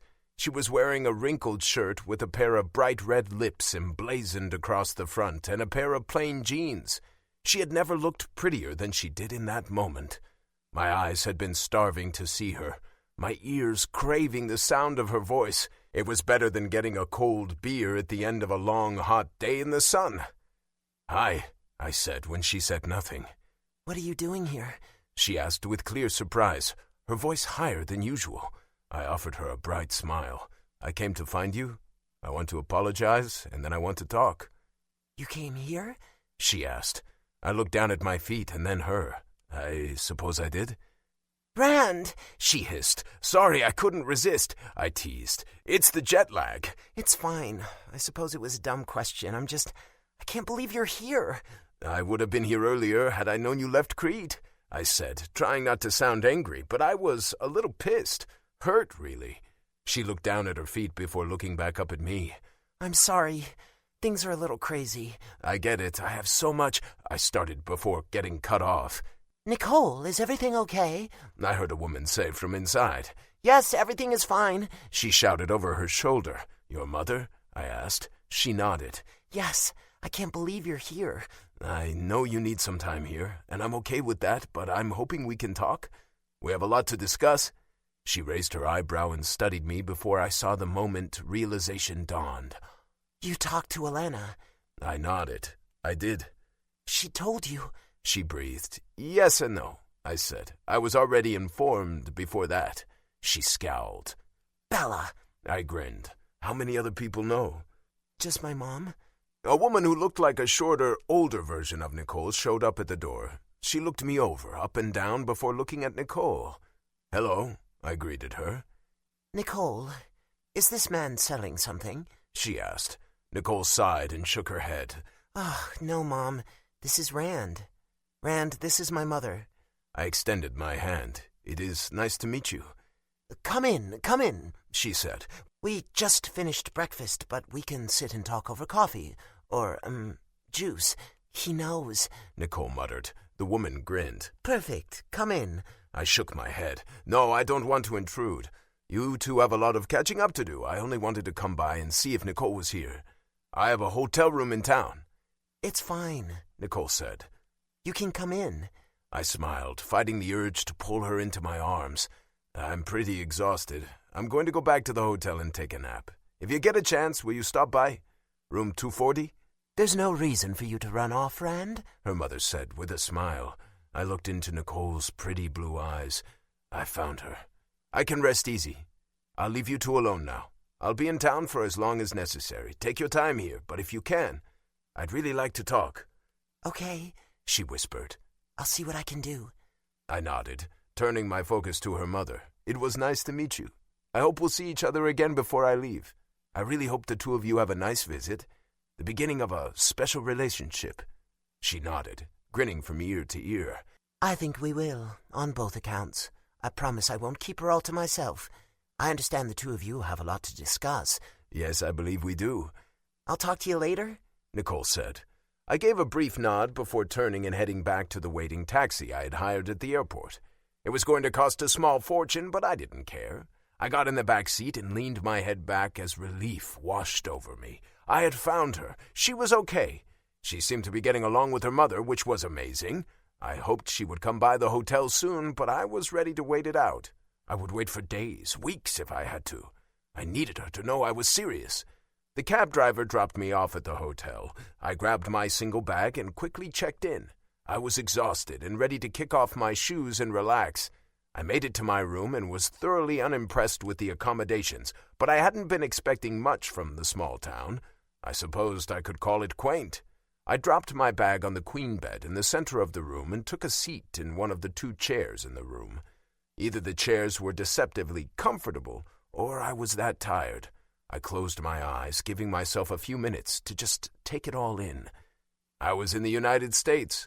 Alone, but I was here. I knew where Nicole was. She looked healthy. She was getting along with her mother, and she was safe. For the last 24 hours, I had been stressed to the max. It felt good to simply unwind and shake off the worries of the last couple of days. Now that my world had stopped spinning out of control, I realized I had sorely neglected Cade. I had barely had time to shoot Adrian a text to let him know I was going to be gone for a while. I pulled the phone out of my pocket and hit the button to call him. It took a few extra buttons, but I finally got the damn thing to work. "Where the hell have you been?" Cade answered. "I'm sorry," I told him. "It's been a hell of a week." "Yeah, what the hell did you screw up now?" he asked. I shook my head. "Oh man, you have no idea." "No, I don't, so tell me." "Nicole found her mother. Rather, my grandfather found her mother." "Her mother is dead," he said with confusion. "She didn't know what cemetery she was buried in?" I sighed, rubbing my temple. "No, she isn't dead. She's alive. Nicole is with her now." "Oh, shit." "Are you lonely? Want to hang out? Unless you plan on hopping on a plane and flying your ass out to West Virginia, we won't be hanging out," I said dryly. "Where the hell is West Virginia?" he asked with confusion. I chuckled. "In the United States." He was quiet for a few seconds. "You're in the United States?" I blew out a breath. Yes, Cade, I'm in the United States. Nicole is in the United States. And Nicole is pregnant. More silence. "Wow," I chuckled. "Yep, she's pregnant. Yours? Fuck you," I snapped. "Yes, mine." "Congratulations, I suppose. But why are you in West Virginia?" He said the word Virginia with a great deal of enunciation. Oh man, that's a long story. You better tell me because I am so damn confused right now. "All I want to do is eat a meatball sub," he said, the familiar longing in his voice whenever he talked about the sandwich. "She asked me if she would be a good mom," I said. I didn't know she was pregnant. I told her I didn't know. I told her I didn't want to be a dad. She got mad and left. But again, I didn't know she was pregnant. "You're an idiot." "I didn't know," I said. "How could I possibly know?" "You really need to start talking to me more," he said. "I could have helped you pull your head out of your ass." "Thanks." "So you followed her to the U.S.? he asked. "Kind of," I said. "I didn't know she'd left Crete. It took a little looking before I finally got her roommate to tell me. I hopped on the first flight out of there and got here just a bit ago." "Oh, Rand, maybe you should have just stayed in Greece," he said. "I think you're just going to get yourself into more trouble over there. You seem to have a real problem with saying and doing the right things. I think you need to be here so I can keep an eye on you." "Yes, where would I be without you and your fantastic advice?" I asked with lots of sarcasm. "I'm happy for you, man. You're going to figure this out, I know you will. She's a good woman, I like her. She's humble, smart, and pretty, something I don't think you've ever brought home before. It's about damn time you picked one of the good ones." "I wouldn't be getting too high up on that horse, Mr. Single Guy," I retorted. "Hey, I'm waiting for the right one," he said with authority. "I'm not trying to go after ladies that are not up to my standard." "Yeah, well, that's what we'll call it," I said with a laugh. "Thanks for checking in with me," Cade said, and I could hear the appreciation. "You're welcome," I said. "I'm sorry I fell off the face of the earth for a few days. I'm going to be here a while, getting this straightened out and hopefully coming home with Nicole. I'll talk to you later," he said, and ended the call. I put the phone on the small circular table between the 2 chairs and looked around the room. I really hoped Nicole would show up. She hadn't made any real commitment, but she didn't flat out shoot me down. Her mother seemed nice. I was happy for her. I had been terrified the meeting would go horribly. I had imagined myself getting to West Virginia and finding Nicole a crumbled mess. I couldn't imagine her having to deal with a major letdown on her own. I didn't want her to feel like she was alone, ever. I never wanted her to feel like she had to face anything alone. I had to make her see I was worthy of being her partner. I was worthy of being the guy standing behind her, offering support, encouraging her when she was struggling. I knew I wasn't perfect, not even close, but I could work on it. I wanted to work on it.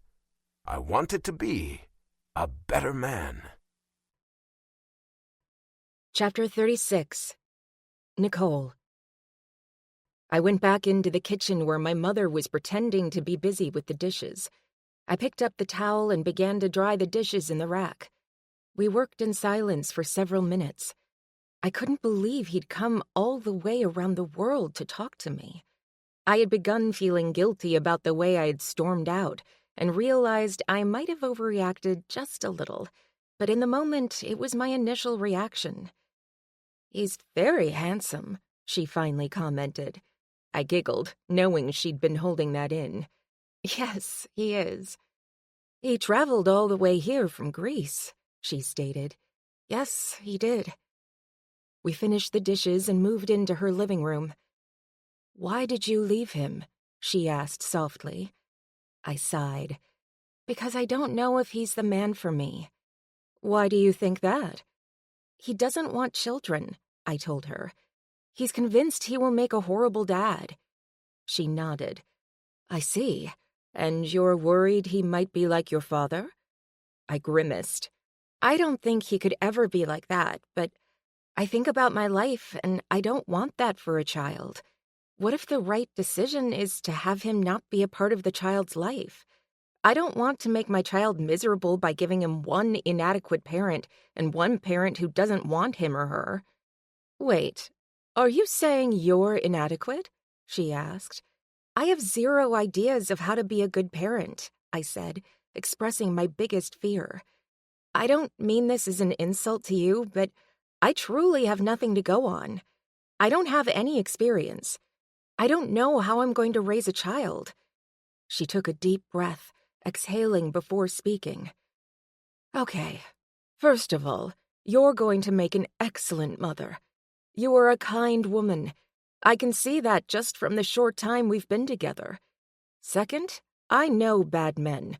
I've seen them, and I can tell you with certainty Rand is not a bad man.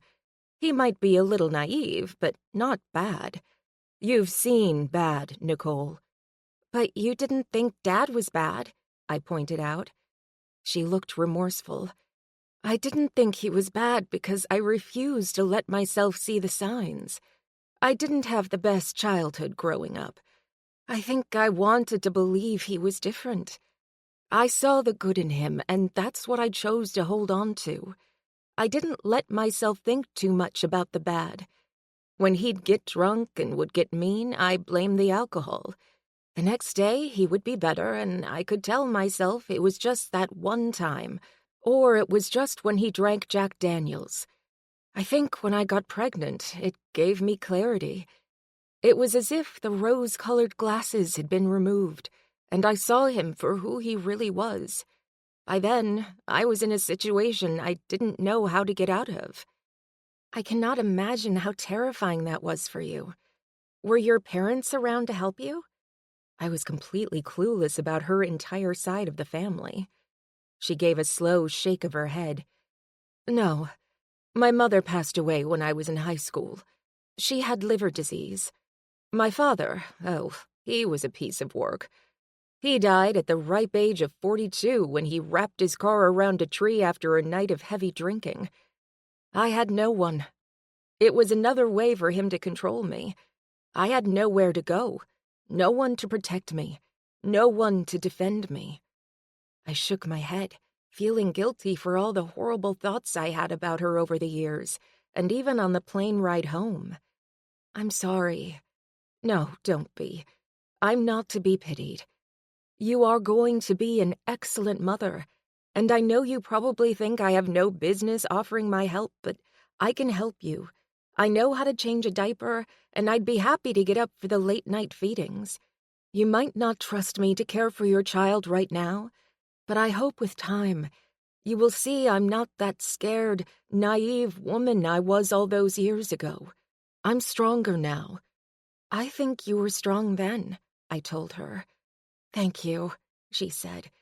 I'm excited for our future. Have you been to a doctor? Do you know how far along you are? I shook my head. No, I took a test in the airport bathroom, I said with a laugh. What? She gasped. I had a feeling I was pregnant, but I didn't know for sure. My roommate convinced me to take the tests, so I knew for certain. Things all happened really fast. I shook my head at the craziness of the past couple of days. I think I'm maybe around 6 weeks, but I don't know for sure. It certainly sounds like you've had a wild ride to get where you are right now, she said with a smile. They say everything happens for a reason. I have to believe all the heartache we've both been through happened for a reason. I hate that we lived through it, but seeing you on my doorstep yesterday, that is a moment that I wouldn't trade for the world. I wasn't sure I bought into that logic, but I smiled and nodded. I am going to choose to look forward. Always look forward. That's what Alec always told me. Alec is the man you worked for? Yes, he was a kind, sweet man. He took me in and treated me like one of his. Rand is actually his grandson, I added. She raised her eyebrows. Really? I nodded and quickly told her about our first meeting. It wasn't exactly a romantic story, but it was unique. We didn't meet at a bar or bump into each other in the frozen foods section. I liked our story, even if it was a little crazy. Oh my, that is certainly something your child is going to get a good laugh at one day, she predicted. Our child, I mused aloud. That still freaks me out a little. I feel like I'm a kid myself. How can I be having a child? Have you thought about having kids? She asked seriously. I shrugged a shoulder. Not really. I mean, I thought about it, but I never actually gave it any serious thought. I always thought I would be married and older and settled. She chuckled. That's the way normal people do it, but you're extraordinary. You like to do things the hard way. You like a challenge. Strong people like to be challenged. Everything you experience in life is giving you strength. You have had a lot to deal with, and therefore I know you are a tough, strong woman who is going to stumble again, but you'll get back up and keep moving on. I think I would like to be normal, I muttered. You were born to be great, she exclaimed. I raised an eyebrow. Really? Is this a pep talk you've been practicing? She slapped her thigh. Yes, actually, it is. Well, thank you, but I'm okay being average. I don't have to prove anything to anyone. Your young man, what does he do? She asked. He isn't my young man, but he works for a social media marketing company, I explained. She nodded as if I had given her the right answer. He's wealthy? I shrugged. I suppose. He'll take care of you, and she held up a hand to stop me from protesting. Before you say you don't need taking care of, you do. We all do. Let him be involved and lean on him. This is his child, and if he can't offer emotional support, let him offer financial support. Trust me, it isn't cheap trying to raise a child. I'll be okay. I don't want him to think I'm using him. She shook her head. There is no using anyone. It's about the two of you working together to give your child what he or she needs. I knew she was right, but pride was standing in my way. I don't know. I have no idea what I'm going to say to him. I can't believe he is here. I'm still a little stunned by that. Do you love him? She asked gently. I don't know, I answered honestly. Nicole, I love spending time with you, and I hope we get to spend a lot more time together, but you need to go and talk to him. I saw the look on his face. He looked absolutely miserable. He was trying not to touch you. It was sweet and endearing, and I don't think you want to miss the opportunity to talk with him." "That was jet lag, Mom," I said dryly. "I don't think so. He looked exhausted for sure, but the way he was looking at you—" She stopped, shaking her head. "He looked like a man starving. He needs you. I'll be here. You go and talk to him." "I came here to see you," I said. "The situation with Rand and I requires a little more time to sort out. I'm not sure I'm ready to talk with him yet. I feel like it's just going to be us going around in circles. I don't want to fight with him, and I certainly don't want to say something we might regret later. I'm certainly no relationship expert, but if you don't say what's on your mind, how are you ever going to know what one another is thinking?" she asked. I thought about it and realized she was right. What was the worst that could happen? He got mad and I got mad? That wasn't anything new.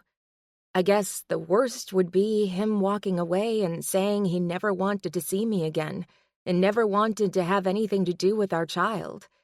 That would be the worst. I could live through that, especially now that I had my mother. I was a strong woman. "Okay," I said. "Good girl," she said, patting my leg. "What if—" She slowly shook her head. "Don't play the what-if game. I think you need to give him a chance. He might not tell you exactly what you want to hear, but that's part of the process. Give and take, and then eventually you'll figure it out. Don't sit here worrying about trouble that hasn't happened and might not happen." "I'm going to change," I said, suddenly anxious to see him. She smiled as I headed down the hall to put on something a little less wrinkled and wash my face. It only took me a few minutes to freshen up. My mother was waiting for me when I walked back into the living room. "I know we've just met, but can I hug you?" she asked. I nodded. "You can. I think I would really like that." She stepped toward me. I tried to relax, but it was weird. Good, but kind of strange. She embraced me, patting my back before taking a step back. "Be open, be honest, and let him talk." I laughed. "It's like you know me." "I do, honey. I do." I grabbed my purse and the keys to the rental car. I was nervous to see him. Nervous and anxious. It had only been a couple of days, but I missed him. I missed him holding me and just being near. I hoped the conversation went well and we could find a way to be together. Chapter 37. Rand. I thought about taking a nap but quickly dismissed the idea in case Nicole came by and I missed it. I could stay up a little longer. I just needed a blast of caffeine to keep going. I looked at the small coffee maker sitting on the counter and curled my lip. That did not look appealing. The place didn't have a minibar, which meant I was going to have to find some change for the vending machine I had seen down the hall. I reached into the pocket of my wrinkled pants and pulled out a handful of the coins I had collected after my airport purchase. I wasn't all that familiar with American money, but I hoped I could figure it out. I opened the door, prepared to tackle the vending machine situation, and found Nicole just stepping off the elevator. "Nicole?" I asked with surprise. "Hi." "You're here," I whispered, my need for caffeine forgotten. It was her I needed. I took several long strides down the hall toward her and pulled her into my arms, holding her as if I had lost her for a long time and was seeing her for the first time. Her arms went around me, hugging me tightly as we stood in the hallway for several long seconds. I didn't want to move. She felt so right, so perfect there in my arms. "Let's go inside," I said, holding her close to my side as we walked together into my room. "Can I get you something?" I asked before realizing I had nothing to offer. "I'm fine," she answered. "Have a seat."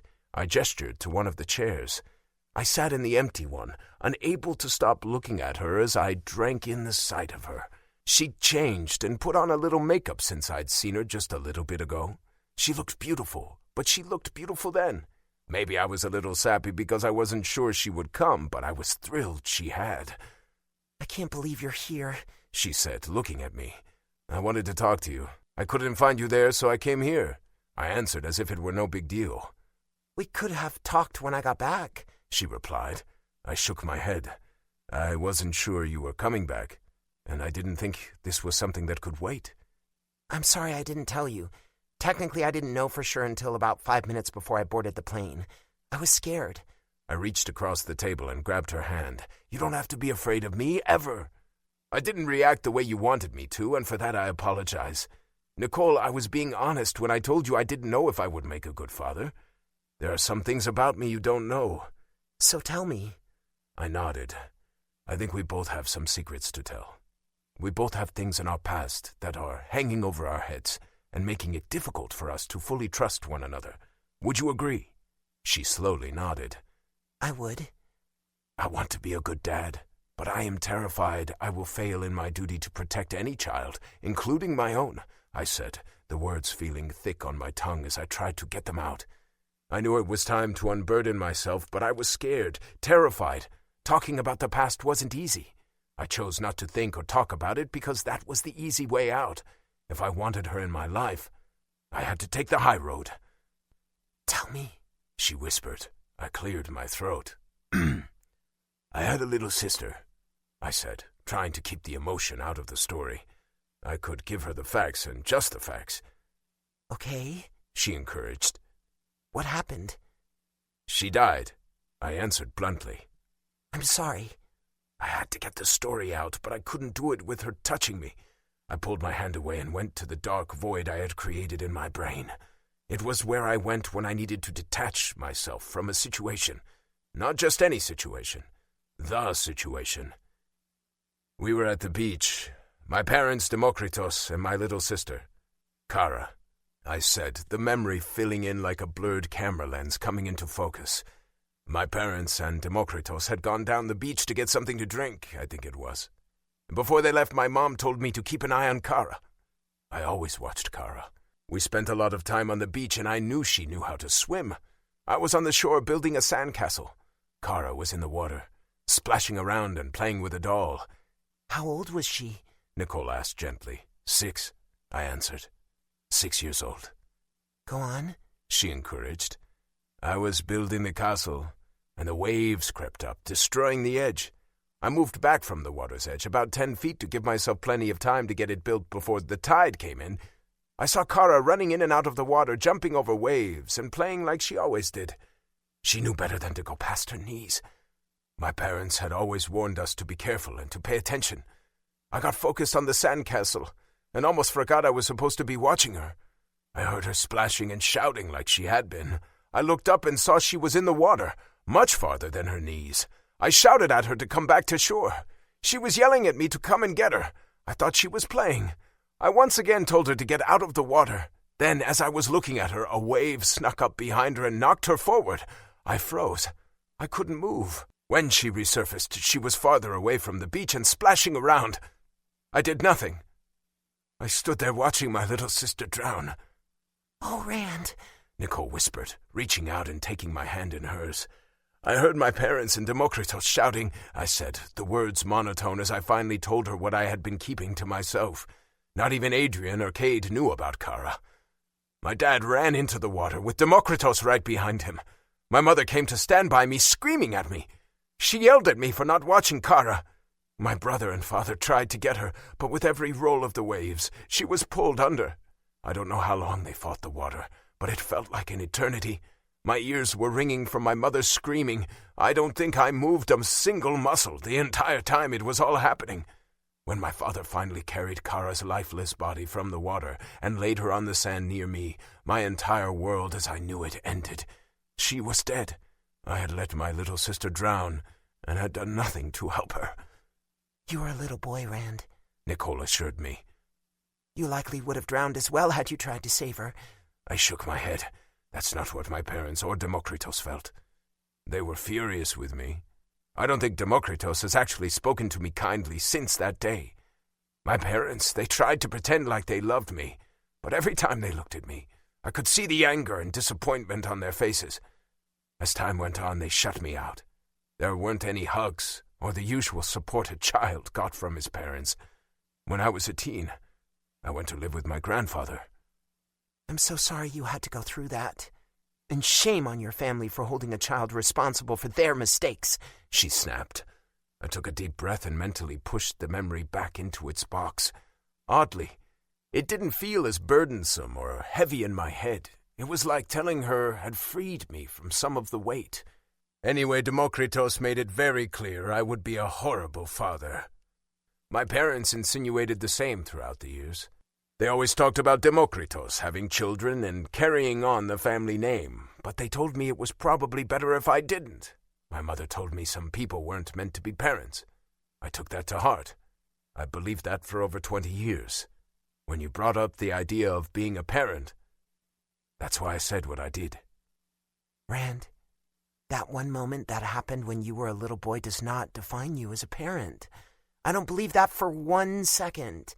And shame on your parents for letting you believe that tragic accident was your fault. I swear, if I ever meet them, I'm going to give them a piece of my mind. I wish I'd known how they treated you. I would have corrected them at the funeral.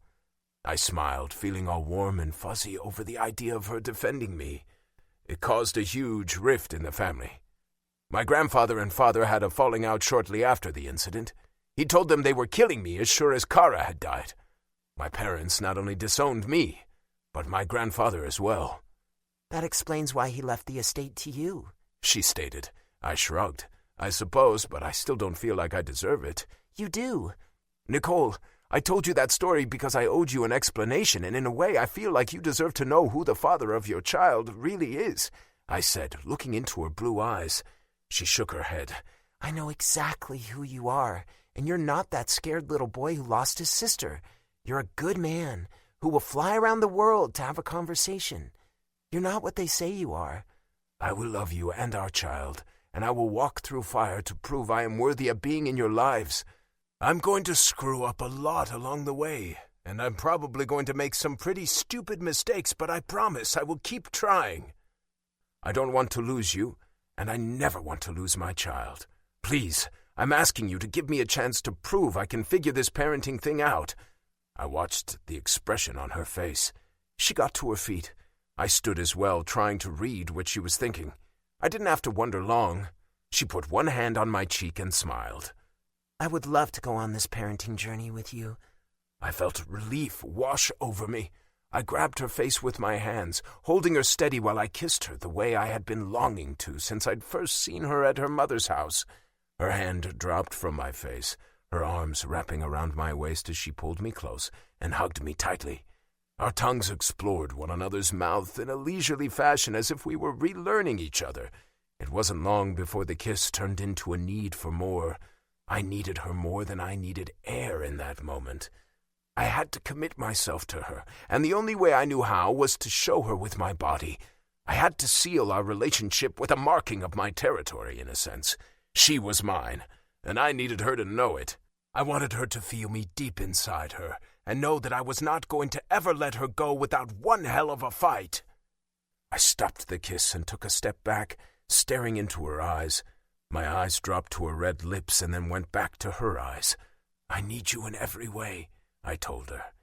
I need you too, she answered. It was exactly what I had hoped to hear. Chapter 38. Nicole.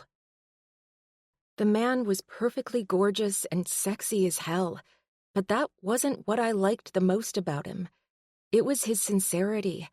It was his tragic past, and it was the man he'd become. His strong hands lifted my shirt over my head, tossing it to the floor before unhooking my bra.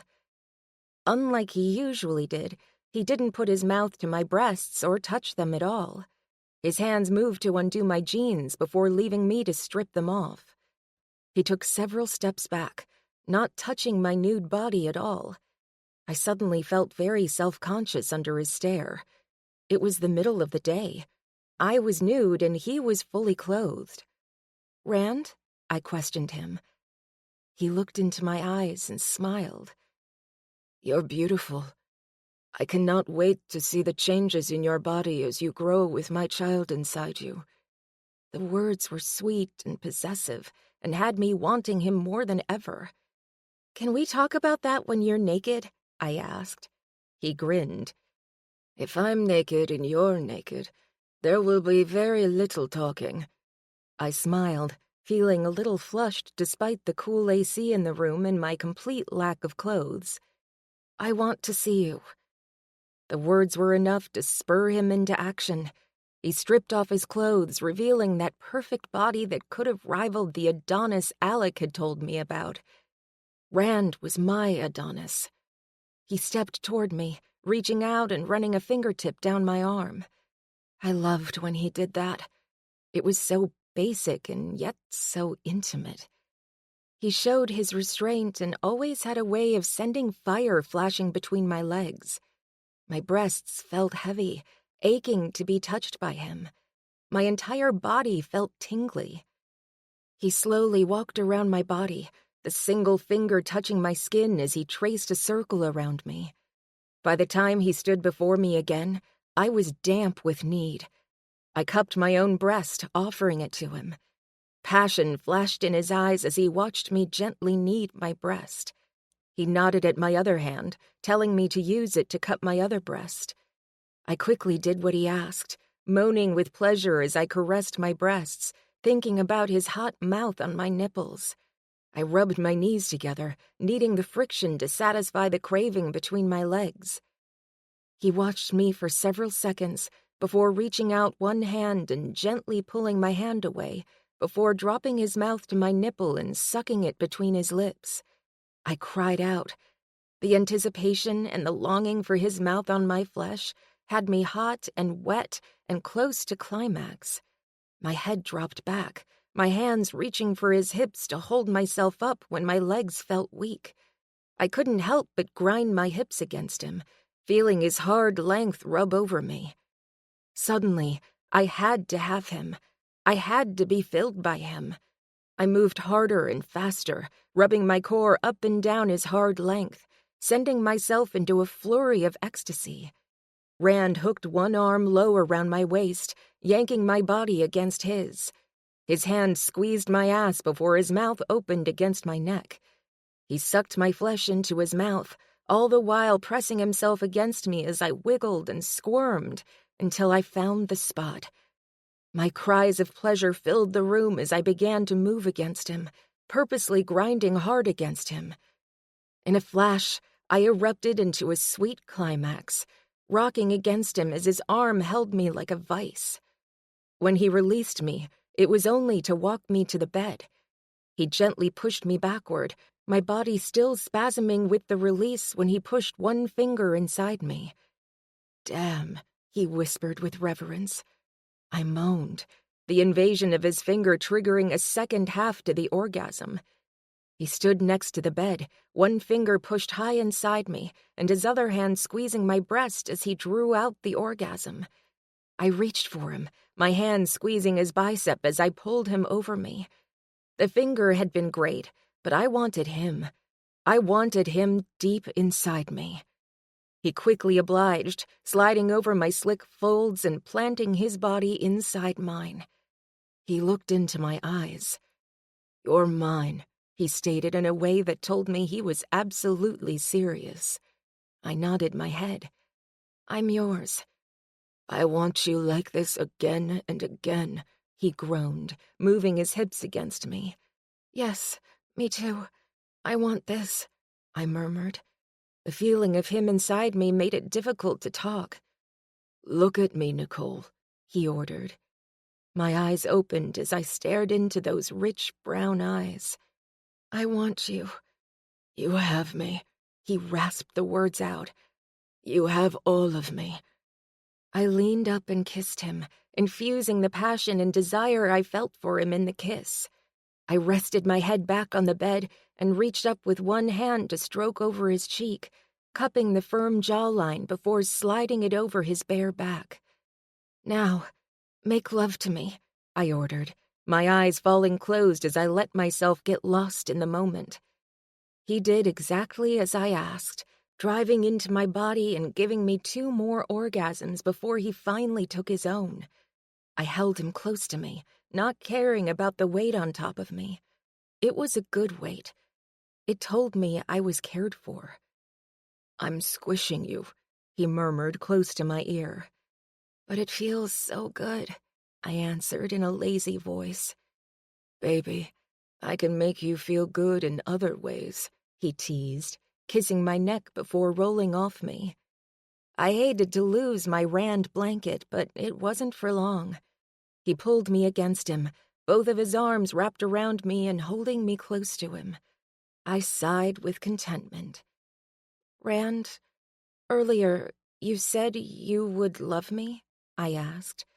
The words had been floating around in my head, but I couldn't be sure he meant it the way I heard it. I did, he said. I love you, Nicole. I love you. Good, he said with certainty. We're going to make a good team. I can feel it. I smiled against his chest.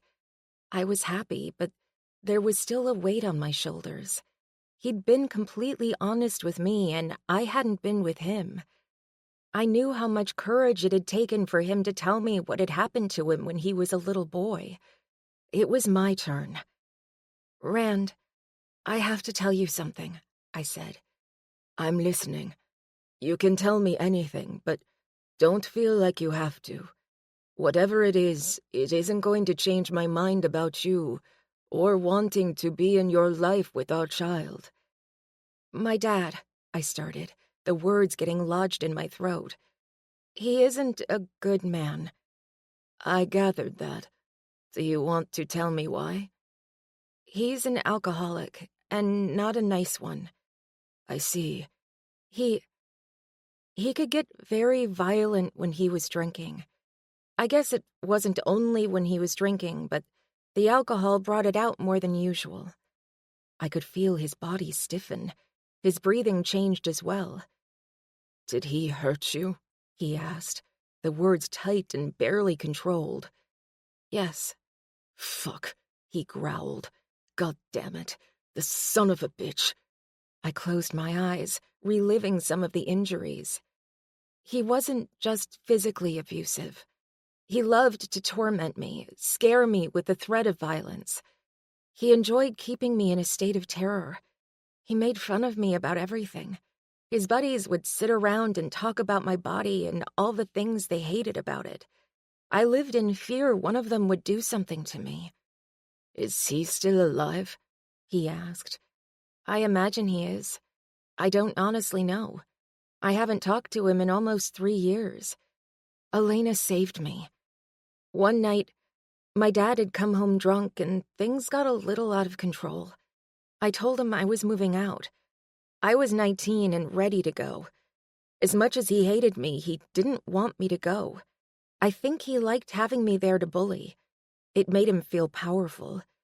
I had tried to leave countless times in the past and had thought about going to the police, but he had me convinced he would find me and kill me if I did. Elena refused to let me go home the next day. Long story short, a week after the incident, I was in Crete. He was silent for several minutes. I could feel the tension in his body. Your mom? He asked. He beat on her. He took me when I was a young kid while she was at work. He told her if she tried to come after me, he would kill me. She thought she was protecting me by doing what he demanded. Bullshit, he growled. She left you with that monster. Rand, I know it's hard to understand, but the power he wielded over us, it's hard to explain. I understand her reasoning. It was the same reason I never left.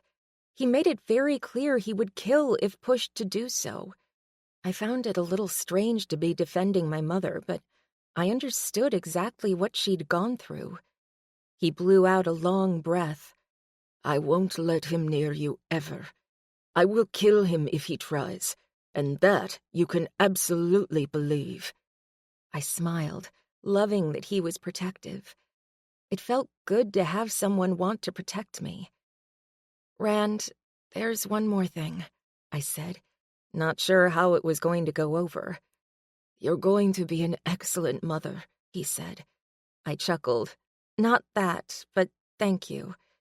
How do you feel about living in the United States for a bit? I nervously bit my lower lip.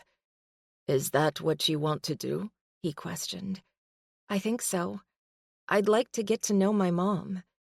He was quiet before he squeezed me close. I will go wherever you need me to be. If that's here with you in West Virginia, that's where I'll be. I want to be with you. I'm committed to being with you. You'd really move here? I asked with astonishment. I had expected him to tell me he couldn't because of work, or that he didn't want to leave his beautiful country.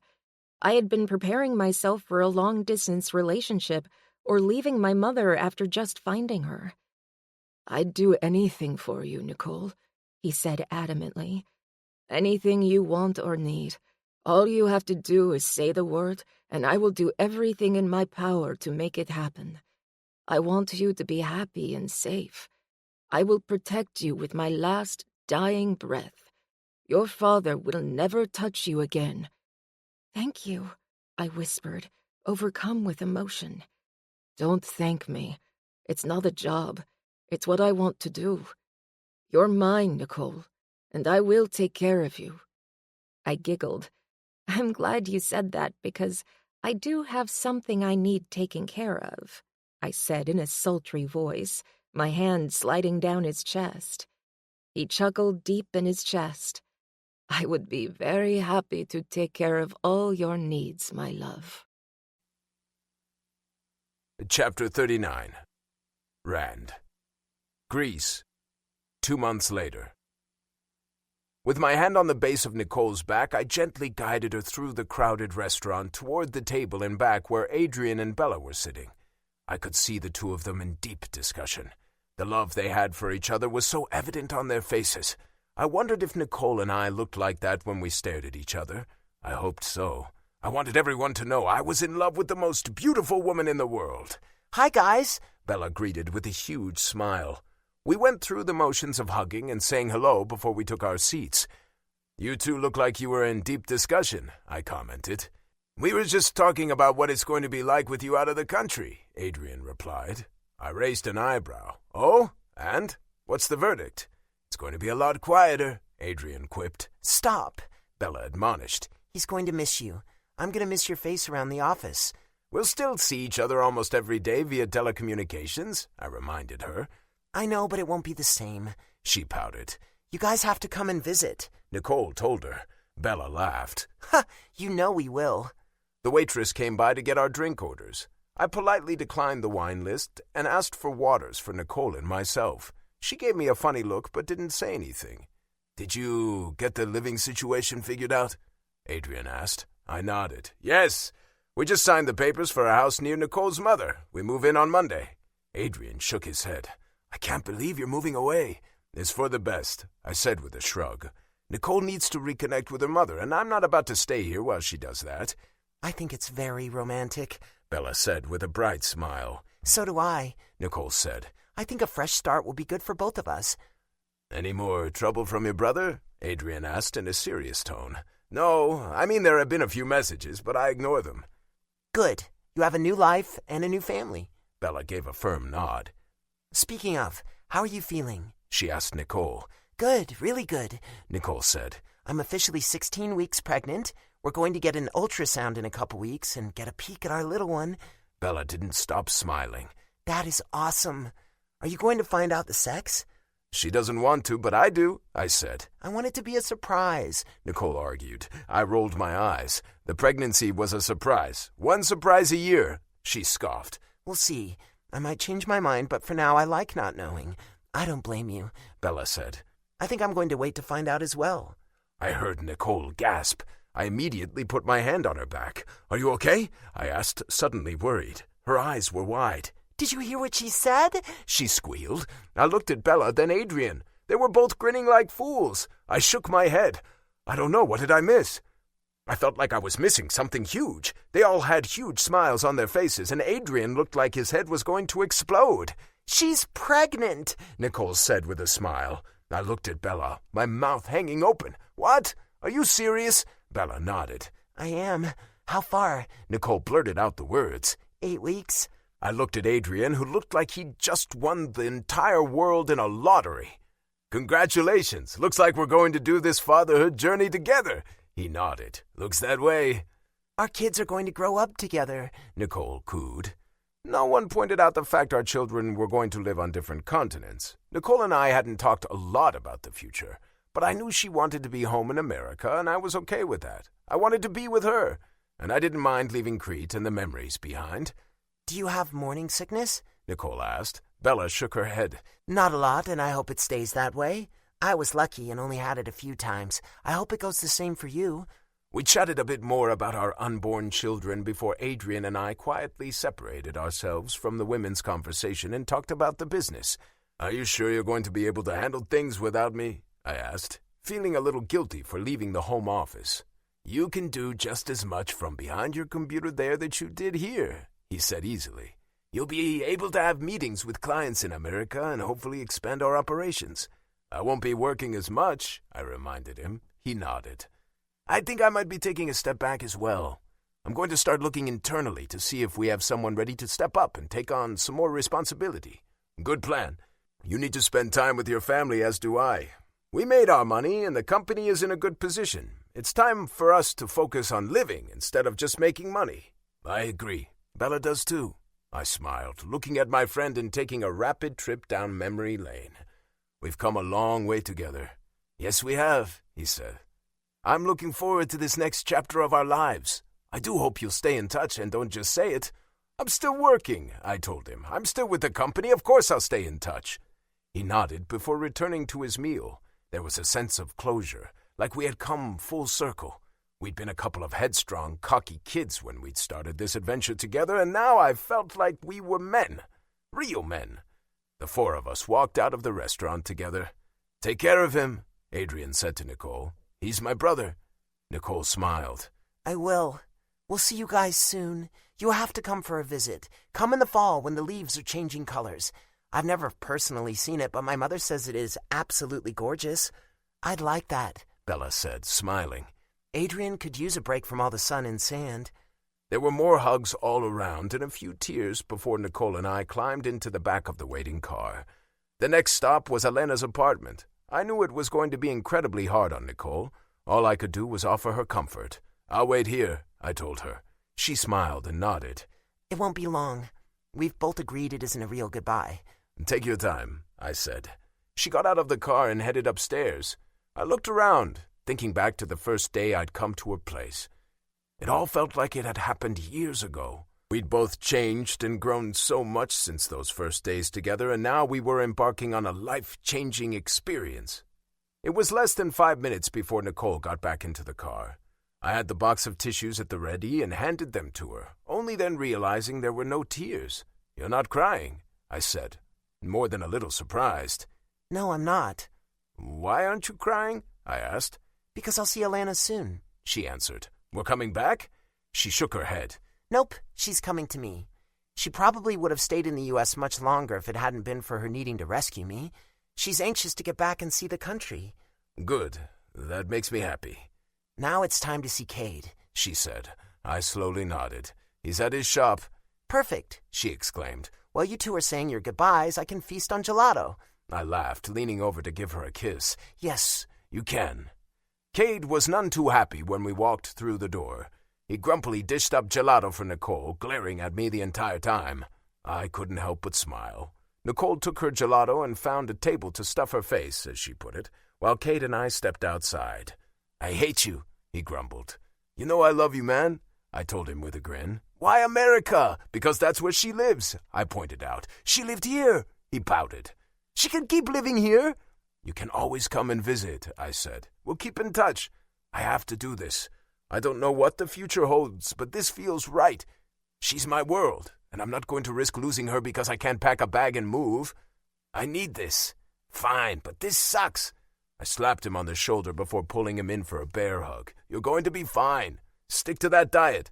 The next time I see you, I expect to see big results. Whatever. It doesn't matter now anyway. I won't have a wingman. You don't need one. I've got to get going, but promise me you'll call if you need anything. He nodded. I will. Good luck over there. And I hope you and Nicole have a good, happy life. We will.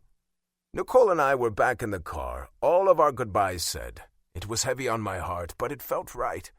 Change was good. I had to embrace it and make it work. Rand? Nicole asked in a quiet voice. Yes, baby. At the restaurant earlier, you didn't have to abstain from alcohol on my account, she said. I trust you. I shrugged a shoulder. I don't want you to ever worry I'll be like your father. I can only imagine how terrifying and traumatic that was for you. It was, but I know you're not him, and don't think I'm going to be a teetotaler after this baby is born. We can still have a few drinks. Fine, I told her. After the baby is born, we'll get your mom to babysit and we'll go out for a couple drinks. But I want you to tell me if it's making you uneasy. I love you, and I never want you to even have the tiniest bit of fear I will not be good to you or our child. Thank you. I know you will be. It wasn't long before we were boarding the plane. Nicole insisted I sit next to the window. As the plane began to make its steady climb into the sky, I stared down at the city below. It was probably going to be the last time I saw Crete for quite a while. Greece was my past. Selling my house and leaving was bittersweet. I would absolutely miss home, but I expected to have a happy life in the U.S. with Nicole. Leaving my family behind proverbially and literally was exactly what I needed to heal my soul. I hoped with the space between me and the tragedy that had taken place in my home country, I could learn to forgive myself. Nicole's words, not mine. I was hoping she was right. I wanted to be a whole man when my child came into the world. I didn't want to have that feeling of inadequacy. I had to be strong for my family. I would be strong for them. Epilogue. Nicole. 1 year later. I slowly rocked back and forth, my baby girl cradled in my arms as I watched her sleep. It was the most precious thing in the world. I loved to hold her and rock her, and didn't pay any attention to the ridiculous advice I was going to spoil her. I wanted to spoil her. She was a precious, innocent child, and spoiling her was my job, although her daddy certainly seemed to think it was his job. I spent so much time in the nursery, Rand had moved in another rocking chair. We often spent hours in the nursery, taking turns rocking her, or just watching her sleep in her crib while we talked about our day. I liked being near her. I couldn't imagine ever leaving her. Having Kara brought me a new understanding from my mother's plight and what she must have gone through after I was born. I felt like I could lift a car and slay 1,000 men to protect my child. She had told me she sacrificed her body more than once to protect me from my father's violent tantrums that often involved throwing things. I knew I would have done the same. How she managed to leave me still boggled my mind. I was not that strong. I would have never been able to stay away, and would probably have gotten myself and my child killed. There were still plenty of moments I was angry with her, but I was working through it, slowly but surely, with Rand by my side. "She's asleep?" Rand asked in a low voice, walking into the nursery. I nodded. "She is." He sat down in the chair beside mine and reached out, gently stroking her jet-black hair that was still baby-fine, but coming in thicker every day. "She's so beautiful," he whispered. I smiled, loving how much he loved her. "How was your conference call?" I asked. He smirked. "Apparently, the company is doing very well without me there. I'm trying not to take it personally, but it certainly feels personal." "I'm sure they miss you," I said. "Is Adrian back to work yet?" Rand chuckled. "He's going into the office once a week, but chooses to work from home. I guess Bella has officially retired until Tori is 18. "Bella is ready for another baby already," I said with a laugh. "If she waits until they are all 18, I think she can officially retire for good." "Time will tell," he said. "Is your mom coming by today?" I nodded. "She said she has a new piece she wants to show me. I'm excited to see it. Elena is going to be meeting her here as well. She wants to check it out. The last piece she sold for my mom at her new shop was a hit." "The butterfly?" he asked. I nodded. knowing he hadn't seen the appeal of a bunch of old scrap cans being turned into something that resembled a 4-foot butterfly, but it had been beautiful in a very unique way. Yes, the butterfly. Elena's shop is all about the unique and hard to find. I think my mom just might become a millionaire with Elena's marketing skills and her artistic talent. Your mom has changed, Rand pointed out. How so? I asked. He shrugged. She seems more confident, sure of herself. You being here and the two of you getting another chance to have a relationship has had a very positive impact on her. She told me that was the inspiration behind that butterfly thing. I didn't see it, but I understood what she was trying to say. I smiled and nodded. This has been a very positive experience for all of us. She went on a date the other night. What? No kidding. You didn't tell me. Sorry, I said. She didn't want anyone to know, but she did, and she had fun. I think she's finally forgiving herself and open to the idea of finding happiness again. Coming here was one of the best decisions I've ever made. I don't think I would have ever really been able to move on with my life and been able to really feel true happiness if I would have had to carry around all that drama from my childhood. It's been very cathartic. All of us have healed, he said solemnly. I knew he was talking about his own struggles. He had changed in the past year. He was calmer and happier and seemed to be settled. I liked that we had helped each other. It was as if the universe knew exactly what we needed and found a way to put us together. Alec had changed the lives of several people, and he would never know it. Did Adrian say if they were going to come for a visit soon? I asked. They're planning it, but I'm not sure they're ready to travel with the baby just yet. I put out my bottom lip. I really want to meet her. I hope they come soon. There's something else I wanted to tell you, he said. I could hear the hesitance in his voice. I trusted him and knew it couldn't be anything too terrible, but it still put me on edge. Things had been going so well for us. Part of me kept thinking it was only a matter of time before the little bubble of happiness we'd created was burst. His family had certainly been working overtime to do just that. I would never understand how they could feel such animosity toward their son, but then again, my father had treated me much the same way. My mom was the only grandparent our daughter would ever know. It seemed a little unfair to her, but I had a feeling my mom would more than make up for Kara's lack of grandparents. What is it? I asked, steeling myself for bad news. I gave them the estate, he said on a breath. You gave your family Alec's estate? I whisper-shouted, unable to hide my surprise. He nodded. I did. I don't want that hanging over my head. I had some of his favorite pieces of art put into storage for us to retrieve, but the rest they can have. Demokritos isn't going to let it go. They can have the estate and do whatever makes them happy. I don't need it. It's the closure I need. I'm sick of the harassment and the constant attempt to put the stupid thing into litigation. They hate me, and they will not stop until they think they've destroyed me. I don't want that hanging over us. I'm sorry. You're right, though. I hate that they are such assholes. I mouthed the last word. He chuckled. Me too. But it's over. They will probably have it all sold off within a month. I hate to think of his things being auctioned off to the highest bidder, but he wouldn't have wanted me to keep fighting and wasting energy on this. I sighed, a little sad to know that piece of our history was gone, but it was the right thing to do. His brother had been a nuisance.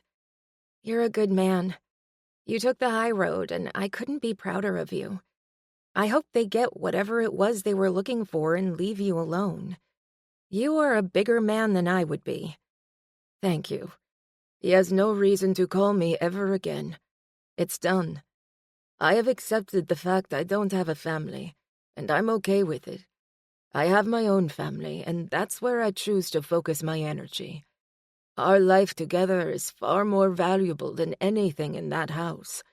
They choose to be bitter and angry. I'm done feeling like that," he said vehemently. "Good. You have nothing to feel guilty about. I know I've said it many times, but their guilt is what is eating at them. It's what makes them lash out at you. That's their choice to be miserable. You are doing the right thing." "Thank you. I'm trying to be a better man. I want to be a better man for you and her." He looked down at the sleeping baby in my arms. "And you do it so well," I said, patting his hand. "We have a good life here. I love our life, which brings me to the other thing I need to talk to you about." I raised an eyebrow. "You're certainly full of news today," I teased. He rose up from his chair and dropped to his knees in front of me. I assumed he was going to dote on Kara, but instead, he reached into his pocket and pulled out a small black box. I looked at it, realized what it was, and felt the butterflies in my stomach. "Nicole, you're the best thing in my life. Well, second best next to my daughter," he said with a wink. "Hey," I protested. "I'm kidding," he said. "I love you. I love you more than I thought was ever possible. You brought a light into my life I didn't know I was missing. You showed me what it was like to love and be loved.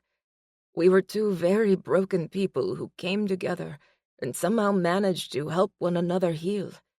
You are my world. I cannot imagine waking up without you beside me, and I never want to. I want to make this official. I want you to be my wife. Will you marry me?" "Rand, you know I will." I said the words a little too loudly. Kara stirred in my arms. I covered my mouth with my hand. "Yes," I whispered. He stood up and gently took Kara from my arms and laid her in her crib before coming back to me. He dropped to his knees once again and slid the ring on my finger. I looked down at the pretty diamond, and the first thing I thought was I wanted to show my mom. I couldn't wait to tell her I was officially engaged. We were going to get to plan a wedding together, something I never, ever dreamed I would ever have the opportunity to do. I could feel the tears on my cheek and felt ridiculous, but the tears were ones of joy. Rand stood up and pulled me up to hold me close to him. "It's going to be okay," he murmured, his hand smoothing my hair down. "Everything is going to be okay." "It is," I said. "It is all perfect. I wish Alec were here." "He is," he whispered. "In his own way, he is. This is all his doing. I think he planned it just like this. He wanted us to get together. Anyone could have given me that letter, but he asked you to do it." I pulled back a little to look up at him. "Do you think so?" He grinned. "I know so. That's how he worked. He was very creative and knew just what it took to get something he wanted. He wanted you to be happy. He wanted me to be happy. In his wisdom, he knew that required us meeting." I believed that was exactly what happened. I owed Alec everything. "When we have a son, I want to name him Alec," I declared. Rand smiled, kissing my forehead. "Why don't we go work on that right now?" He grinned, his eyes flashing with mischief. "Rand," I hissed, playfully protesting but letting him drag me out of the nursery and down the hall to our bedroom. I was looking forward to filling our house with a big, happy family and giving my mom plenty of grandchildren to adore. This concludes My Favorite Mistake by Weston Parker, narrated by Alexander Sendiz and Samantha Cook. Copyright 2019 by Weston Parker. This unabridged audiobook is published by arrangement with Starkey & Associates Incorporated and was produced in the year 2020 by Tantor Media Incorporated, a division of Recorded Books, which holds the copyright thereto. Please visit tantor.com for more information on our growing library of unabridged audiobooks.